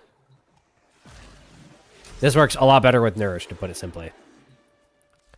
If you've seen the video, you've seen the video. There we go.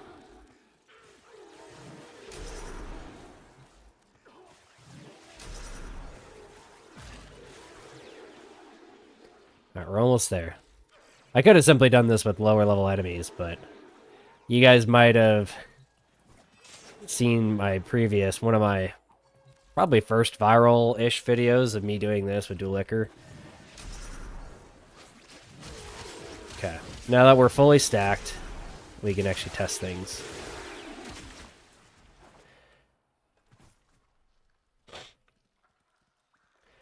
Yes, but Zada's Blast, and this is one thing I was hoping I was going to potentially show. We'll see if it's the case.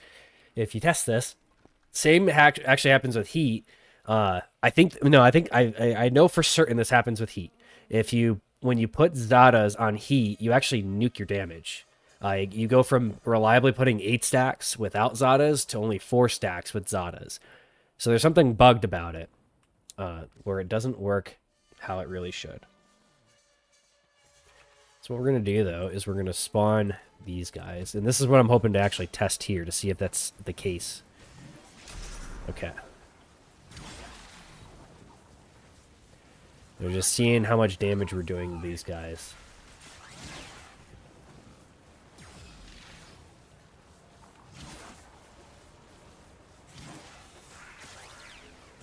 No, I'm trying to target the other one, game.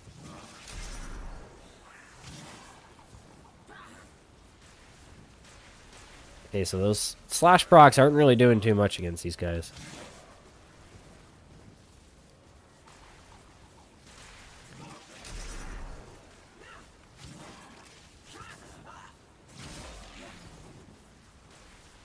That viral damage definitely is noticeable. That's probably a good indication that I should be putting Nourish on this. Okay. But we'll find out. How much more damage does this do with Zadas? Okay, so it stripped his Overguard. Seems like it does a little bit more, but nowhere close to what I would hope.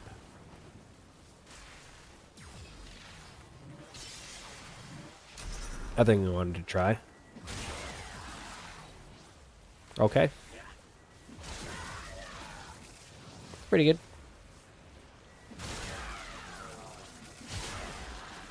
Says you're sort of like backup heavy spam weapon. This one definitely seems to do the trick. That's even without Zadas up right now. Put Zadas up. You get extra hit there. So I don't know if it bugs out the status. Zadas, when you're not running like a crazy duplicate status build. But there's a reason this is called Zada Duplicate. Because this is what I was testing it on. And it was pretty bad, sadly.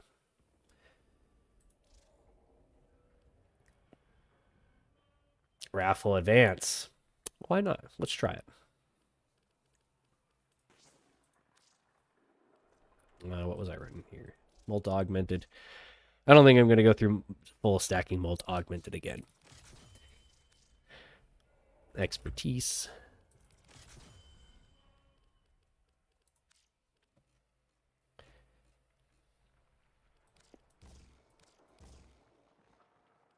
And we might as well use continuity. What am I running over here? Oh, I'm running Equilibrium. Okay. So this is definitely where we're going to change some things on Exalted Blade and probably go and change some arcanes here. Or go change some Archon shards. Because what did I throw on here?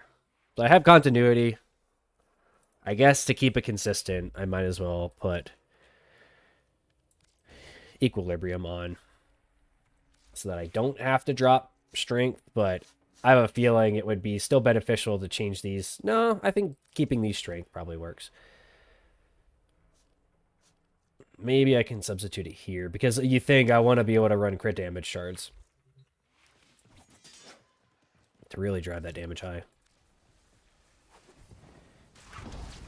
We want to get our full combo. That was one thing I didn't probably do that I probably should have done is get my full combo. I don't think. Did I have my full combo testing that? I might have not.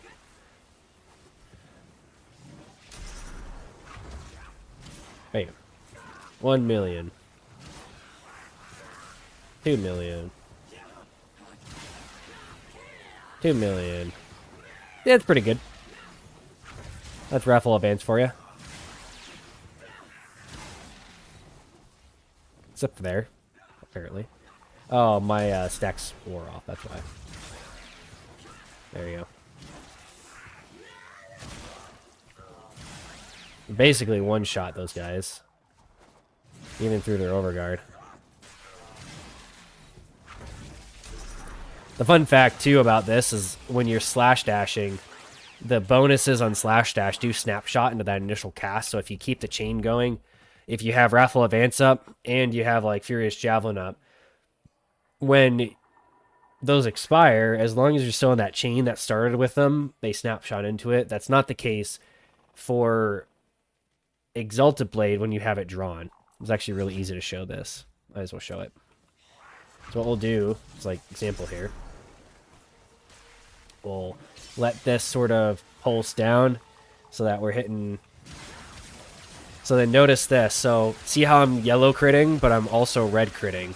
The red crits is actually your slash dash initial hit, and the yellow is the wave from having Exalted Blade drawn and the hit from that, because it doesn't. The wave when you're slash dashing with Exalted Blade drawn, doesn't snapshot the Raffle Advance crit damage or crit chance, but the slash dash does. Those are two separate things. The initial hit and the wave resulting from that when you have Exalted Blade drawn. It's one of those weird little factoids there for you. We're going to go back to the Zada because I don't think I had full combo when I was just testing that. I don't think I did. So just as a reminder, that was with a crit, 20k. That was another crit, 20k approximately. Wow, I'm critting. There we go. Okay. 3.8k. Now, when we get full combo, we're going to make sure I don't accidentally cause a reactor here to hit up. Non-crit, 14k. So yeah, just as a easy demonstration, your equipped melee combo does in fact scale slash dash. And that's equipped. So when, or like your drawn melee is really the easiest way, because once you do this, you no longer receive that bonus. So like here, 34k.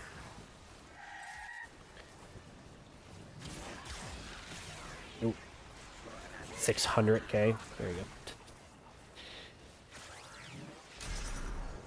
I think my companion's doing things I don't want him to.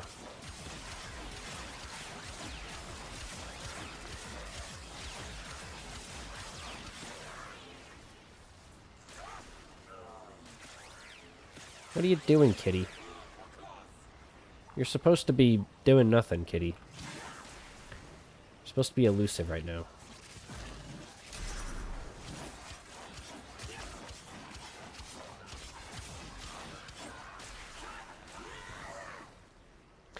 Yeah, I feel like Raffle Advance is still going to be the go-to for it.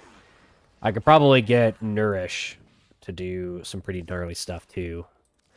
This might be a solid alternative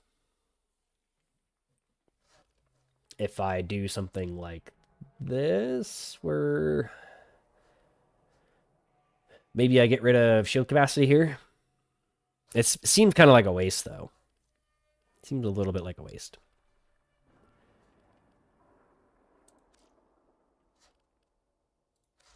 Let's try this. So instead of Molten Impact, we're going to put Electric back on it, because we should be able to proc that. With the fact that we're using Electric on that, we're running Nourish. That should help that. Okay. Ooh. Let me make sure this kitty's doing what he's supposed to. Yeah, he's supposed to be elusive. The heck, kitty? Stop putting heat stacks on things. Unless that's me and I'm just dumb. It's quite possible. We're going to milk up our combo with this guy. See, if you wonder why I like Dual Ichor so much, see how easy it is for you to get combo?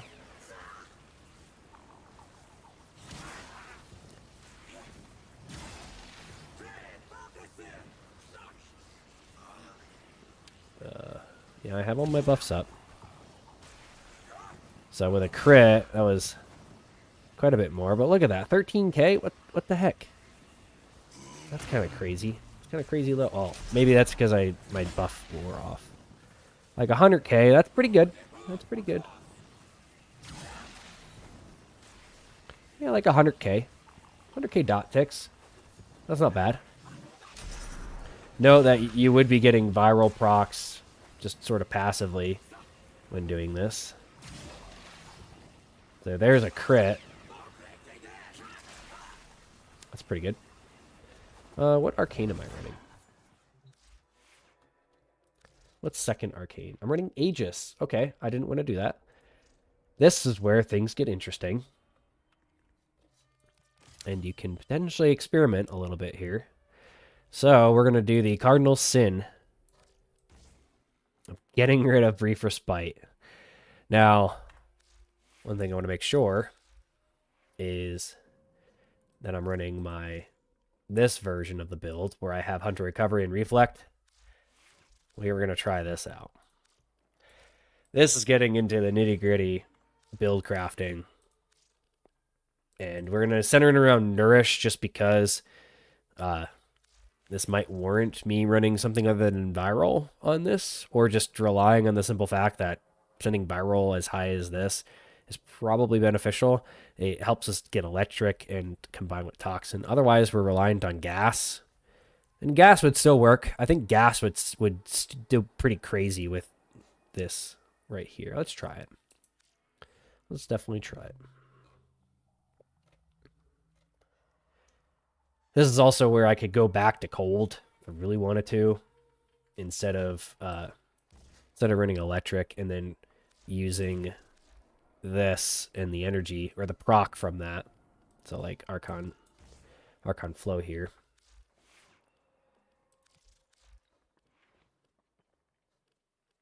We're not going to run Corrosive. So Gas. Going back to my standard Gas cold setup. Because why not? One to apple comparison, because we already have Viral from this. We're already going to get Viral procs. The Gas procs are probably going to be nuts when they do actually proc on this. It's going to be my suspicion. So we're going to build up our combo.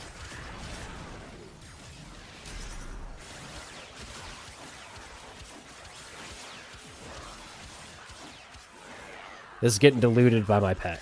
Just keep that in mind right now.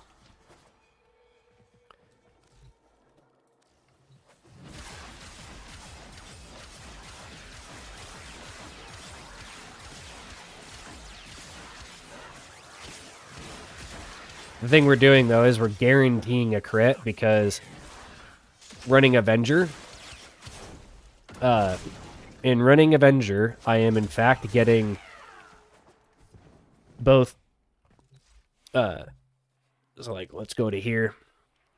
Oh, just kidding. I need to switch this. Well, I almost forgot. So, in running Avenger, the 45% plus 56%, we're getting guaranteed crits. Our crit damage here is high because we've got this and we've got Tenacious Bond. The other convenient thing is that this might be a really viable option for Radio Javelin damage, which we're definitely going to keep Umbral Intensify on here instead for this very reason. So this is getting kind of into the weeds of things. And I don't know, we'll try this. So you think, in theory, this is completely non-conditional strength. We have 2.82% energy multiplier. What's going to be more advantageous? Having this reliably proc or Archon Flow proc? I have a feeling Archon Flow is going to be better because this can get procced by your teammates. I don't think relying on Exalted Blade to proc this is that useful in comparison to getting free energy orbs, which are probably going to matter more in your overall energy economy than this. But you can proc this. No, okay. I think I figured it out. Some of the theory crafting here.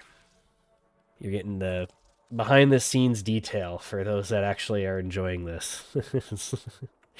Behind the scenes detail on how I theory craft and build. So this is maybe a slash dash build, or not a slash dash, a Radio Javelin build. Yes, so viral procs do directly impact damage to health. And damage to health is also slash. So that includes heat, that includes electric. Viral is like really powerful. Viral is extremely powerful. That's why you see most builds, people are running viral. Because viral is one of those things that a lot of people kind of overblow this, but there's justification behind it. Because viral does just scale damage to health insanely well, where you should probably have it as a part of your kit. That's why Nourish is so good, not just for the energy multiplication, but for the other reason. Okay. See, like right there, I already procced an Archon Flow, and that's probably more valuable than the latter option.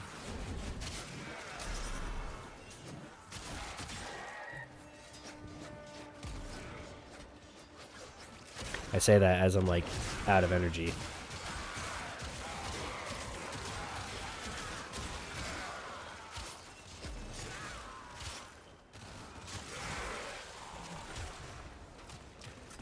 So a reminder, we are in fact using the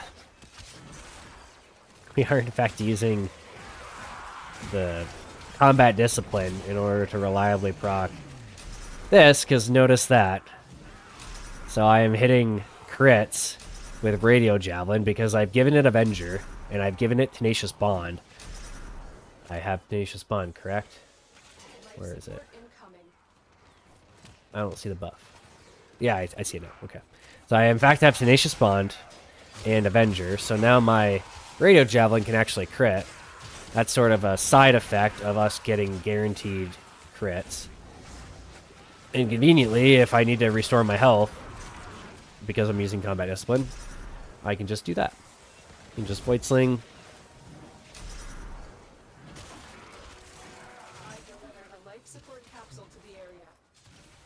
I should probably be doing that quite often, too.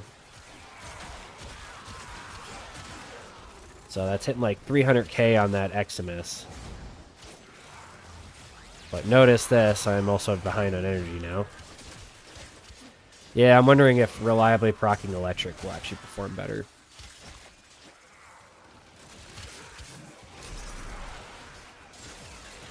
We're going to get ourselves some free energy orbs here.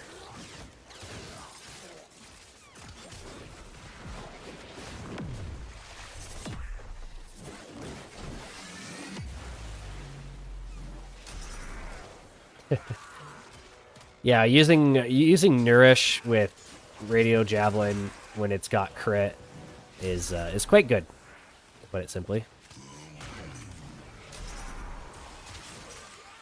Doesn't do a lot on these like armored targets, but when you talk about unarmored targets, it's enough to kill them in Steel Path pretty reliably. You've seen my video on that. I think it's the Mythbuster for Radio Javelin, where I go over that and I show a build that, in fact, like right there, 26k that I hit with Radio Javelin.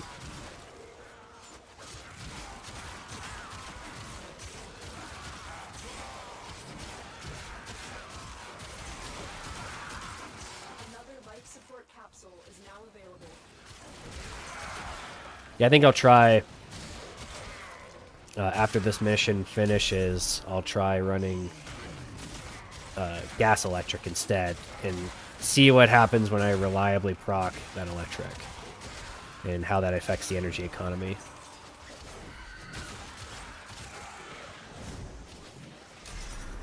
I am getting healing from my companion, if you're wondering what's actively healing me a lot of this time. I do have Hunter Discipline, or Hunter Recovery, and Reflect on it. Help keep Kitty alive. So like right here, let's see. I could be slash dashing and then just get my health topped off randomly because of my companion. Come on, Kitty. Do your job. Like, that was a health orb. Come on, Kitty. There you go. See that? Finally. This is where I gotta be careful, because I need these shields.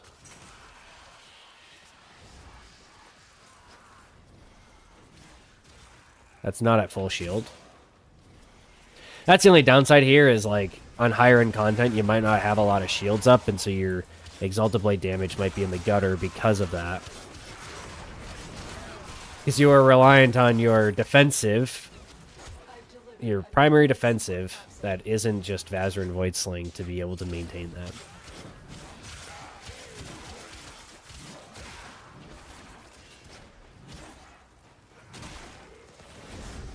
But as I've alluded to a couple times now, this was something that really wasn't feasible to, like, when you're sending it this high.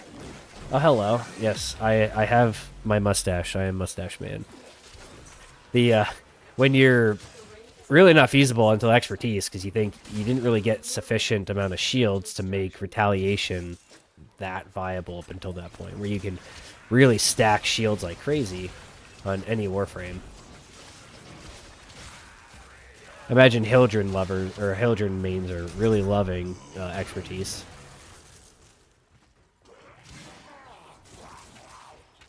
Yeah, see, the downside here is, like, sure, you can do a lot more base damage with it I don't know if it's worth it over Afflictions. I think there's one way to find out, which is testing the heavy attack variation. Because you can't always fling enemies when you heavy attack them. But if you had Exalted Blade and you were spamming heavy attacks, even at 0 combo, that extra 300% melee damage is probably going to matter.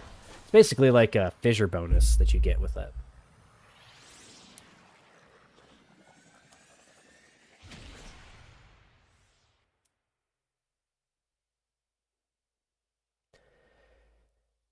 Oh, talking about Tencent versus DE, I think. Looking back at some of the comments. Sorry, I haven't been keeping up with those. I think that's really a DE call.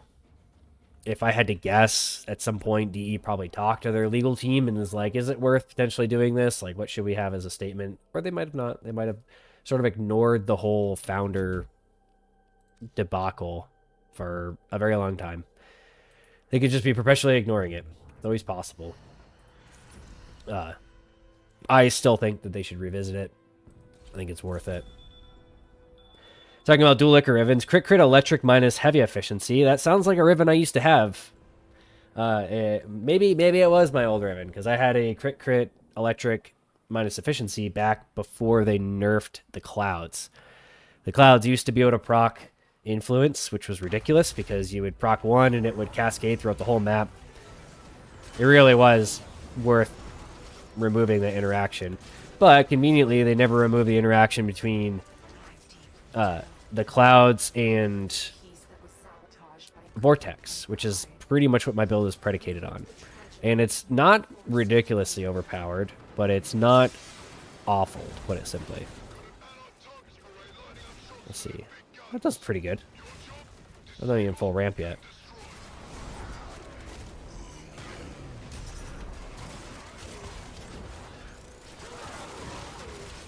Being able to use Avenger reliably here to increase that crit chance is actually kind of cool.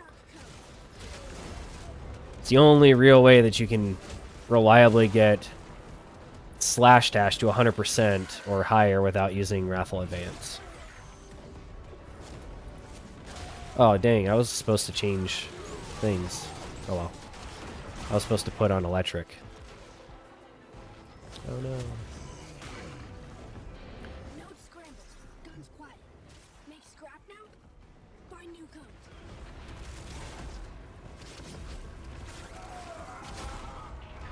Yeah, I'm wondering, I think about the math for it. I might be able to regenerate more energy from casting slash dash using electric than what I lose casting it. Like, I have to think about the math for that.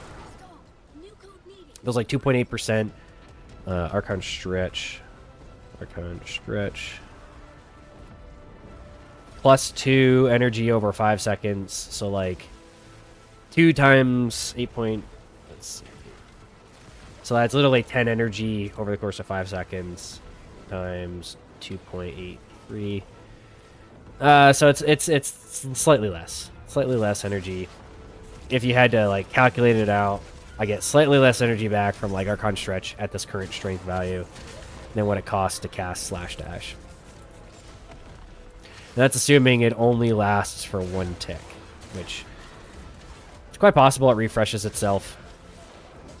Like, right there, I just got one. And that's doing pretty good at generating some energy. This is from, I think, Wisp. Yeah, there's a Wisp in our group. Good reason to always run it. Apparently even Radio Javelin can proc it. Like, right there, I just got electric. That's new to me. Never seen that before.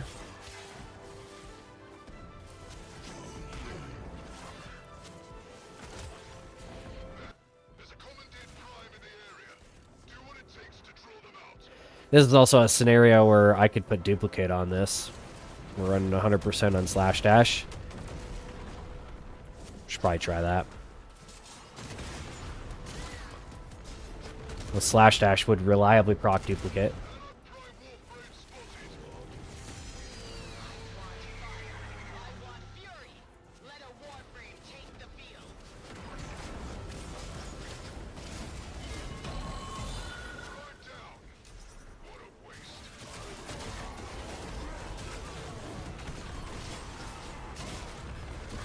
I obviously wouldn't. If I was running duplicate, I obviously wouldn't need to be running the shields that I'm running.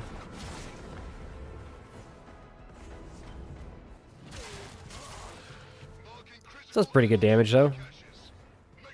Guaranteeing that crit definitely helps.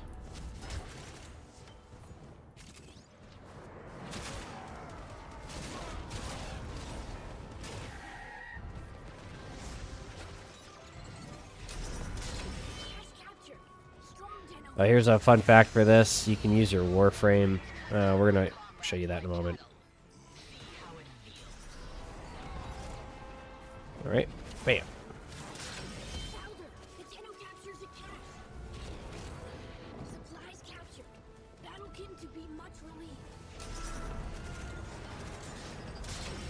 And even though we're running Nourish, because we're not running Energy Nexus, we are out of energy. Even though Archon Stretch is being procced.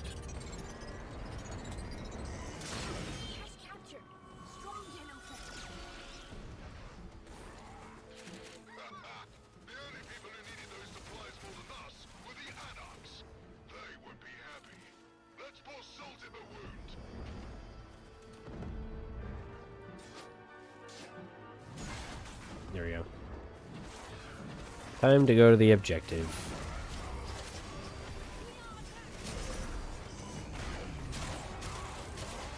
I will definitely enjoy the day when when I let my whole riven pack.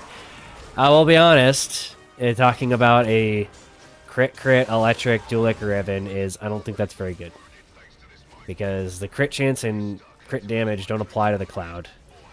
You really want that melee damage, and then electric really complicates things. You basically, if you ran electric, you could run the build that I run, the Vortex, Toxin Vortex. You would just be getting your magnetic from combining the electric with cold. So you'd use like a 60-60 cold mod, which isn't terrible. It's actually not terrible. Gets you closer to the riven like that I have, basically the forced magnetic toxin one. So it is an option, but that's my opinion on that. I'm very, very particular about rivens, especially the ones that I buy and the ones that I actually use. What I list on the market and sell to people who don't watch my videos is a different story, because they don't understand the rivens that they think are good that aren't really good, depending on what build they're running on it. If they're not running like the builds I run, then that's their fault for not watching my videos, I guess. Like for dual ichor, genuinely, probably the best dual ichor riven you can get that's super easy to roll is just damage, status chance, minus like harmless, like a negative efficiency. Because all you really want to do is give it as much raw damage and status chance so you can buff the toxin and magnetic damage. That's pretty much it. Crit chance doesn't apply.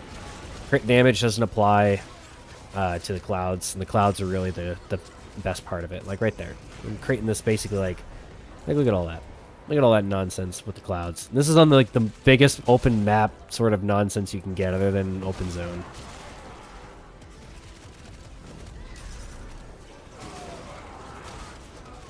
Well, I think it doesn't help that we have a like Gyre doing something. I don't know what that ability is, but it's not Excalibur, so I don't care.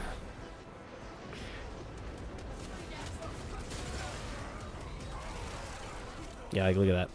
Some dual ichor cloud nonsense. Absolutely love it.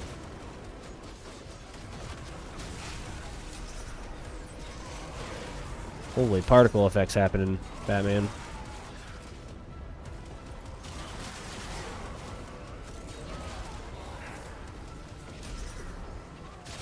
Oh, there you go. There's a good frame rate drop for nuking an entire group of enemies instantly with dual ichor. Whatever this is, I like this. This is fun.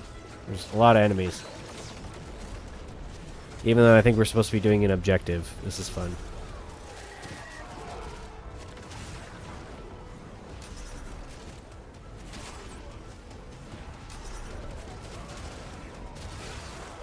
I'll definitely, before I make a video about this retaliation build, I'll definitely want to try this at level cap, or at least make sure I have a good translation value for level cap.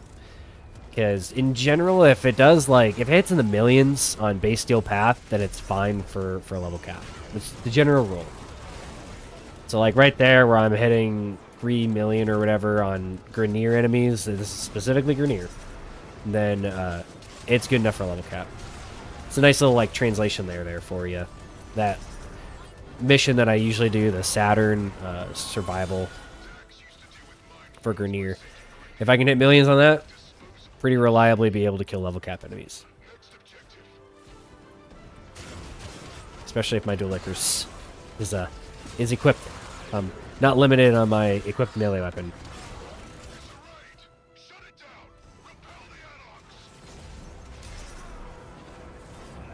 Hey, there you go.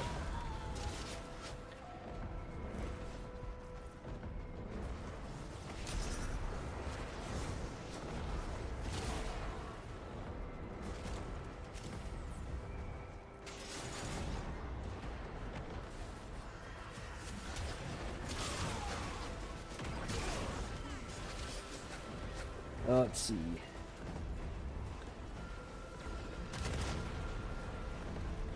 Worth 2K. I will tell you, if I could find a... I'll show you the riven. Toxigelico? So this riven, the perfect riven would be this, but the cold and electric are swapped. That would be the perfect riven. But not really for any massive reason. This is still equally as good on my build that I run. The reason being is that rivens actually stack from the bottom up. So, in the scenario where cold is at the very bottom, it would allow you to lead the riven with toxin and create toxin plus cold for viral, and then have the electric as the, like, standalone element. So that would allow you with a single riven, like basically you could run this riven and run it either toxin magnetic by just having it first in your mod slot, or run it as a viral electric for something like influence by just putting the toxin in front of it. So it would combine with the toxin in the riven, but because you're leading it with toxin, it would combine with the cold first and then have the electric standalone, and then the toxin would just bonus your existing viral. So that's the perfect riven. If someone had one of those, I'd probably give them 10k for it. I would probably pay 10k to get that, to be honest. Luckily for me, that riven that I just showed, I paid 1,800 platinum for it a very long time ago, way back before Jade Shadows, and I've gotten a lot of offers for it. Since I started making YouTube videos, a lot of the rivens that I say are the best that I might have, I took off the market because I don't want to have, like, a conflict of interest sort of thing. Like, I'm not in this to, like, oh, here's my, like, some sort of scheme. Like, I don't want that. That's gross. So rivens like that, I don't market them. And I try to be honest about that, because I don't want to have that. It's gross to me. It's like, here's an example of this, where, like, I'm not doing anything, and my Vazarin bubble is echoing damage between these targets. Like, right there. Like, all of that damage is from other players. Like, you can see some millions, some M's in there. Oh no. So that's Vazarin. So this is what I was trying to show that last time. That's pretty cool. I think that's very useful. So that's Vazarin on these sorts of missions where you're able to have multiple targets and have the damage echo between them, that even from your teammates, you can just sit back and do nothing. My combo counter... how do you make your combo counter less longer? So to, like, reduce your combo counter, you could use the negative, like, corrupt charge. Corrupt charge would do that. If you're talking about making it longer, the way I make my combo duration 27 seconds is if you put on your heavy weapon, you put dexterity arcanes on your heavy weapon. And these actually do stack with if you have primaries and secondaries. So you could have at minimum 30-second combo duration on your Warframe just between this and your primary and secondary. Okay. What was I going to do? There's something I was going to change. Oh, yeah. Wow. It's getting late. Okay. We're going to put that on. And we're going to go back into that mission. Not the one we just did. We're going to go into our control mission.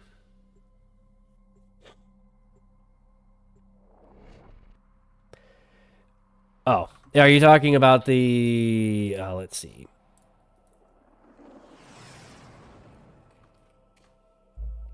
I do have my damage status chance 1 up there for 500 platinum, which if you want to buy it, go for it. I think that's a fair price, but I should probably delist that one, because I am saying and making videos saying that is a good riven, and I don't want to... it seems gross to me.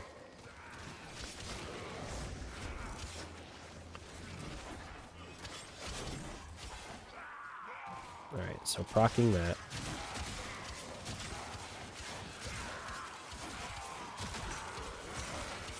Oh, I remember what I was going to do. I was going to run duplicate. Yeah, look at this. Like, the energy, it's actually pretty good here. Because looks like I'm almost fully refreshing. Yeah, looks like I'm pretty reliably keeping that mod up. The Archon stretch.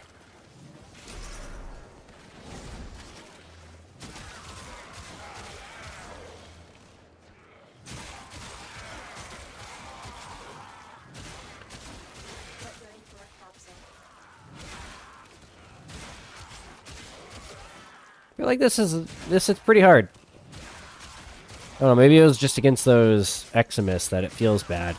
Because this definitely, at least on par with knockdown from Afflictions. I don't know about comparing it to, like, Duplicate. That was one thing I wanted to try. And I ran out of energy because I was dumb and didn't maintain my... Capsule to the area. Activating it will buy you more time. I think when I was running Duplicate, I wasn't focused on a slash dash build. I think I was focused on a different variation of that. I might change that. Just make it a slash dash build instead.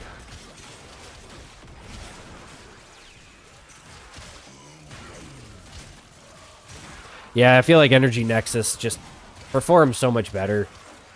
When you combo that with Nourish, it's a lot better to rely on for your energy economy.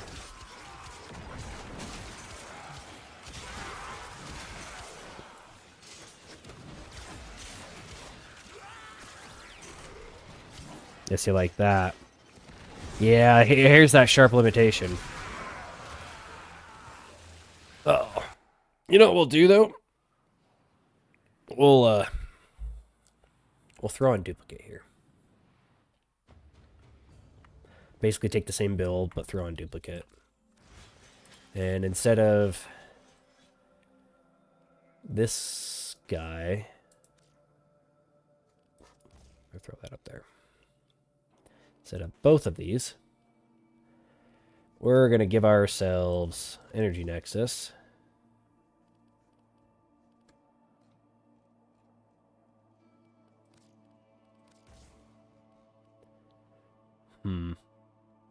I don't want... Oh. Here's a big brain thing. There we go. Get a little bit of extra range. And then we also get Augur, because we're using combat discipline, so we could at least get one mod. I'm trying to think, if it's probably better, I should probably do it. Let me look at the math here. Explosion radius 17 meters versus 21. Okay, 21 is a nice sweet spot there. That's probably better. And 44 meters versus 36. Okay, yeah, we're gonna go with auger. So instead of like sending it as high as you can with overextend and losing all this strength, we're just gonna rely on a little bit extra.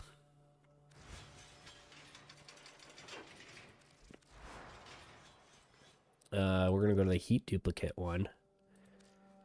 But what we're gonna do instead, it won't be heat. It will in fact be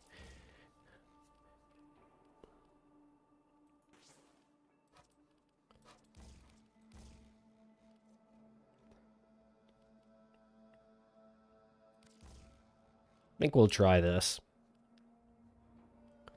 And then north. What am I missing? Oh, I'm dumb. Let me think if I can figure this out without having to look back. Oh, spoiled strike. Okay. Like, what am I missing? Spoiled strike. More damage. See, yeah, that's the crazy difference between these two. Like, that's insane. But it's like this retaliation really, like, sure, it makes the damage so much higher, but I think it really is going to pale in comparison. Like, maybe even duplicate can, duplicate can outperform that. We'll see. There's some synergy here because we're running Avenger, so then in combination with this and the base crit chance here, our slash dash is at 101.2%, which is pretty close to 100. I'd say that's pretty reliably 100%. So we're going to be able to proc duplicate reliably with that, while also giving our radio javelin some crit chance with Avenger. We got Energy Nexus back. We're going to be still using Combat Discipline, but we also got our ability to get a little bit of energy so that when we slash dash, we won't come out of that with 0 shields, even if it's like barely any.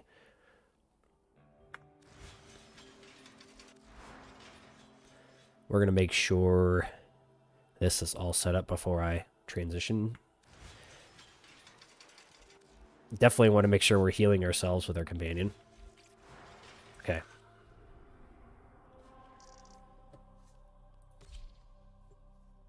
Oh. Cold, Toxin, Electric. Would you rather run Corrosive Blast or Corrosive Cold? I'd say Corrosive Blast if you had to choose, but you would want enough status chance. I would say if you had to run, if you're running Blast though, you really want to have Blast independent. Some of my earlier builds actually, and I should probably revisit this because there's been a lot of updates since then, where I was running Blast Electric, and Blast Electric feels really good when you're running that with Influence. This is like first sort of version of my builds.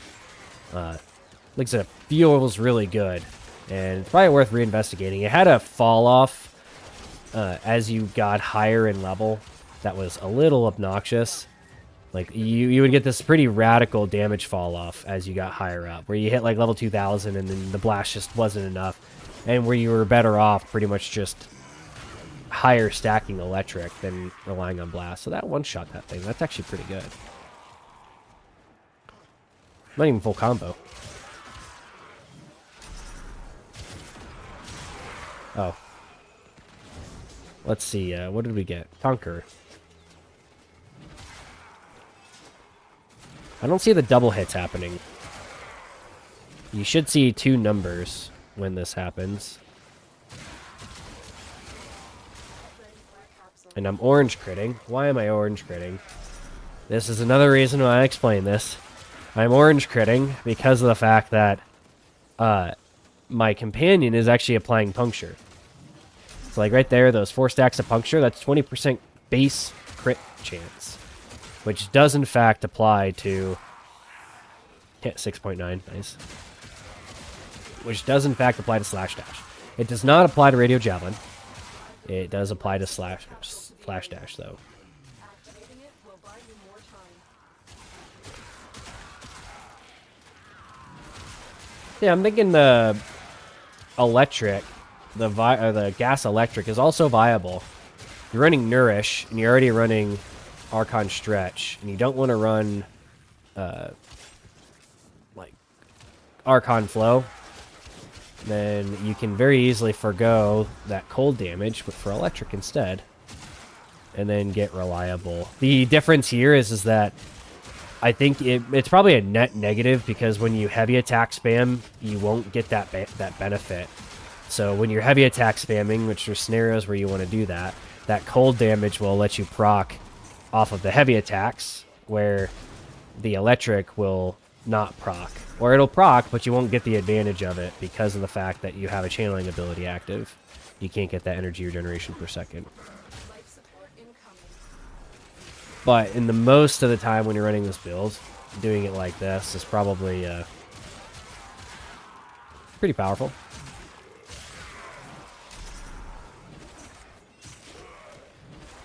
All right.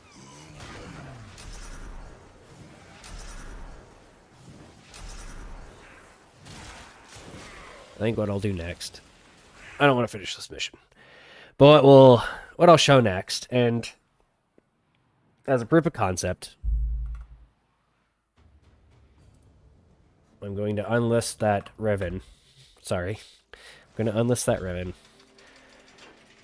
What I'm going to do is we're going to make sure we're in the right companion build here. And we're going to go back to my standard afflictions build. My standard dual ichor afflictions build. Using cold and afflictions. And we're going to revert this, which just really involves me changing impetus, getting rid of that. I think I had this at the end. I try to keep consistency in where I place mods.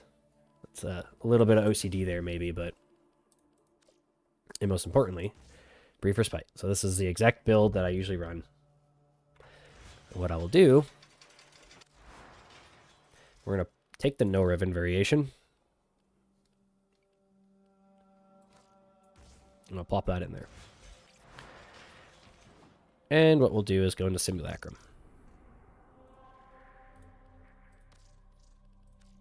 Because the test of this is, well, can you make your little self-sustaining critical reactor in Simulacrum using this sort of riven setup? We're going to find out. At a pretty low strength value, too. 243 is lower than what I usually run this build at, but we're going to be able to change that. We'll have to stack some impetus, but that should be easy enough to do. Oh, so this is the... No, I did that the last time. I only used... You can't use the Eximus for it because you have to strip their overguard in order for you to start getting the pools from Vortex.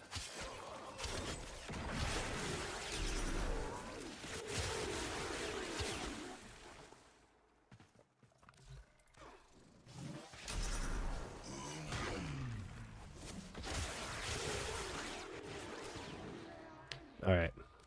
Here we go. So you notice how much better that is with viral compared to Zadas.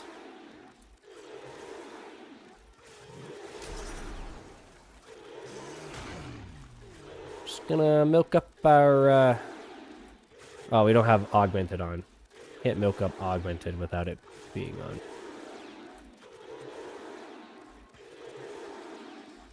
I can go all day.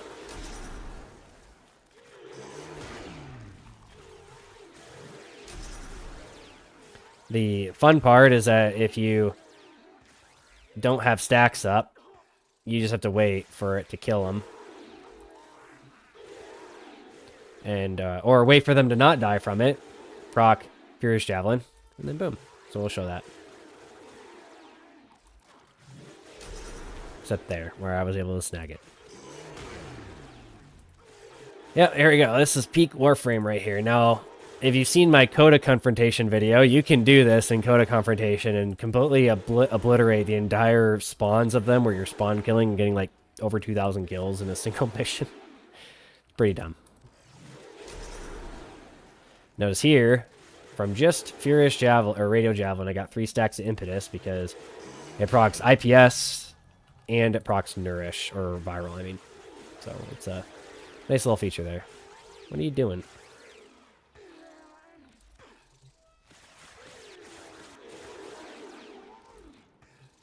Okay, that's enough of that. So that was with the Riven. Just as an example here. And we'll even we'll take off the Riven. Just like I said before, this is as simple as it gets for rolling Rivens on Dual Ichor. You just want melee damage, potentially status chance. You could do status chance, toxin damage, range, pretty much everything in here. It's just, if you do get electric, just modulate what you're using for magnetic to create magnetic. You just have to make sure this is proper so that you get toxin magnetic. That is entirely viable. Here is actually a good example of that. So you could use this. This is still going to be amazing for this build. It's just you have to be very particular, and you're going to want to use something like that. And you want to make sure the magnetic damage isn't more than your toxin. So this is a pretty decent balance, because if you just put it in perspective, if you did this, notice that. You don't want that. How bad is it? Maybe at this tier, it's probably not awful. But just keep in mind, you're going to proc more magnetic than viral or than toxin in this scenario, even with this slight difference. So you really don't want to do that. And in the comparison here, you might as well just run the 60-60. Guarantee that toxin's higher than magnetic. But you could even run a riven like this. Hey, there's a lot of variety here. Just make sure you're not biasing magnetic higher. Like if you had... Do I still have one of those? I don't. I think I rolled all of them. I did enough testing for them. But you want to be careful. Like, because here we'll use this as an example. We'll see how this goes. We'll see if this can do our self-sustaining reactors. So we got heat. Well, yeah, this one's really bad actually. I think we got to use this one. We'll use this one. Let me check. Yeah, blast, toxin, magnetic, and blast is actually the highest. And we don't get any plus damage, but we do get plus damage from the Incarnate. So you're not entirely removed of plus damage. You get this plus 100% on the Incarnate. But we will...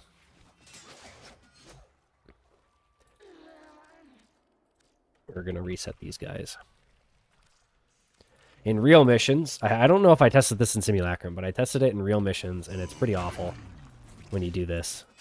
When you weigh down the status with something like blast. We're gonna find out though.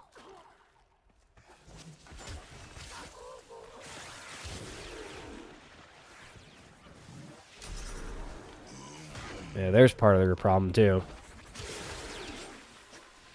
It's weird things with Vortex where it pulls them into the air.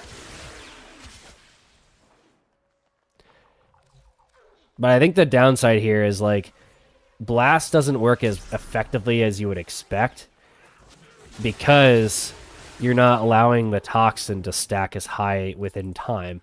Like, there's a timing limitation here. Like, sure, the blast can actually do stuff and kill them with the clouds, but the weighing of the damage, because it's a capped status, and it really, like, right there, perfect example. It didn't even self-sustain. So we'll really get this high up there. We'll see if we can get it. Sometimes it takes a little bit for me to proc it, even with my best builds, for me to proc the self-sustaining nature of this. Come on. Alright, we're gonna reset it one more time. This is definitely, though, a good benchmark for if your Dual Ichor can do this craziness in an actual mission. It's like, notice this. which is completely different. Alright, we had a cloud up. Got a big old cloud up. So, like, finally, at least did it. We'll see if it'll sustain it. Okay. So, at least that. At least it doesn't break it. But you notice how much harder it was for me to get that, because we're having the blast sort of interfere with the ability for it to stack.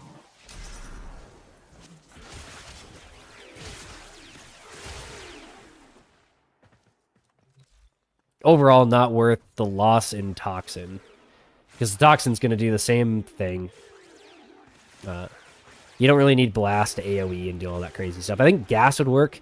Like, if you wanted to run Gas with this sort of setup and then have Toxin from another source, like, I think one of them, if you had, like, Saren, or if you had, like, I think Lavos, you could do that too.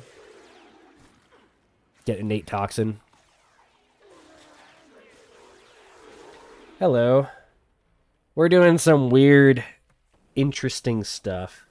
I think I missed it. Your perfect riven is going to help you with what elements?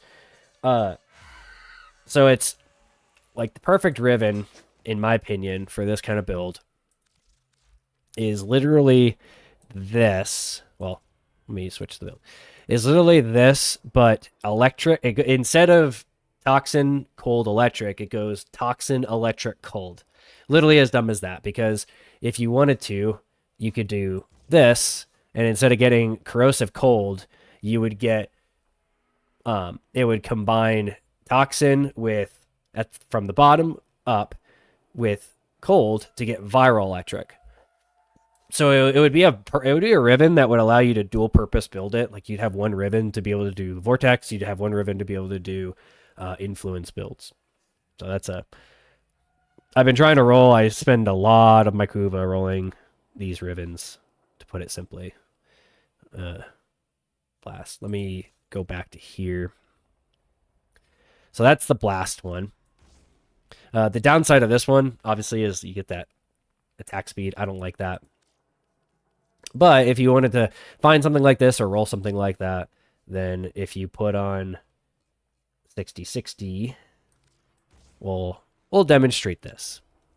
Because I have noticed in between like this build and some of the other ones, having the magnetic damage higher does seem to help, especially against overguarded targets. If you have a lot of overguarded targets, that higher magnetic really helps. Like it really helps kill those overguarded targets, because you can slap them once, and it synergizes well with the Afflictions build, since you need them to no longer have overguard for you to be able to knock them down, like on Eximuses.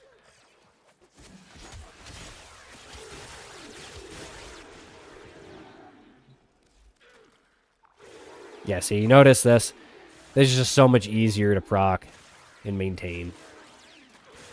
I don't even have Furious Javelin up for that.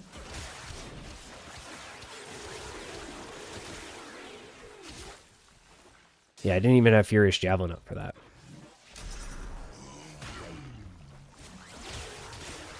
Okay. Yeah, so notice that. And it just has to do with, like, you're no longer diluting the status chance with... Easy demonstration here. And how much easier this is to build and then maintain. So I even nuked...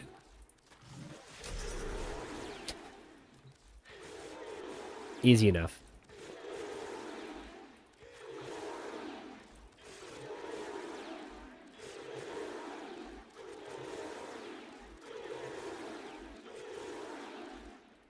You get enough on the map, it doesn't really matter. I wouldn't doubt it if this still works, even after, like, right there. I don't even have Furious Javelin stacks up, and it's still kind of working. But, self-correcting issue. As soon as it expires, they stop dying. As long as you recast it enough time, you can sit here and do this for hours. Why you would want to do that? I don't know, but it's funny. I think this is ridiculous. So that's an example of this riven doing that. I think to really show this, like, you don't really need these rivens to do it, but it helps. It definitely helps. So we're going to do our base no riven setup. We're going to do the same exact thing we just did.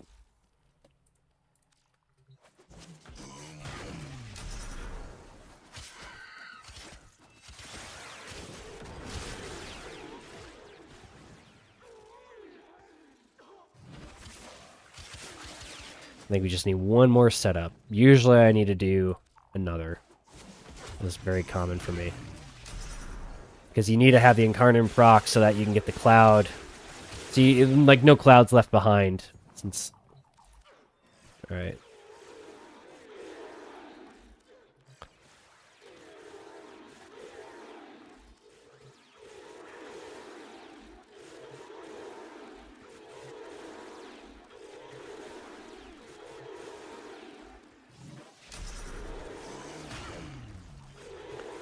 Great example of this.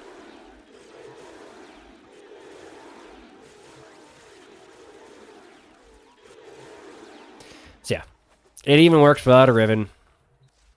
But I'll tell you, in real missions, the probability of that occurring in a real mission is dependent on you having that little bit extra from a riven.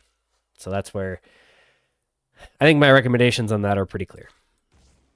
If we throw this in there, obviously this is going to be objectively better than Prime Pressure Point, because 165 versus 269, and then with additional status, it's pretty obvious. You only need one magnetic on the target to actually do that. Toxin is really what's driving it.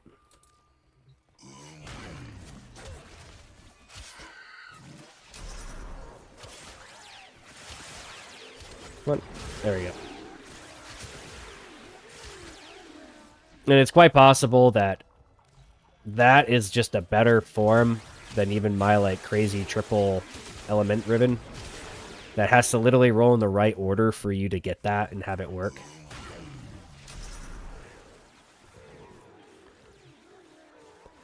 Alright, don't pull them into Narnia, please.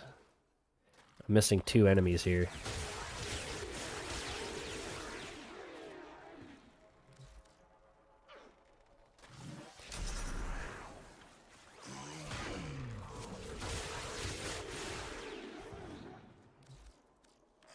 The key thing is it has to be able to stack. You have to have enough stacks to kill one, so that when you respawn them, it kills one fast enough before the clouds expire. So that's precisely what this is right here. Just perfect example. You know, you don't even need a riven to do it, but obviously that's going to do better having an extra 100% melee damage and a bunch of extra status chance, because you think this status chance, 150% status chance when your base is 49. So that's 75% increase overall, you know, approximately 75. Yeah, 150, 1.5 times 49 is like, you know, 74 or something. So just as a great example of that. Yeah, I think that's enough about Dual Ichor rivens, though. Please don't buy my rivens just because you see them. Leave those to the people that, I guess, don't watch my videos. Or you can. I really don't care. I clearly don't need the platinum.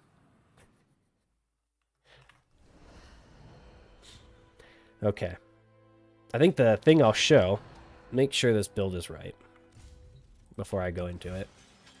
It's showing like this is really my favorite build because it is based around Dual Ichor, and I don't really upload content of me showing this build.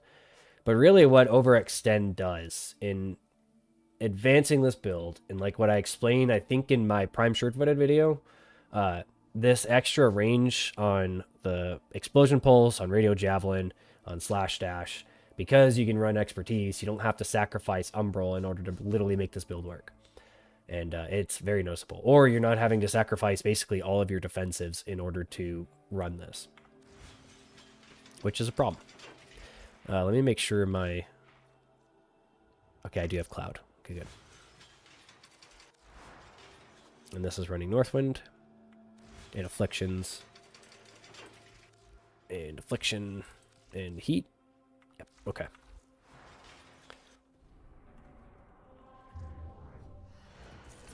Which one do we want to do? think there's some of the titles that I'll never use that I could probably get. Yeah, we'll go with the... I want to go the Vanguard mission because... Oh. I think that's fun when I drop Vazarin and it just nukes the whole map.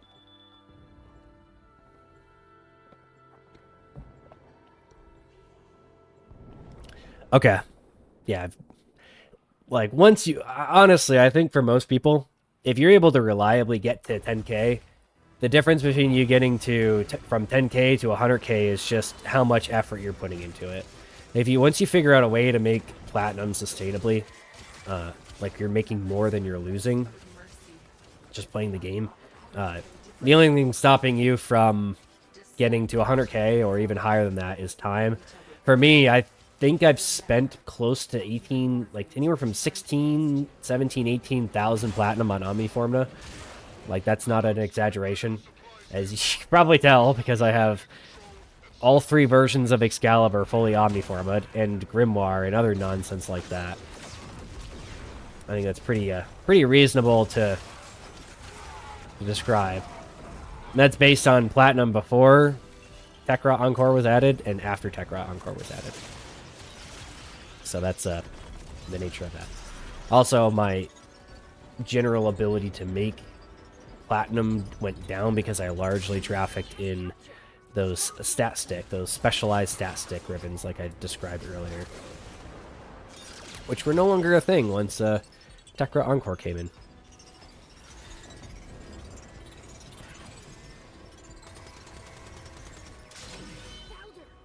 Why not status chance damage cold negative? You can run that. 100% you can run that. Kind of like what I was...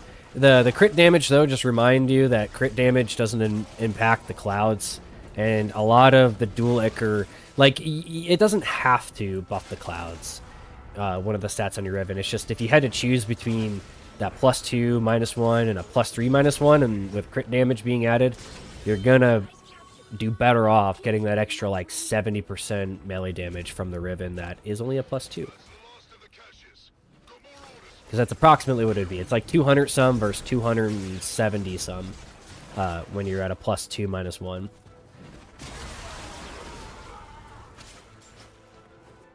The thing you have to be careful though is if you get a +2 -1 and you get like I was kind of showing, instead of being able to get 60% on your thing. Actually, no, you kind of saw that. You have to be careful not to bias your magnetic higher than your toxin, which matters enough to make it worth making sure you don't do that. Not to say you want as little magnetic damage as possible, but having a lot of toxin damage and then just making sure you don't bias it over magnetic is important. So like a damage toxin minus efficiency is also really good there, because you just more damage, more better in that scenario. It's like right here, how far my radio javelin hits, and that results in more stacks, and it also resorts in more damage because I'm getting toxin being applied to them sometimes.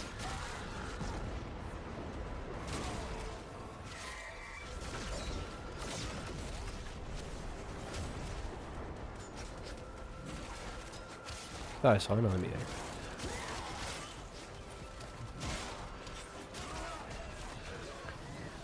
As a reminder, the pulse from Nourish does in fact trigger impetus, because it is like so right here where I'll get a pulse. I think you have to take damage to do it, which does proc while you're slash dashing. So when you're slash dashing targets and something happens to hit you, you will trigger that pulse. And it does, in fact, help maintain impetus stacks. Like right now I'm at 8. Just got 2 more because someone happened to have a status effect applied to it. As cool as that retaliation and duplicate builds can be, until I find a very specific thing that makes it particularly more useful than afflictions, I'm going to struggle to make and justify making a video about it. It's not that I don't test other arcanes. Clearly, I just tested 2 of them. It's just whether it's worth I think, spending people's time with a video on it, to put it simply. Yeah, heavy slam, one shot.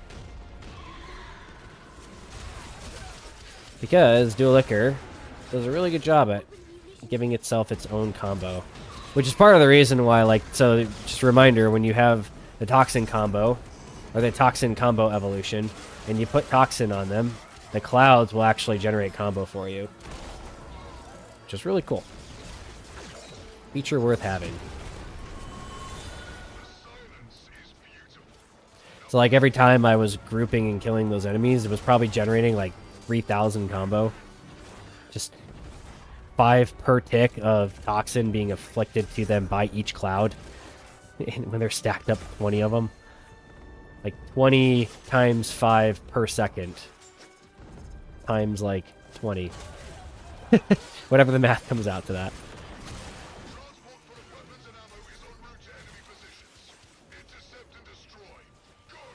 Okay, here we go. So this, what I found to be the best way to kill this in my build is actually just hopping into Operator and shooting them with Operator. Conveniently, melee-only builds are a lot more powerful now that Operator has a very powerful weapon. So if you need to, you can just hop an Operator and kill stuff with it.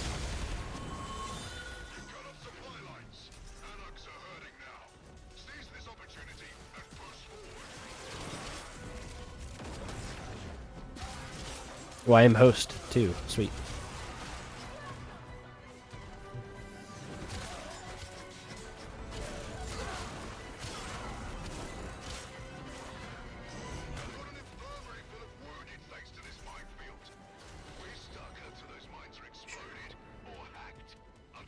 Oh, my Valkyr build. Spoiler, I don't have a Valkyr build. I figure with Valkyr, when she had her rework, there was a lot of people spending a lot of time building her out, and I didn't really find it... I didn't really think there was anything useful I could contribute to that, because there was enough people probably looking at it. Yeah. That's the simple explanation there for Valkyr. I don't think I've touched her since her rework at all, even, or even touched her that much before her rework. I will say, Warcry is very nice. I like Warcry a lot, and I'm glad they changed it the way they did. Because slow was really dumb, and changing its range to affinity range is actually quite nice, because there's a lot of builds that I run where when you run Warcry because of Eternal Logistic, or because of Eternal War, which you really want to run because it's such a huge quality of life, the easy thing to sacrifice to fit that in a lot of builds is actually your range. Because you can also, in a lot of those builds, you can sacrifice Furious Javelin if you really want to.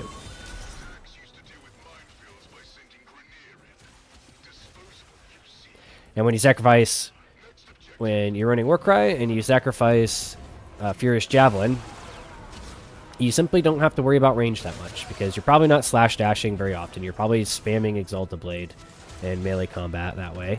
It's kind of the idea behind it. It's really like a simplified version of an Exalta Blade build where you really don't have to do much. There's nothing wrong with that, because it will work very nicely in pretty high steel cap. I'm trying to think. I think my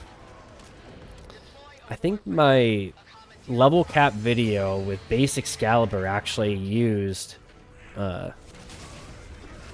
no Furious Javelin, but I think it was diluted by my teammates, if I remember correctly. There was teammates that were running pretty stupid stuff that was sending my damage pretty high.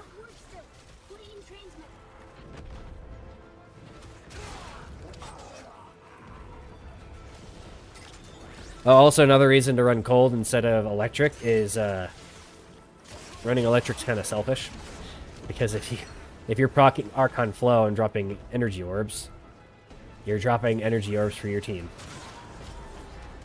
So a little it would also take quite a lot. You think one energy orb with Nourish versus the stacks of Archon Flow, or Archon Stretch, I mean, the energy orb is going to provide so much more. That's where, like, you could run it if you really want, but I would probably still recommend running Archon Flow instead, because it is surprisingly easy to proc. I say that as I was waiting for one to proc there.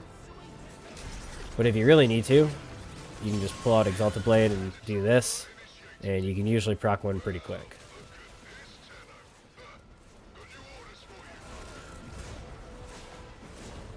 I say this as I don't proc one. How dare RNGesus make me look stupid? Okay, I'll put that away.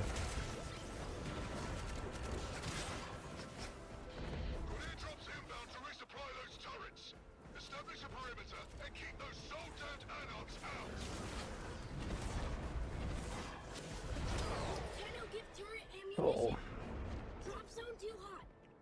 Yeah, Thermal Sunder. I think the only thing to keep in mind is Thermal Sunder and Thermal Transfer or whatever, the augment for it, does not apply to like exalted weapons. I don't know about Valkyr's Claws, but I'm assuming it works the same way it works on the rest of them, and that it doesn't apply to pseudo exalteds. Now, if it applied to Radio Javelin, that would be quite fun. Because imagine blasting the map with Radio Javelin, but it doesn't apply to that one either when I tested it.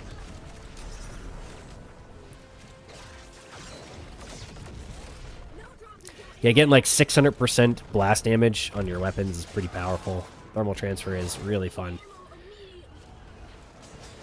And I keep forgetting to try this, but running it on Calervo. So instead of running Warcry, you run that on Calervo, and then you don't even need melee at that point anymore. You can just Collective Curse, blow up the map with that.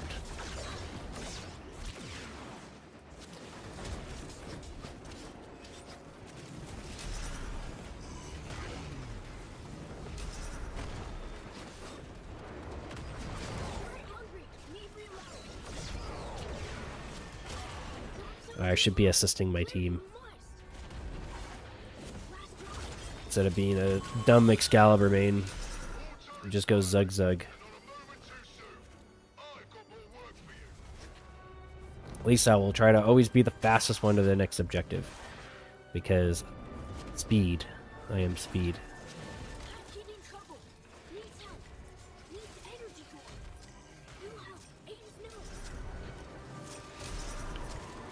Oh, we're about to transition.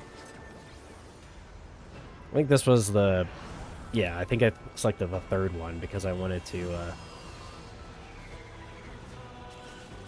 show some ridiculousness. Alright. Laying her down.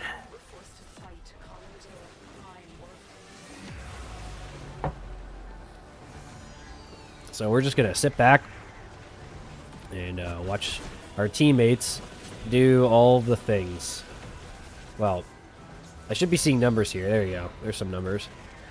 See all that damage? That's all the echoed, 50% echoed damage while you're in Vazarin's bubble, while your enemies are in Vazarin bubble. And that's my teammates doing all of that. And it's enough to potentially break the game client. Like, you see some drop in frame rate there. It could get pretty ridiculous. If we were back in the day of Belly and the Beast, day one, and that was down on the map, it would definitely crash people's clients pretty quickly. Sometimes that's the goal. Not really. That's a joke.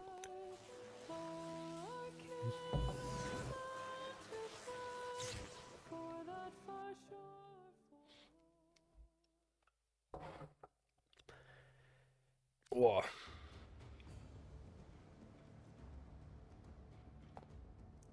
I don't know if you heard that.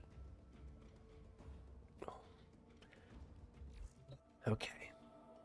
I think what I wanted to do was check the vendor, because I think there's some titles I can buy. I have all of the Taron strikes fully maxed out, so I don't need any of that.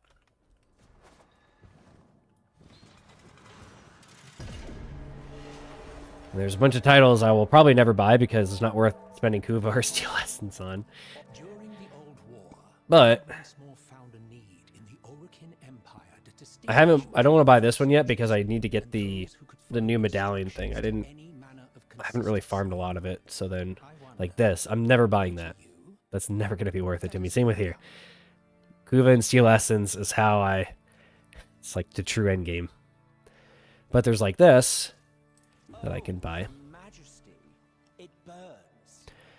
I salvage these Harrow chassis blueprints all the time. I probably salvaged them like 5 or 6 times at this point. So that's making me regret doing that. But I'll eventually get it and never wear it because I get founder title.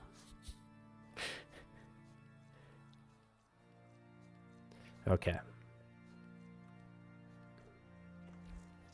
Yeah, because I haven't gotten this guy yet. I spent a lot of it. And I actually didn't do the Descentia last week. I just didn't do it. Didn't feel like doing it. I think I was playing a lot of Diablo 4 and doing a lot of testing when I was playing Warframe.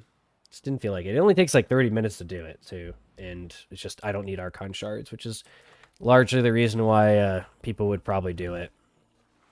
For those that didn't see my Archon shard. This is the Archon shards I have after using all the Archon shards in every single build that I have. And I haven't done ETA or EDA reliably in probably a year. I just don't need to do it.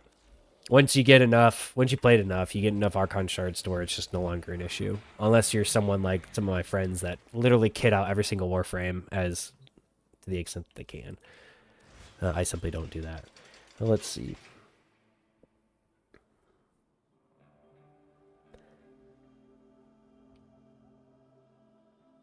Yeah, I'll show you my Valkyrie. You're not going to like it, though.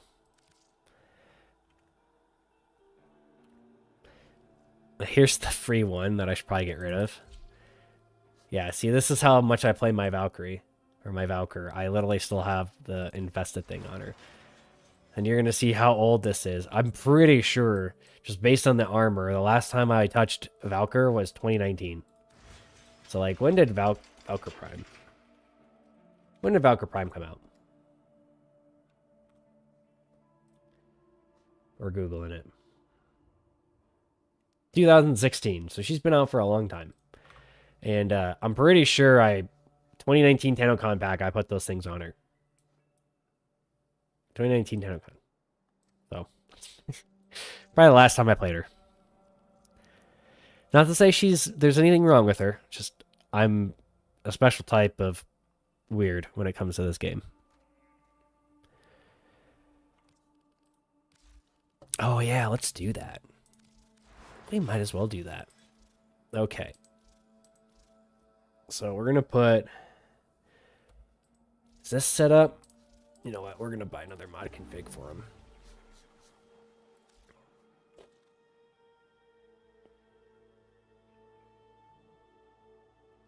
Duplicate.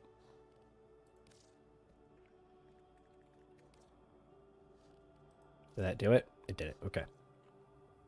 So we're going to go and take 4. And we're going to put thermal sunder on it. Clacks. Feed. What do we want to burn? A lot of people are going to feel the pain of me using Stella. Because I think that's the one you use for combining our Archon shards, if I remember correctly. I don't know how I have so much of it, relatively speaking. But it is what it is. What can I use here? Nav coordinates? Sure. Once you play the game long enough, you get materials like this. And it's kind of ridiculous. Because anytime in clan chat, when someone's like, oh, I don't have enough of X or Y, I look at my resources. Look at my resources and I'm like, oh, yeah, I haven't had issues with Orkin cells since, I think, the beta. Just play long enough.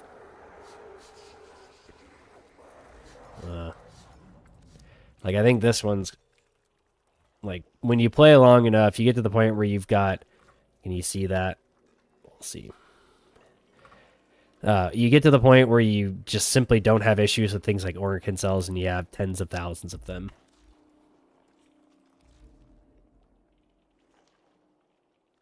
Okay.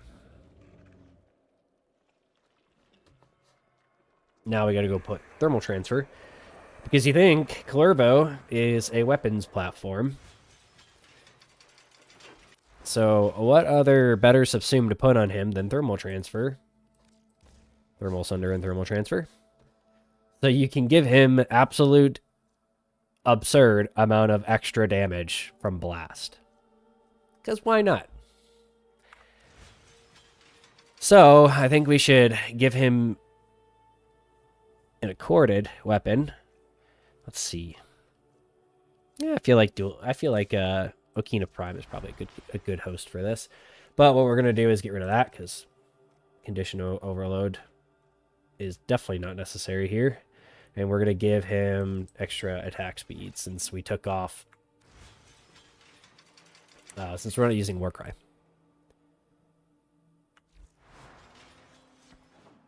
And you'll see how ridiculous this is.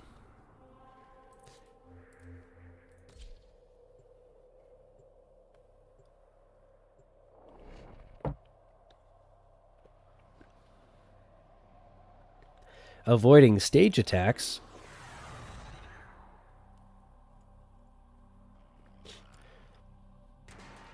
Yeah, Daggeth, I do see some stuff with Daggeth when her Subsume came out. Or not Subsume, the augment that made her basically immortal for her 3, I think. Pretty good contestant for melee only sort of gameplay. I didn't really see... The problem is a lot of that stuff, like, kind of sounds good, but in practice, it's usually not enough mobility for me. I really like having mobility. Excalibur kind of has mobility because if you use Wrathful Advance, how I recommend it. Yeah, look at this blast. Turns out, when you give Excalibur with an absurd amount of crit and violet crit damage shards, and then you give him 522% blast damage, it's going to hit pretty hard. So this would be like weapons platform Excalibur. And notice I'm not even healing myself with recompense because my companion will eventually get to that.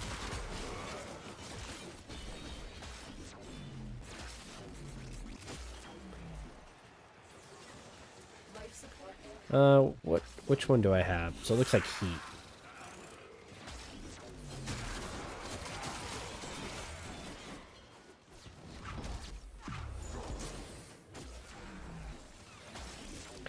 So you think if I chain them together and then do this, that it should echo between them.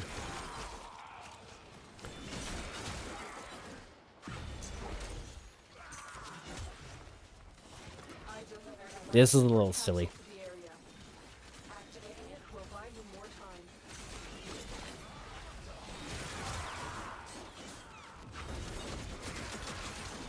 Yeah, as you can probably tell, I don't really use Wrathful Advance as an actual heavy attack. I don't think it's a good way to use it. I think the best way to use it is for its crit damage. And if you reverse the functionality of it, you can very easily proc it. It's like here, I'm just using mouse button 5, looking at the ground.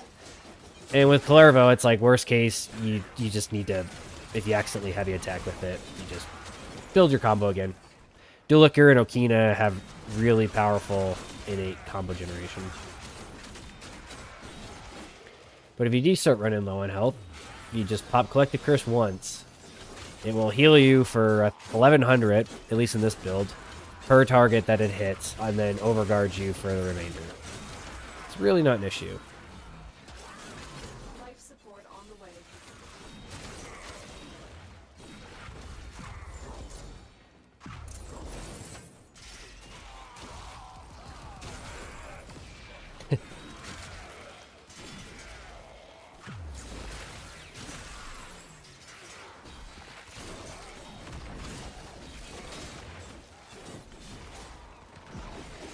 I'll pop this puppy. Big old sword. Bam. It is very satisfying. I will say, as soon as they fix the issue with the spectral blades, I'm probably gonna like really focus on Nariman and try to make it work as best as I can, and see if I can get like a perma stealth build for it, because that would be a lot of fun.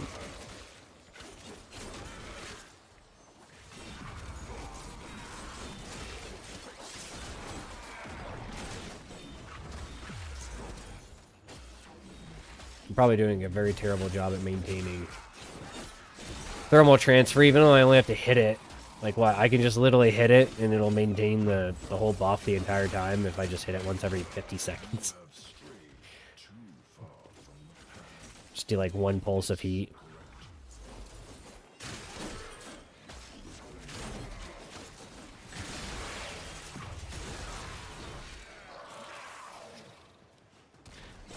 I'm not touching you. So ridiculous. This is why I don't really... I'm not even rolling for Kareen, and it doesn't matter. Like, I have Kareen on this build, and it's probably doing nothing, because it really doesn't need it. The combination on Clervo just works way too well with Wrathful Advance and full crit damage shards with those daggers.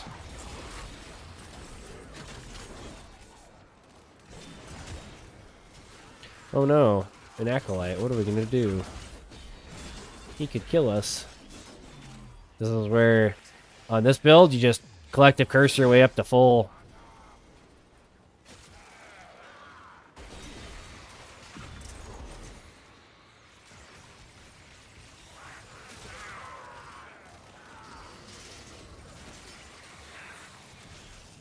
You're doing a great job, Acolyte. This will help Oh, our cause. you're still alive. When you are ready, go to extraction. Get him, kitty.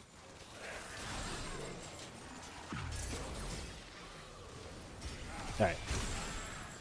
You deserve death.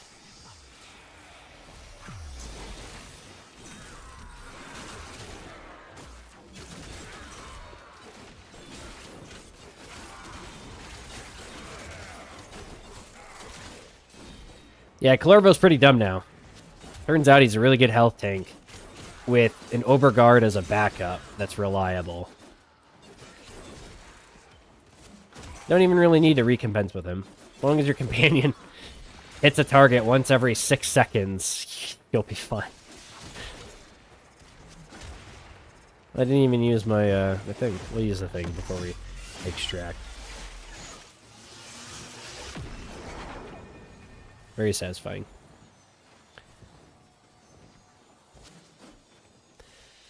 Yeah, I think I've mentioned this before, but when they fix the Spectral Blades, my hope is that within that 30-second duration of them, if you're in constant melee combat, like you should be with Narman, then you would be able to get enough charge.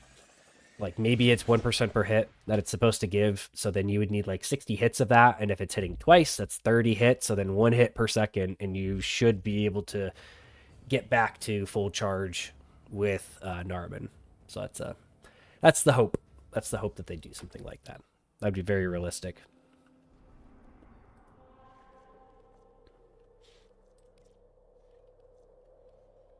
Okay. Let's see. Is there anything on circuit? Conjunction survival. What do I want to run on that? I think there was something I wanted to test on that.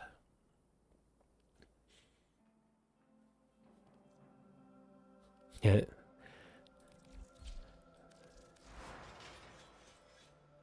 Let me think. I do have to remove this if I want to run his other augment.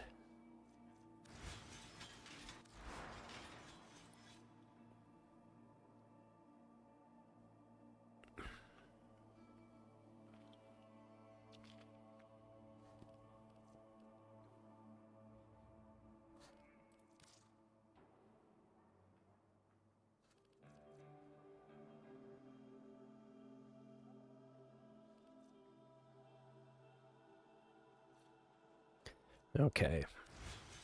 What I was curious to try is running a build that doesn't have a subsume here.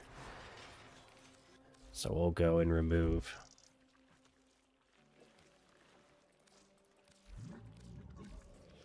Go and remove that. And run a dual augment build on Inaros and test that. Because I wanted to run Sand Kitties. And including, I think his Sand Kitties scale off of something like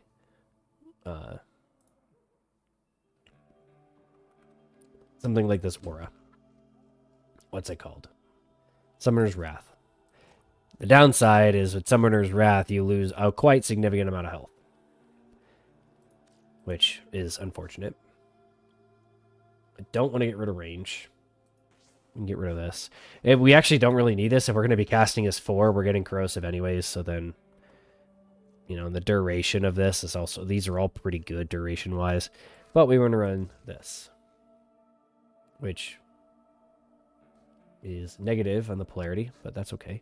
Oh. No, I can't do that. Never mind. I was going to switch them around. That's fine, though. We'll be more than fine with 90 starting energy.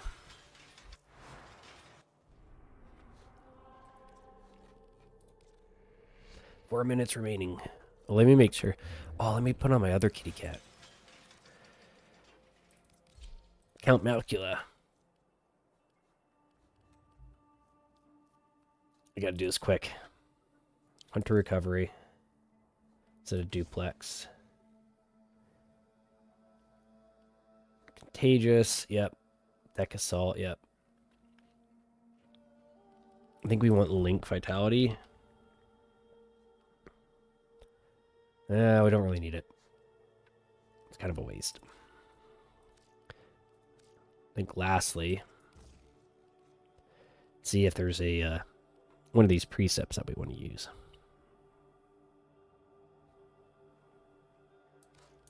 We'll do that. Oh boy. I'm going to have to fix this. Okay. And then we want to get slash.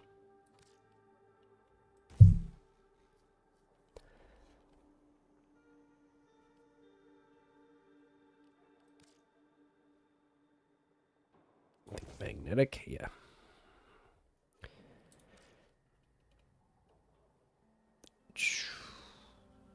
I haven't touched this cat in a bit, so we'll sort of updating it with what I figured out to be best, which just looks pretty good. Big status chance. Okay, getting there quick before it expires. I don't care.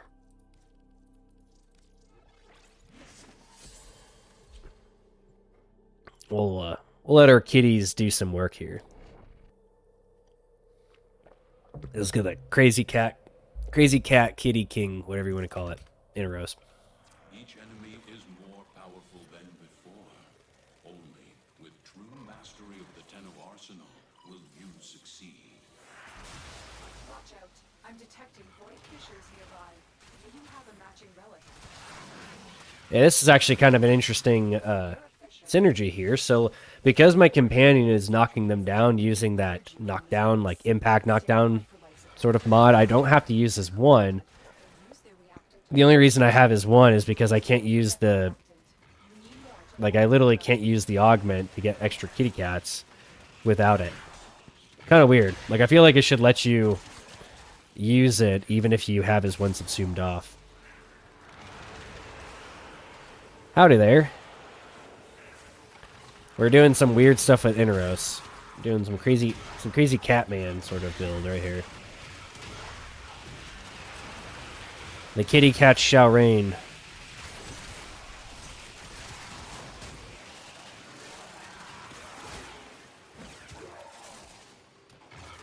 Inaros is in fact actually viable now that persistence exists.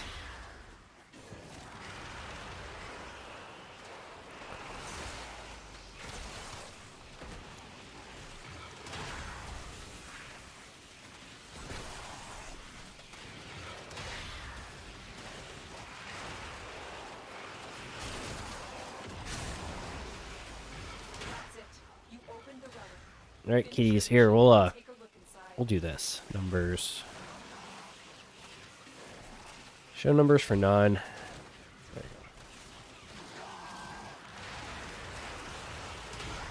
Get him, kitty. Damn. Okay. Something's doing some damage. I think that's my big boy. We'll make sure we keep Tandem Bond up, because he in fact does do significantly more damage with Tandem Bond. Make sure we get him some kitty cat friends. There you go, 5 kitty cat friends for you. Hey, kitty. Speaking of, guess who wants to say hi? Because I'm using kitty cat terms. Kitty cat?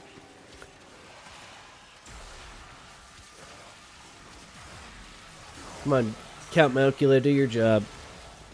You are, in fact, Count Malcula sometimes. Okay. Oh.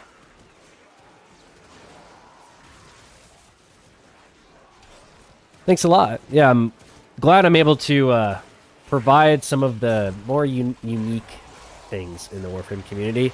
I was kind of surprised how lacking operator content was. So, like, it's kind of interesting to think.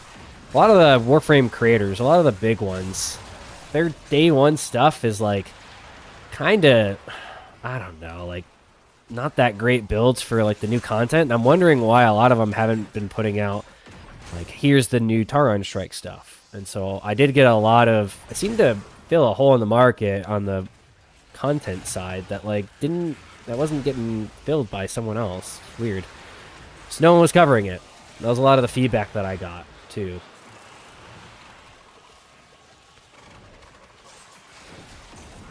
Bam.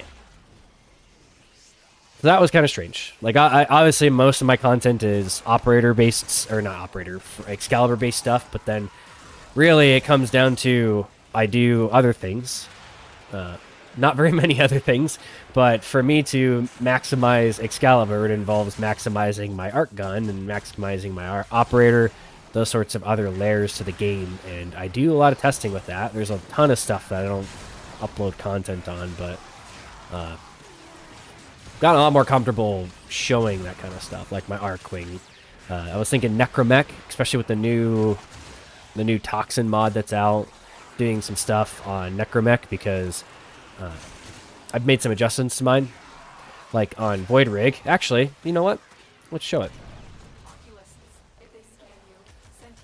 So, like, I have the Toxin mod on both my arc gun and on this big boy.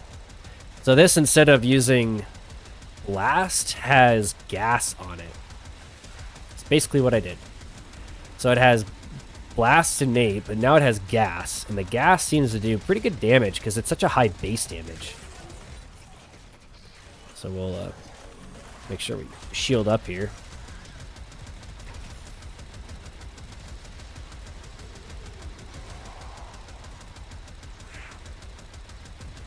Meow.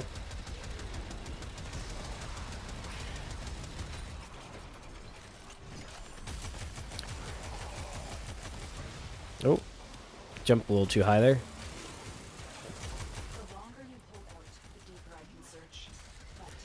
We can test to see if they change this. Oh, never mind. Wrong focus goal. I was thinking Vazarin. Oh, that's cool. It's a cool little transition right there.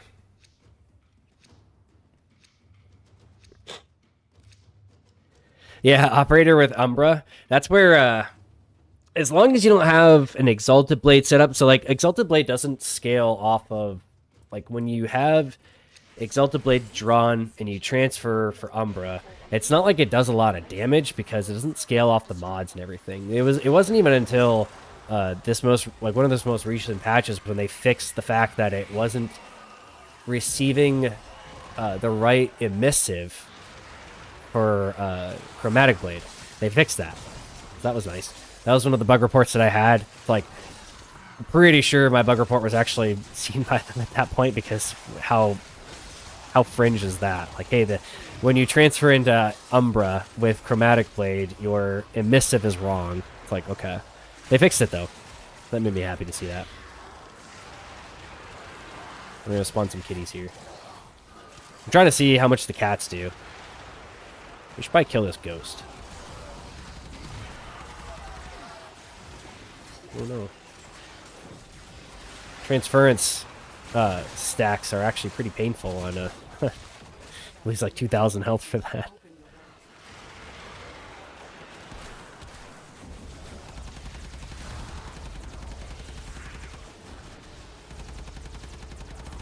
Where'd he go? Brr.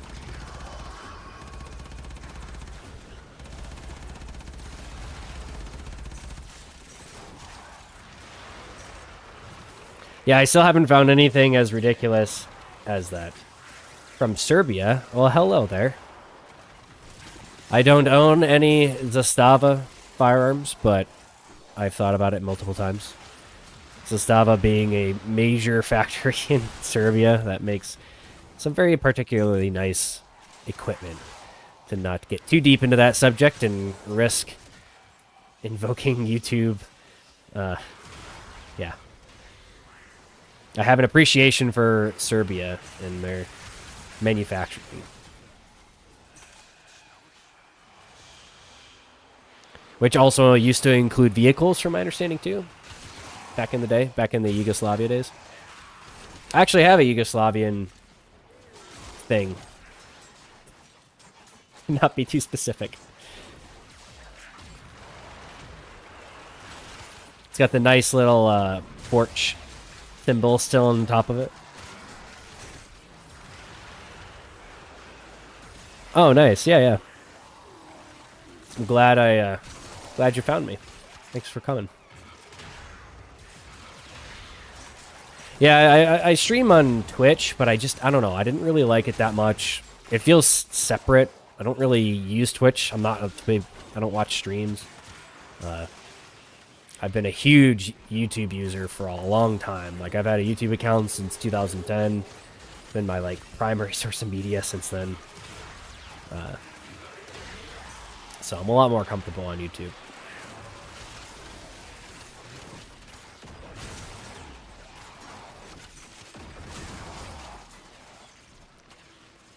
I'm just kind of doing stuff with Inaros here.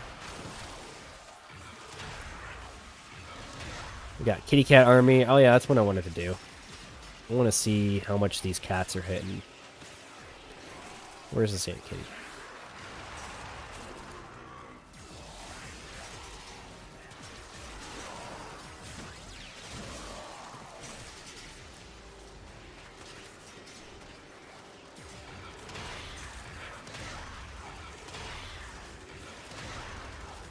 Get him, kitty. Who needs Korra when you have Inaros to be the cat Warframe?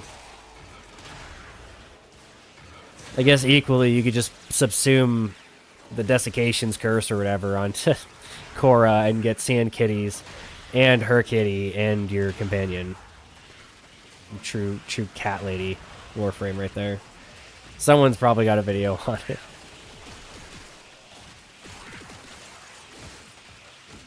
I think all my kitties perished.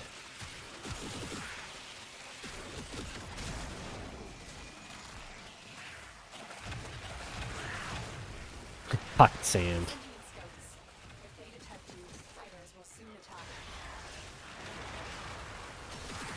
Yeah, the interesting thing here about Sandstorm that I don't really show is you can just kind of hop into it for a second, group up enemies, and then slam, or do the ground finishers and stuff. There's probably something interesting with Obex, like Prisma Obex and its augment, the one that does like an explosion, but I don't know. I think Harudo just kind of works so flawlessly on this that I don't really see a reason to not use a Coda Harudo or whatever it's called. The fact that it actually gives you increased max health, like, scales really crazy on Inaros. So it kind of feels way too good to not use. Yeah, exactly, yeah. Yeah, that, without getting into that history lesson, that not so good history lesson, I have a couple of things from the former Yugoslavia that are metal in nature. What is something?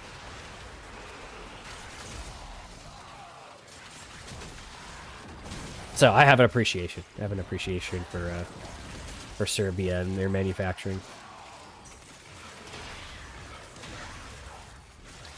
Yeah, Loki Prime. I haven't played Loki since about 2013, 2014 time frame when Loki Prime came out. He was actually my starter Warframe. He's who I first started playing.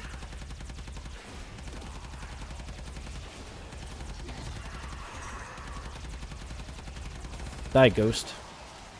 Oh no.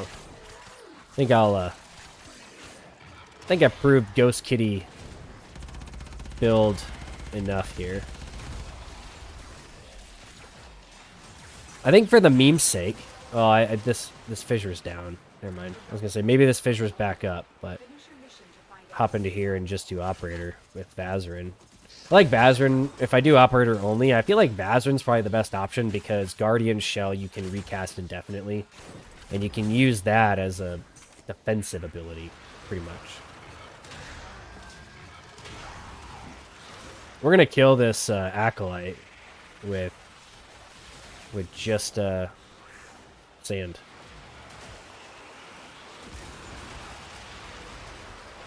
So if you put this on your scroll wheel, you could sit here and do this if you really wanted to. Oh no. So yeah. If you have an unlockable scroll wheel, that is something you can in fact do. Didn't realize. No, yeah, but I didn't realize my Scarab armor is completely down. There you go. That's all. That's how little you have to worry about that. But you can just sit there and do this. Unlock the scroll wheel. Do a little dance. Alright, I think it's now time to extract. We're gonna sandstorm our way. Cue the music. For those old enough to remember that dubstep song or whatever.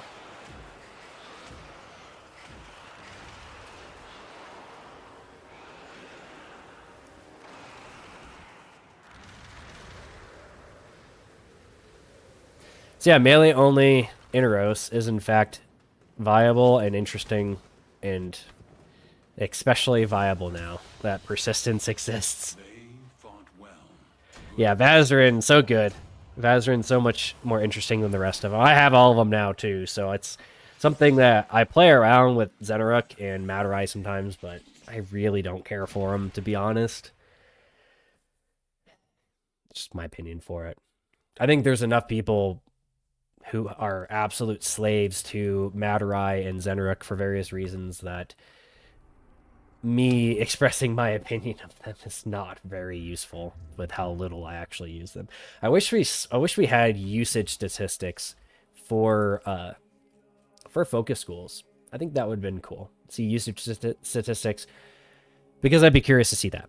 Because I've spent a lot of time using Nariman, Matarai, or not Matarai, Nariman, Vazarin, and Unaru. Probably about equally at this point.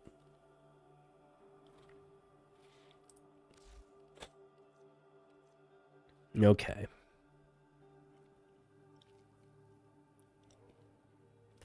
Oh, we can see if there's a fissure up. Go back to this nonsense. It's still, this is my favorite build. This is actually wrong. That's... So I remember about however long ago I was trying to proc this and it wasn't procking. That's why.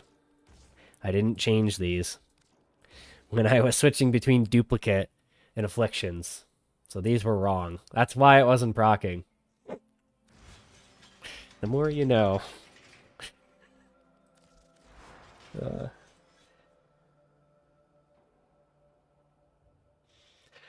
Yeah, Umbra is a lot of fun, and it's kind of... I really wish they would fix this core problem, because you think of how crazy Umbra is now as, like, a free Warframe that you get, like, polarized to the point where you only need to polarize it maybe once or twice to be able to fully max him out. I forget what his default polarities are, but I think you get 2. I think you get 2 on top of the Umbral polarities that you get, which is just massive. Yeah, it takes a while for you to max rank the Umbra mods, but even then, it's like the value in that is insane. Especially with the sword that he gets by default, that is very good. Like, Skiajati is a very good sword, especially now. Like, Skiajati was kind of looked down upon because of its status chance, like how good the status chance was with respect to like Nikana Prime and stuff. But nowadays, that status chance is really good for doing stuff like proccing influence, which is something you can do. If you want to run it that way, you can do that. Hey, kitty. Poor kitty's like, why aren't you in bed? I wish to sleep on your legs. So a very viable option, just obviously as a reminder when you run. And I would recommend this to your boyfriend if he hasn't selected a focus school or really narrowed down one focus school. Highly recommend sticking to Unaru right off the rip, getting at least Last Grasp at a minimum, and then potentially focusing on other ones. Like, you really want Last Grasp. Last Grasp is so easy to proc now, you think, with once you get the all the way to Old Peace, which is probably easy. I don't know. It takes, you're doing all the main quest lines. But once you get to that, and then you have the extra upgrade ability here, you think how much more powerful is your operator just with this? Like, you think if you're Last Grasping, you're able to proc this reliably, this arcane, like boom, you've got crazy amounts of damage, and the damage scaling on operator is just absurd now. This amp that I run, like, technically this isn't too difficult to build a 153, or even just like a the excerpts scaffold. Yeah, the XR scaffold is very good now, and as long as you get 100% efficiency, which you can do with logistics, very cheap rivet or very cheap arcane here, and then the mod to do it, you can reliably have 100% ammo efficiency, and you can do craziness that I do with that. We're not going to deal with that for now. Okay. Yes, I have successfully corrected this back to how it's supposed to be. I guess to show, I might as well show this. I'm going to show you all my schools. We don't get black screen. I've learned how to fix that. I don't know why it does that, but if you ever get that black screen, just go to navigation. But, so, here we go. So, like, Narman, fully maxed out. Matarai. Unaru. There we go. Obviously, Vazarin, I've had maxed out for some time now. And then Zenaruk. I did have to farm Zenaruk, which is why you see it's only got 5,000, because I was dumb, and I bought all the represent rewards before I maxed the school out. I didn't think it was going to be a problem. I was clearly wrong. And I still prefer Vazarin with all of those. It resets in 11 minutes. Okay, so we don't have the fissure up for it.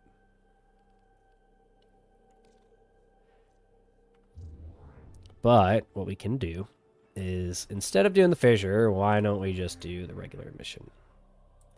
Do at least one round of that. We'll go operator only for it. For the memes. Yeah, the other thing, if you're able to spam Eidolons, that's really effective on just being able to get your focus trees pretty capped out. Your weapons make music, and the enemy calls. I think most normal people that have played this game for a long time have an Eidolon build still. I'm in fact not one of those normal people, so I don't. But pretty much everyone I know who's played this game as equally and as intensely as I have has an Eidolon build they can switch to and just go ham if they need to. Oh, we are gonna go operator only. Me over here like an idiot. Not doing that.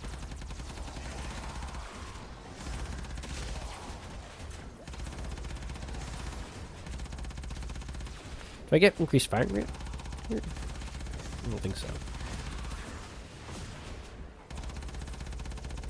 So the key thing here is I'm basically always in void mode, but you just want to void sling through some enemies so that you can recharge your energy, since you get energy from void slinging through enemies.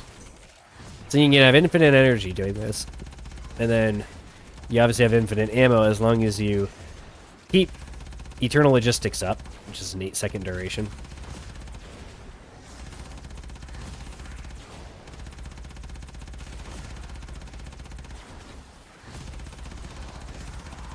Vazarin, Mine, and Guardian Shell are probably just the best options here.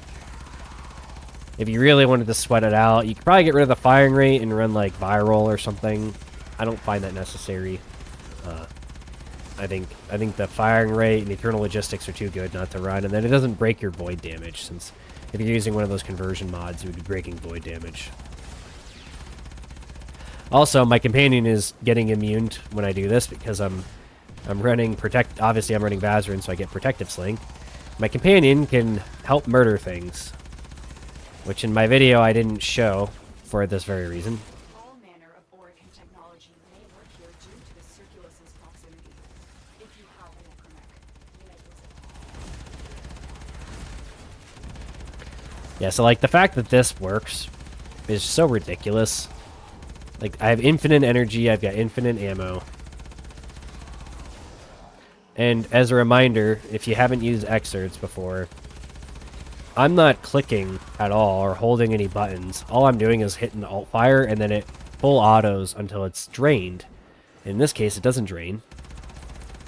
Unless I don't void sling enough, and therefore it will just always full auto like this. So, like, just to really show, like, that's all I do. Let's not get transference stack. We can see some of this ridiculous, though. So that's a good amount of operator-only gameplay. This map tile isn't the most conducive to operator, as it is to the Grineer ship. We'll see if we can find a little cubby to stash ourselves in.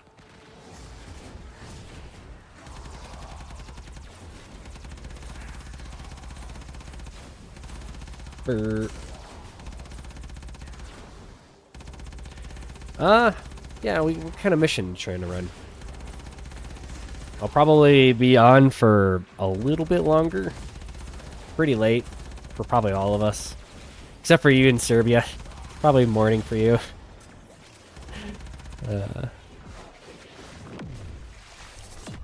There's some sort of meme. I think it'd be fun.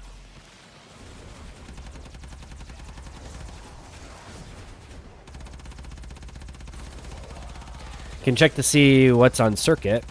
Maybe do a little bit of circuit. If I get Excalibur for circuit, I will probably want to try it. My normal build in circuit is actually really good. Notice here I'm getting damage echoing because of this bubble. And that does work with operator. It works at all damage, including teammates damage. So that's kind of a really cool little feature here with the AoE.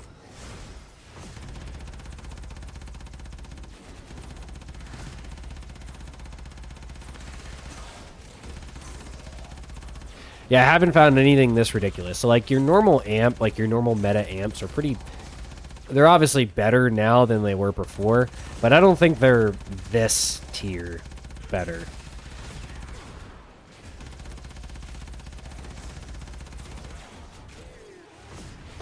Like, this is just a whole other beast right here when it comes to power scaling. Like, this worked, as I've mentioned in my video, this worked before this patch. It's just, it was unreliable because you were dependent on your companion, which you can tell right here.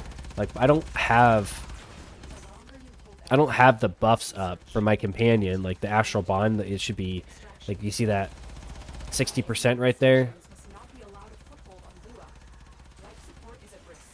Destroy them. Right here. So, like, companion attacks gives me this. And this Astral Bond 30% is what used to give you 100% amp efficiency. It's just, it's not reliable. So then you'd run into these scenarios where it's like, oh, cool, this, you get to do this for, you know, maybe 5 seconds. And you're doing well in excess of your energy cap. Or what you would normally be able to do, having that 100% efficiency. But it's nowhere close to this, where you can just perpetually do it because you have a reliable 100% efficiency.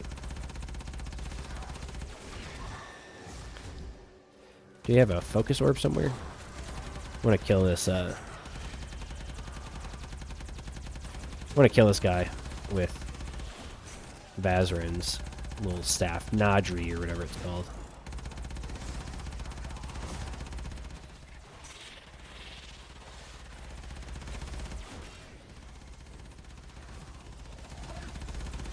Don't need no Warframe, except for the fact that we're about to run out. That's what I get for not paying attention. We don't need no life support. I still can't... it's still funny to me that life support's even a thing. Like, it's not like our Warframes breathe. At least what I'm aware of. So it's like when they added life support, this was in a period of the game where your Warframe was just a dude in a suit. Like, that was the original lore that they totally didn't retcon. To create the whole, like, you know, void space child wizard sort of narrative in the game. Just like how they totally just didn't retcon that we actually went to Tau, because I don't remember us ever being told that we went to Tau. So it's the fact that that's now the lore of like, yeah, we went there. It's just, you know, we got roofied by Lotus so hard that we forgot that we went to Tau and had these crazy powerful void staff abilities or weapons or whatever. Let's see. Okay. Yeah, I think if we could do a meme thing, I think that'd be kind of fun.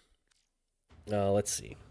If my options are good, there's something interesting, we will do it. Oh no. There's nothing interesting in Circuit. I might as well select these now. Oh look, a mod drop booster that I totally need. Let's see. Hello, kitty. I'm kind of curious that this is doubled up right now. It's only active for 35 seconds. That's probably why. I'm trying to think. How about we can run one more of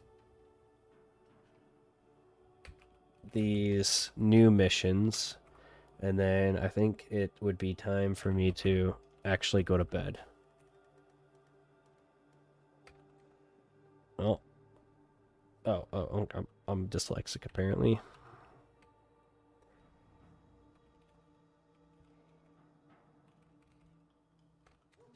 There we go. Send you an invite. Your latency is probably going to be not the greatest.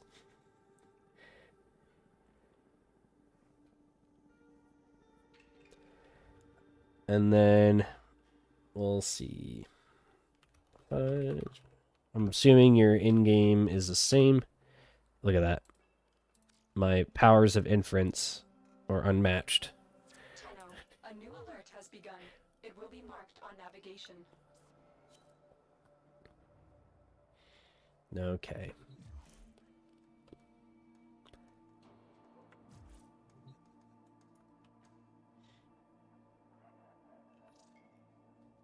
Failed to join.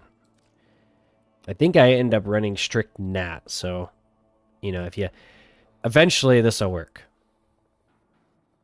Probably. Brute force. Must comply.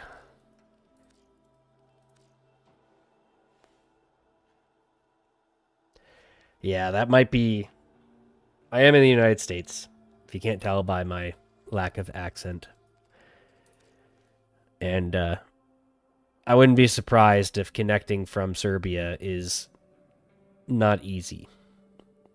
If that's not in excess of like 300 or 400 milliseconds of latency. So I'm sorry about that. It does not seem like it's going to work. But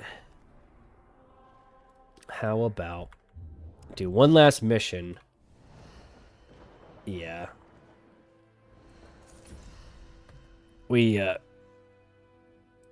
This is how many times I'm going to guess that's a limitation of network. Request timeout. Oh, hi, kitty. Okay. So how about we go public? And we do one more. We do the Vanguard one. I found this one the most fun. How about I'll get into a session. and send you an invite and see if a public session. Try a few more times. We'll see. We'll see if it'll let you join mid-session, assuming it doesn't autofill with public.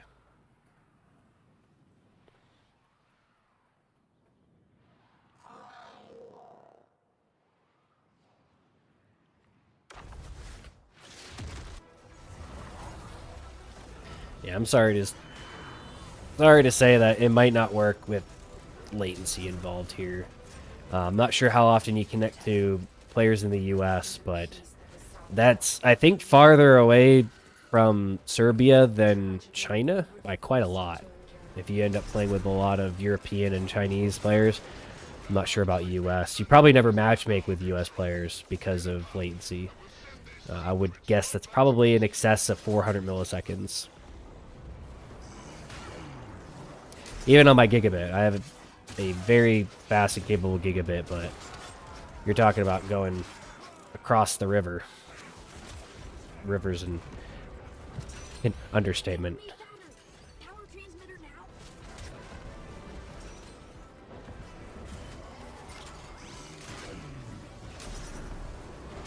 Big damn.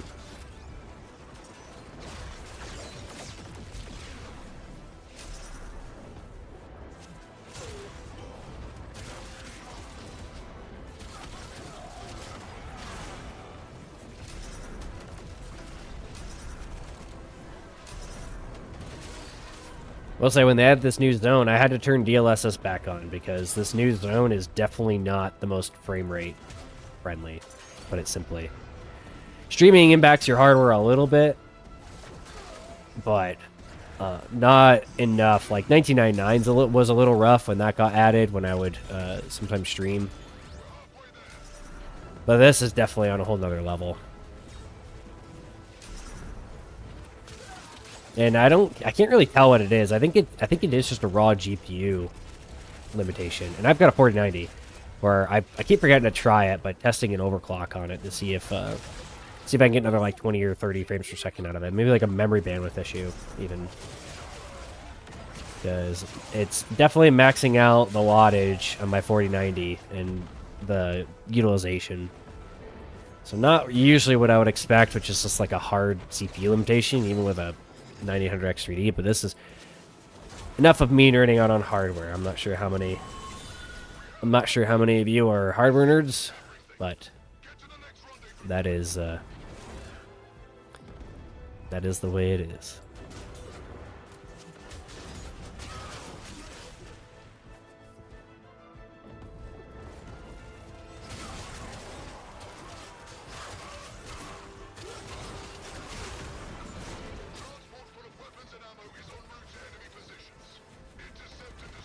As usual, I think one of the... Oh, okay. Did you do the thing with the weapon? Someone did. I think dual tox can do that. Just one-shots the whole thing.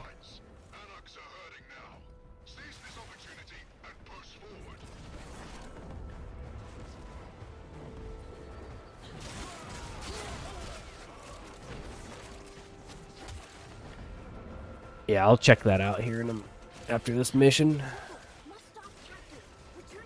Yeah, I'll be curious to see. Don't know if I've played with anyone in this game from Serbia to know if it's definitively a network limitation on why the invite kept failing. Sometimes I've noticed, depending on if you were playing with, if you got invited by a console host, sometimes your session can bug out and you can be in this state where you're considered offline. Like it's a failure of cross-play, cross-save that I've seen. So it could even be me in that scenario, but in this case, Fudge Monkey here is cross-platform. Going to guess either Xbox or PlayStation.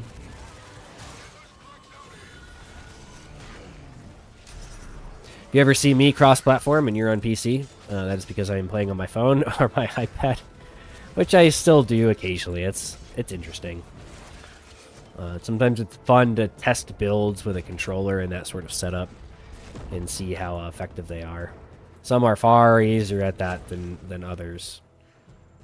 Builds with a lot going on are a little intense sometimes.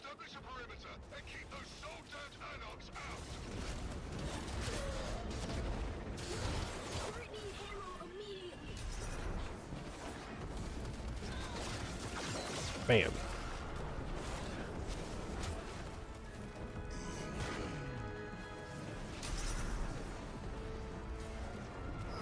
Nice. Yeah, the Steam Machine, I think... I haven't seen any of the most recent news on it. I'm kind of surprisingly out of the loop on a lot of this stuff. I've been pretty busy, especially with a lot of the YouTube videos, to be keeping up intensely with the news. But I saw there was some controversy about, like, the DisplayPort or something. I don't know. I still think it's going to be a pretty good machine if you saw my video on it. Based on a lot of the hardware that I test, I have a whole storage, basically one room in my house that is nothing but storage for certain types of fuel for a certain hobby, to put it simply without stating the actual thing, that are metallic, brass in nature, and brass and lead. That answers that question. And then a lot of that is also a bunch of computer parts that I have because I do a lot of hardware testing. You can kind of see some of the stuff right there of some of my spare stuff that I run and play around with every once in a while. Like a 7900 XT that I have as a backup that I mostly have been using as like an eGPU host for testing like USB 4 sort of stuff and handhelds. Hi, kitty. Are you worried, kitty? Yeah.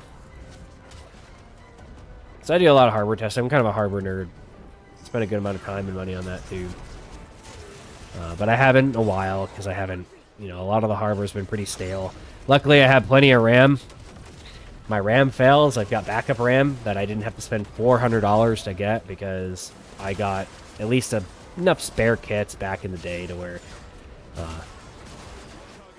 I can accommodate if a friend or family member has their computer kind of failed because of RAM and not have to fork out 5 times the cost in order to get it, just to get their system back up and running.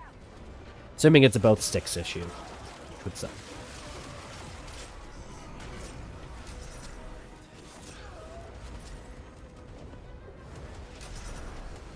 A forge. So I have a Razor core. That's a thing in the very back that's behind my my shield portable.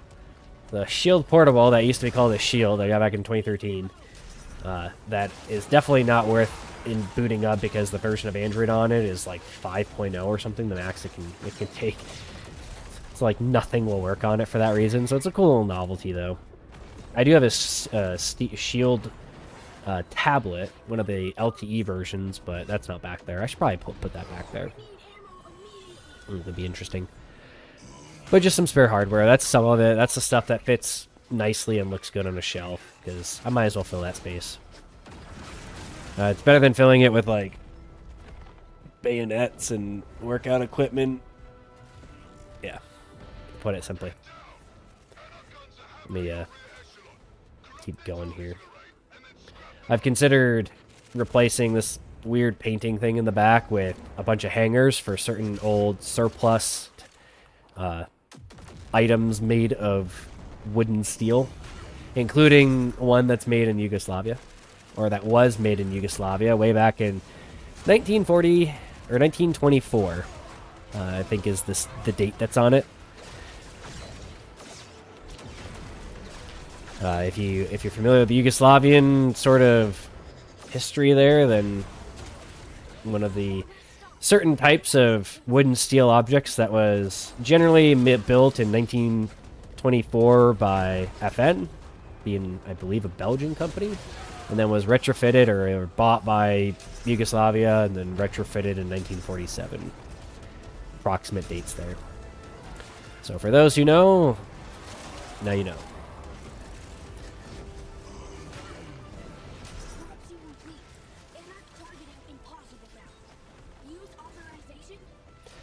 Yeah, Excalibur has always been a weird Warframe because his kit didn't really make a lot of sense for a very long time.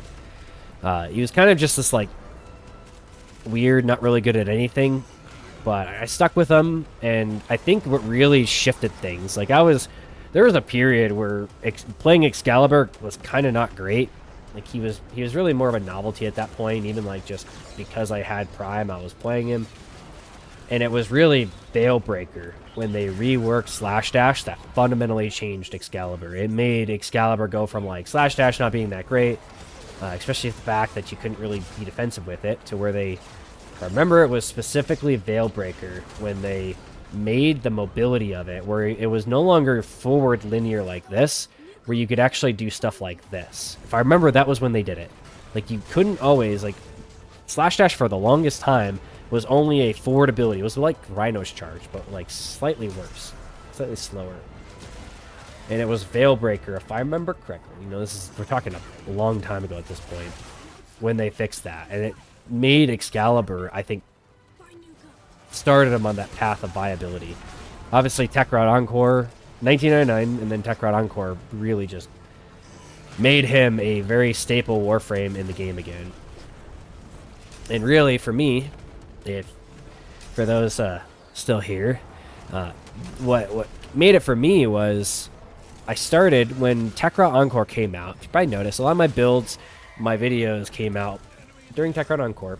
And it was because when that came out, everyone in my clan, everyone that I run the missions with that would see me play, they would be asking me for builds. And so I started running this problem where it's like, well, my builds aren't really that simple. They're pretty well engineered to kind of an absurd level. So how do I efficiently give these people my builds? And so that's when I started making my YouTube videos, because of the like tenfold increase in build requests I would get for Excalibur because of Tekrot Encore and the rework to exalted weapons. So that's when I started doing that. And then being able to do a lot more isolated testing, I think talking about it helps that, like I explained very early on in this stream for those that have been here the whole time. Teaching, when you have to teach someone something, like when you have to make a video explaining something, you find a lot of the holes. And there's actually plenty of times where I'm making videos. Oh, we didn't even get to 4 here. Too busy talking here. But when you have to explain your logic behind something to someone, there's plenty of times in videos where I'll make a whole take, and then I have to go back and like redo it because I'm like, oh, I should probably look at that and test that. And then I retest something and I learn more about it. And it's sort of this self-evolving process. So just as a general life tool, it's something worth considering on sort of recording and critiquing yourself on your explanation, your ability to efficiently explain a topic, even for a professional case. Because I can tell you, since I started making YouTube videos, I'm far better at explaining even complex topics at work. Right, kitty? Oh, rolled out of the extraction. So yeah, I think that's probably a good time to end things, because I should definitely be going to bed. My cat has been pestering me, and I can tell because she wants to go to bed. She is on a human-like schedule because she likes to sleep on my legs the entire night because she's such a good kitty. Right, kitty? Good kitty. We shall let her say her goodbyes as we sign off for what I think was a productive stream. Right, kitty? Look at them. How about we'll give you a nice close up. Oh, kitty, you're okay. You're okay. Give you a nice close up. Right there. Look at the camera. There you go. Look. You're a little purr monster, aren't you? Like I said, she is very sharp. Yeah. I have to be careful. She does not like being held, but she tolerates me for a surprising amount of time. And she is not completely black. You can kind of tell a little bit. She's got some brown in her. When I got her, she was entirely black, but she's more like a little mixed mocha sort of color. And her whiskers used to all be... Oh, I'm sorry, kitty. Her whiskers used to all be black, and now some of them would come in white, which is perfectly fine. She is still a good kitty. All right. Well, yeah, thanks for coming. Especially those of y'all that have stuck around as long. I don't even know how long I've been going for. Probably quite a while now. But it is very late, and I should definitely be going to bed, especially in my current state of sickness that you might be able to hear. So thank you all for coming, and have a good night.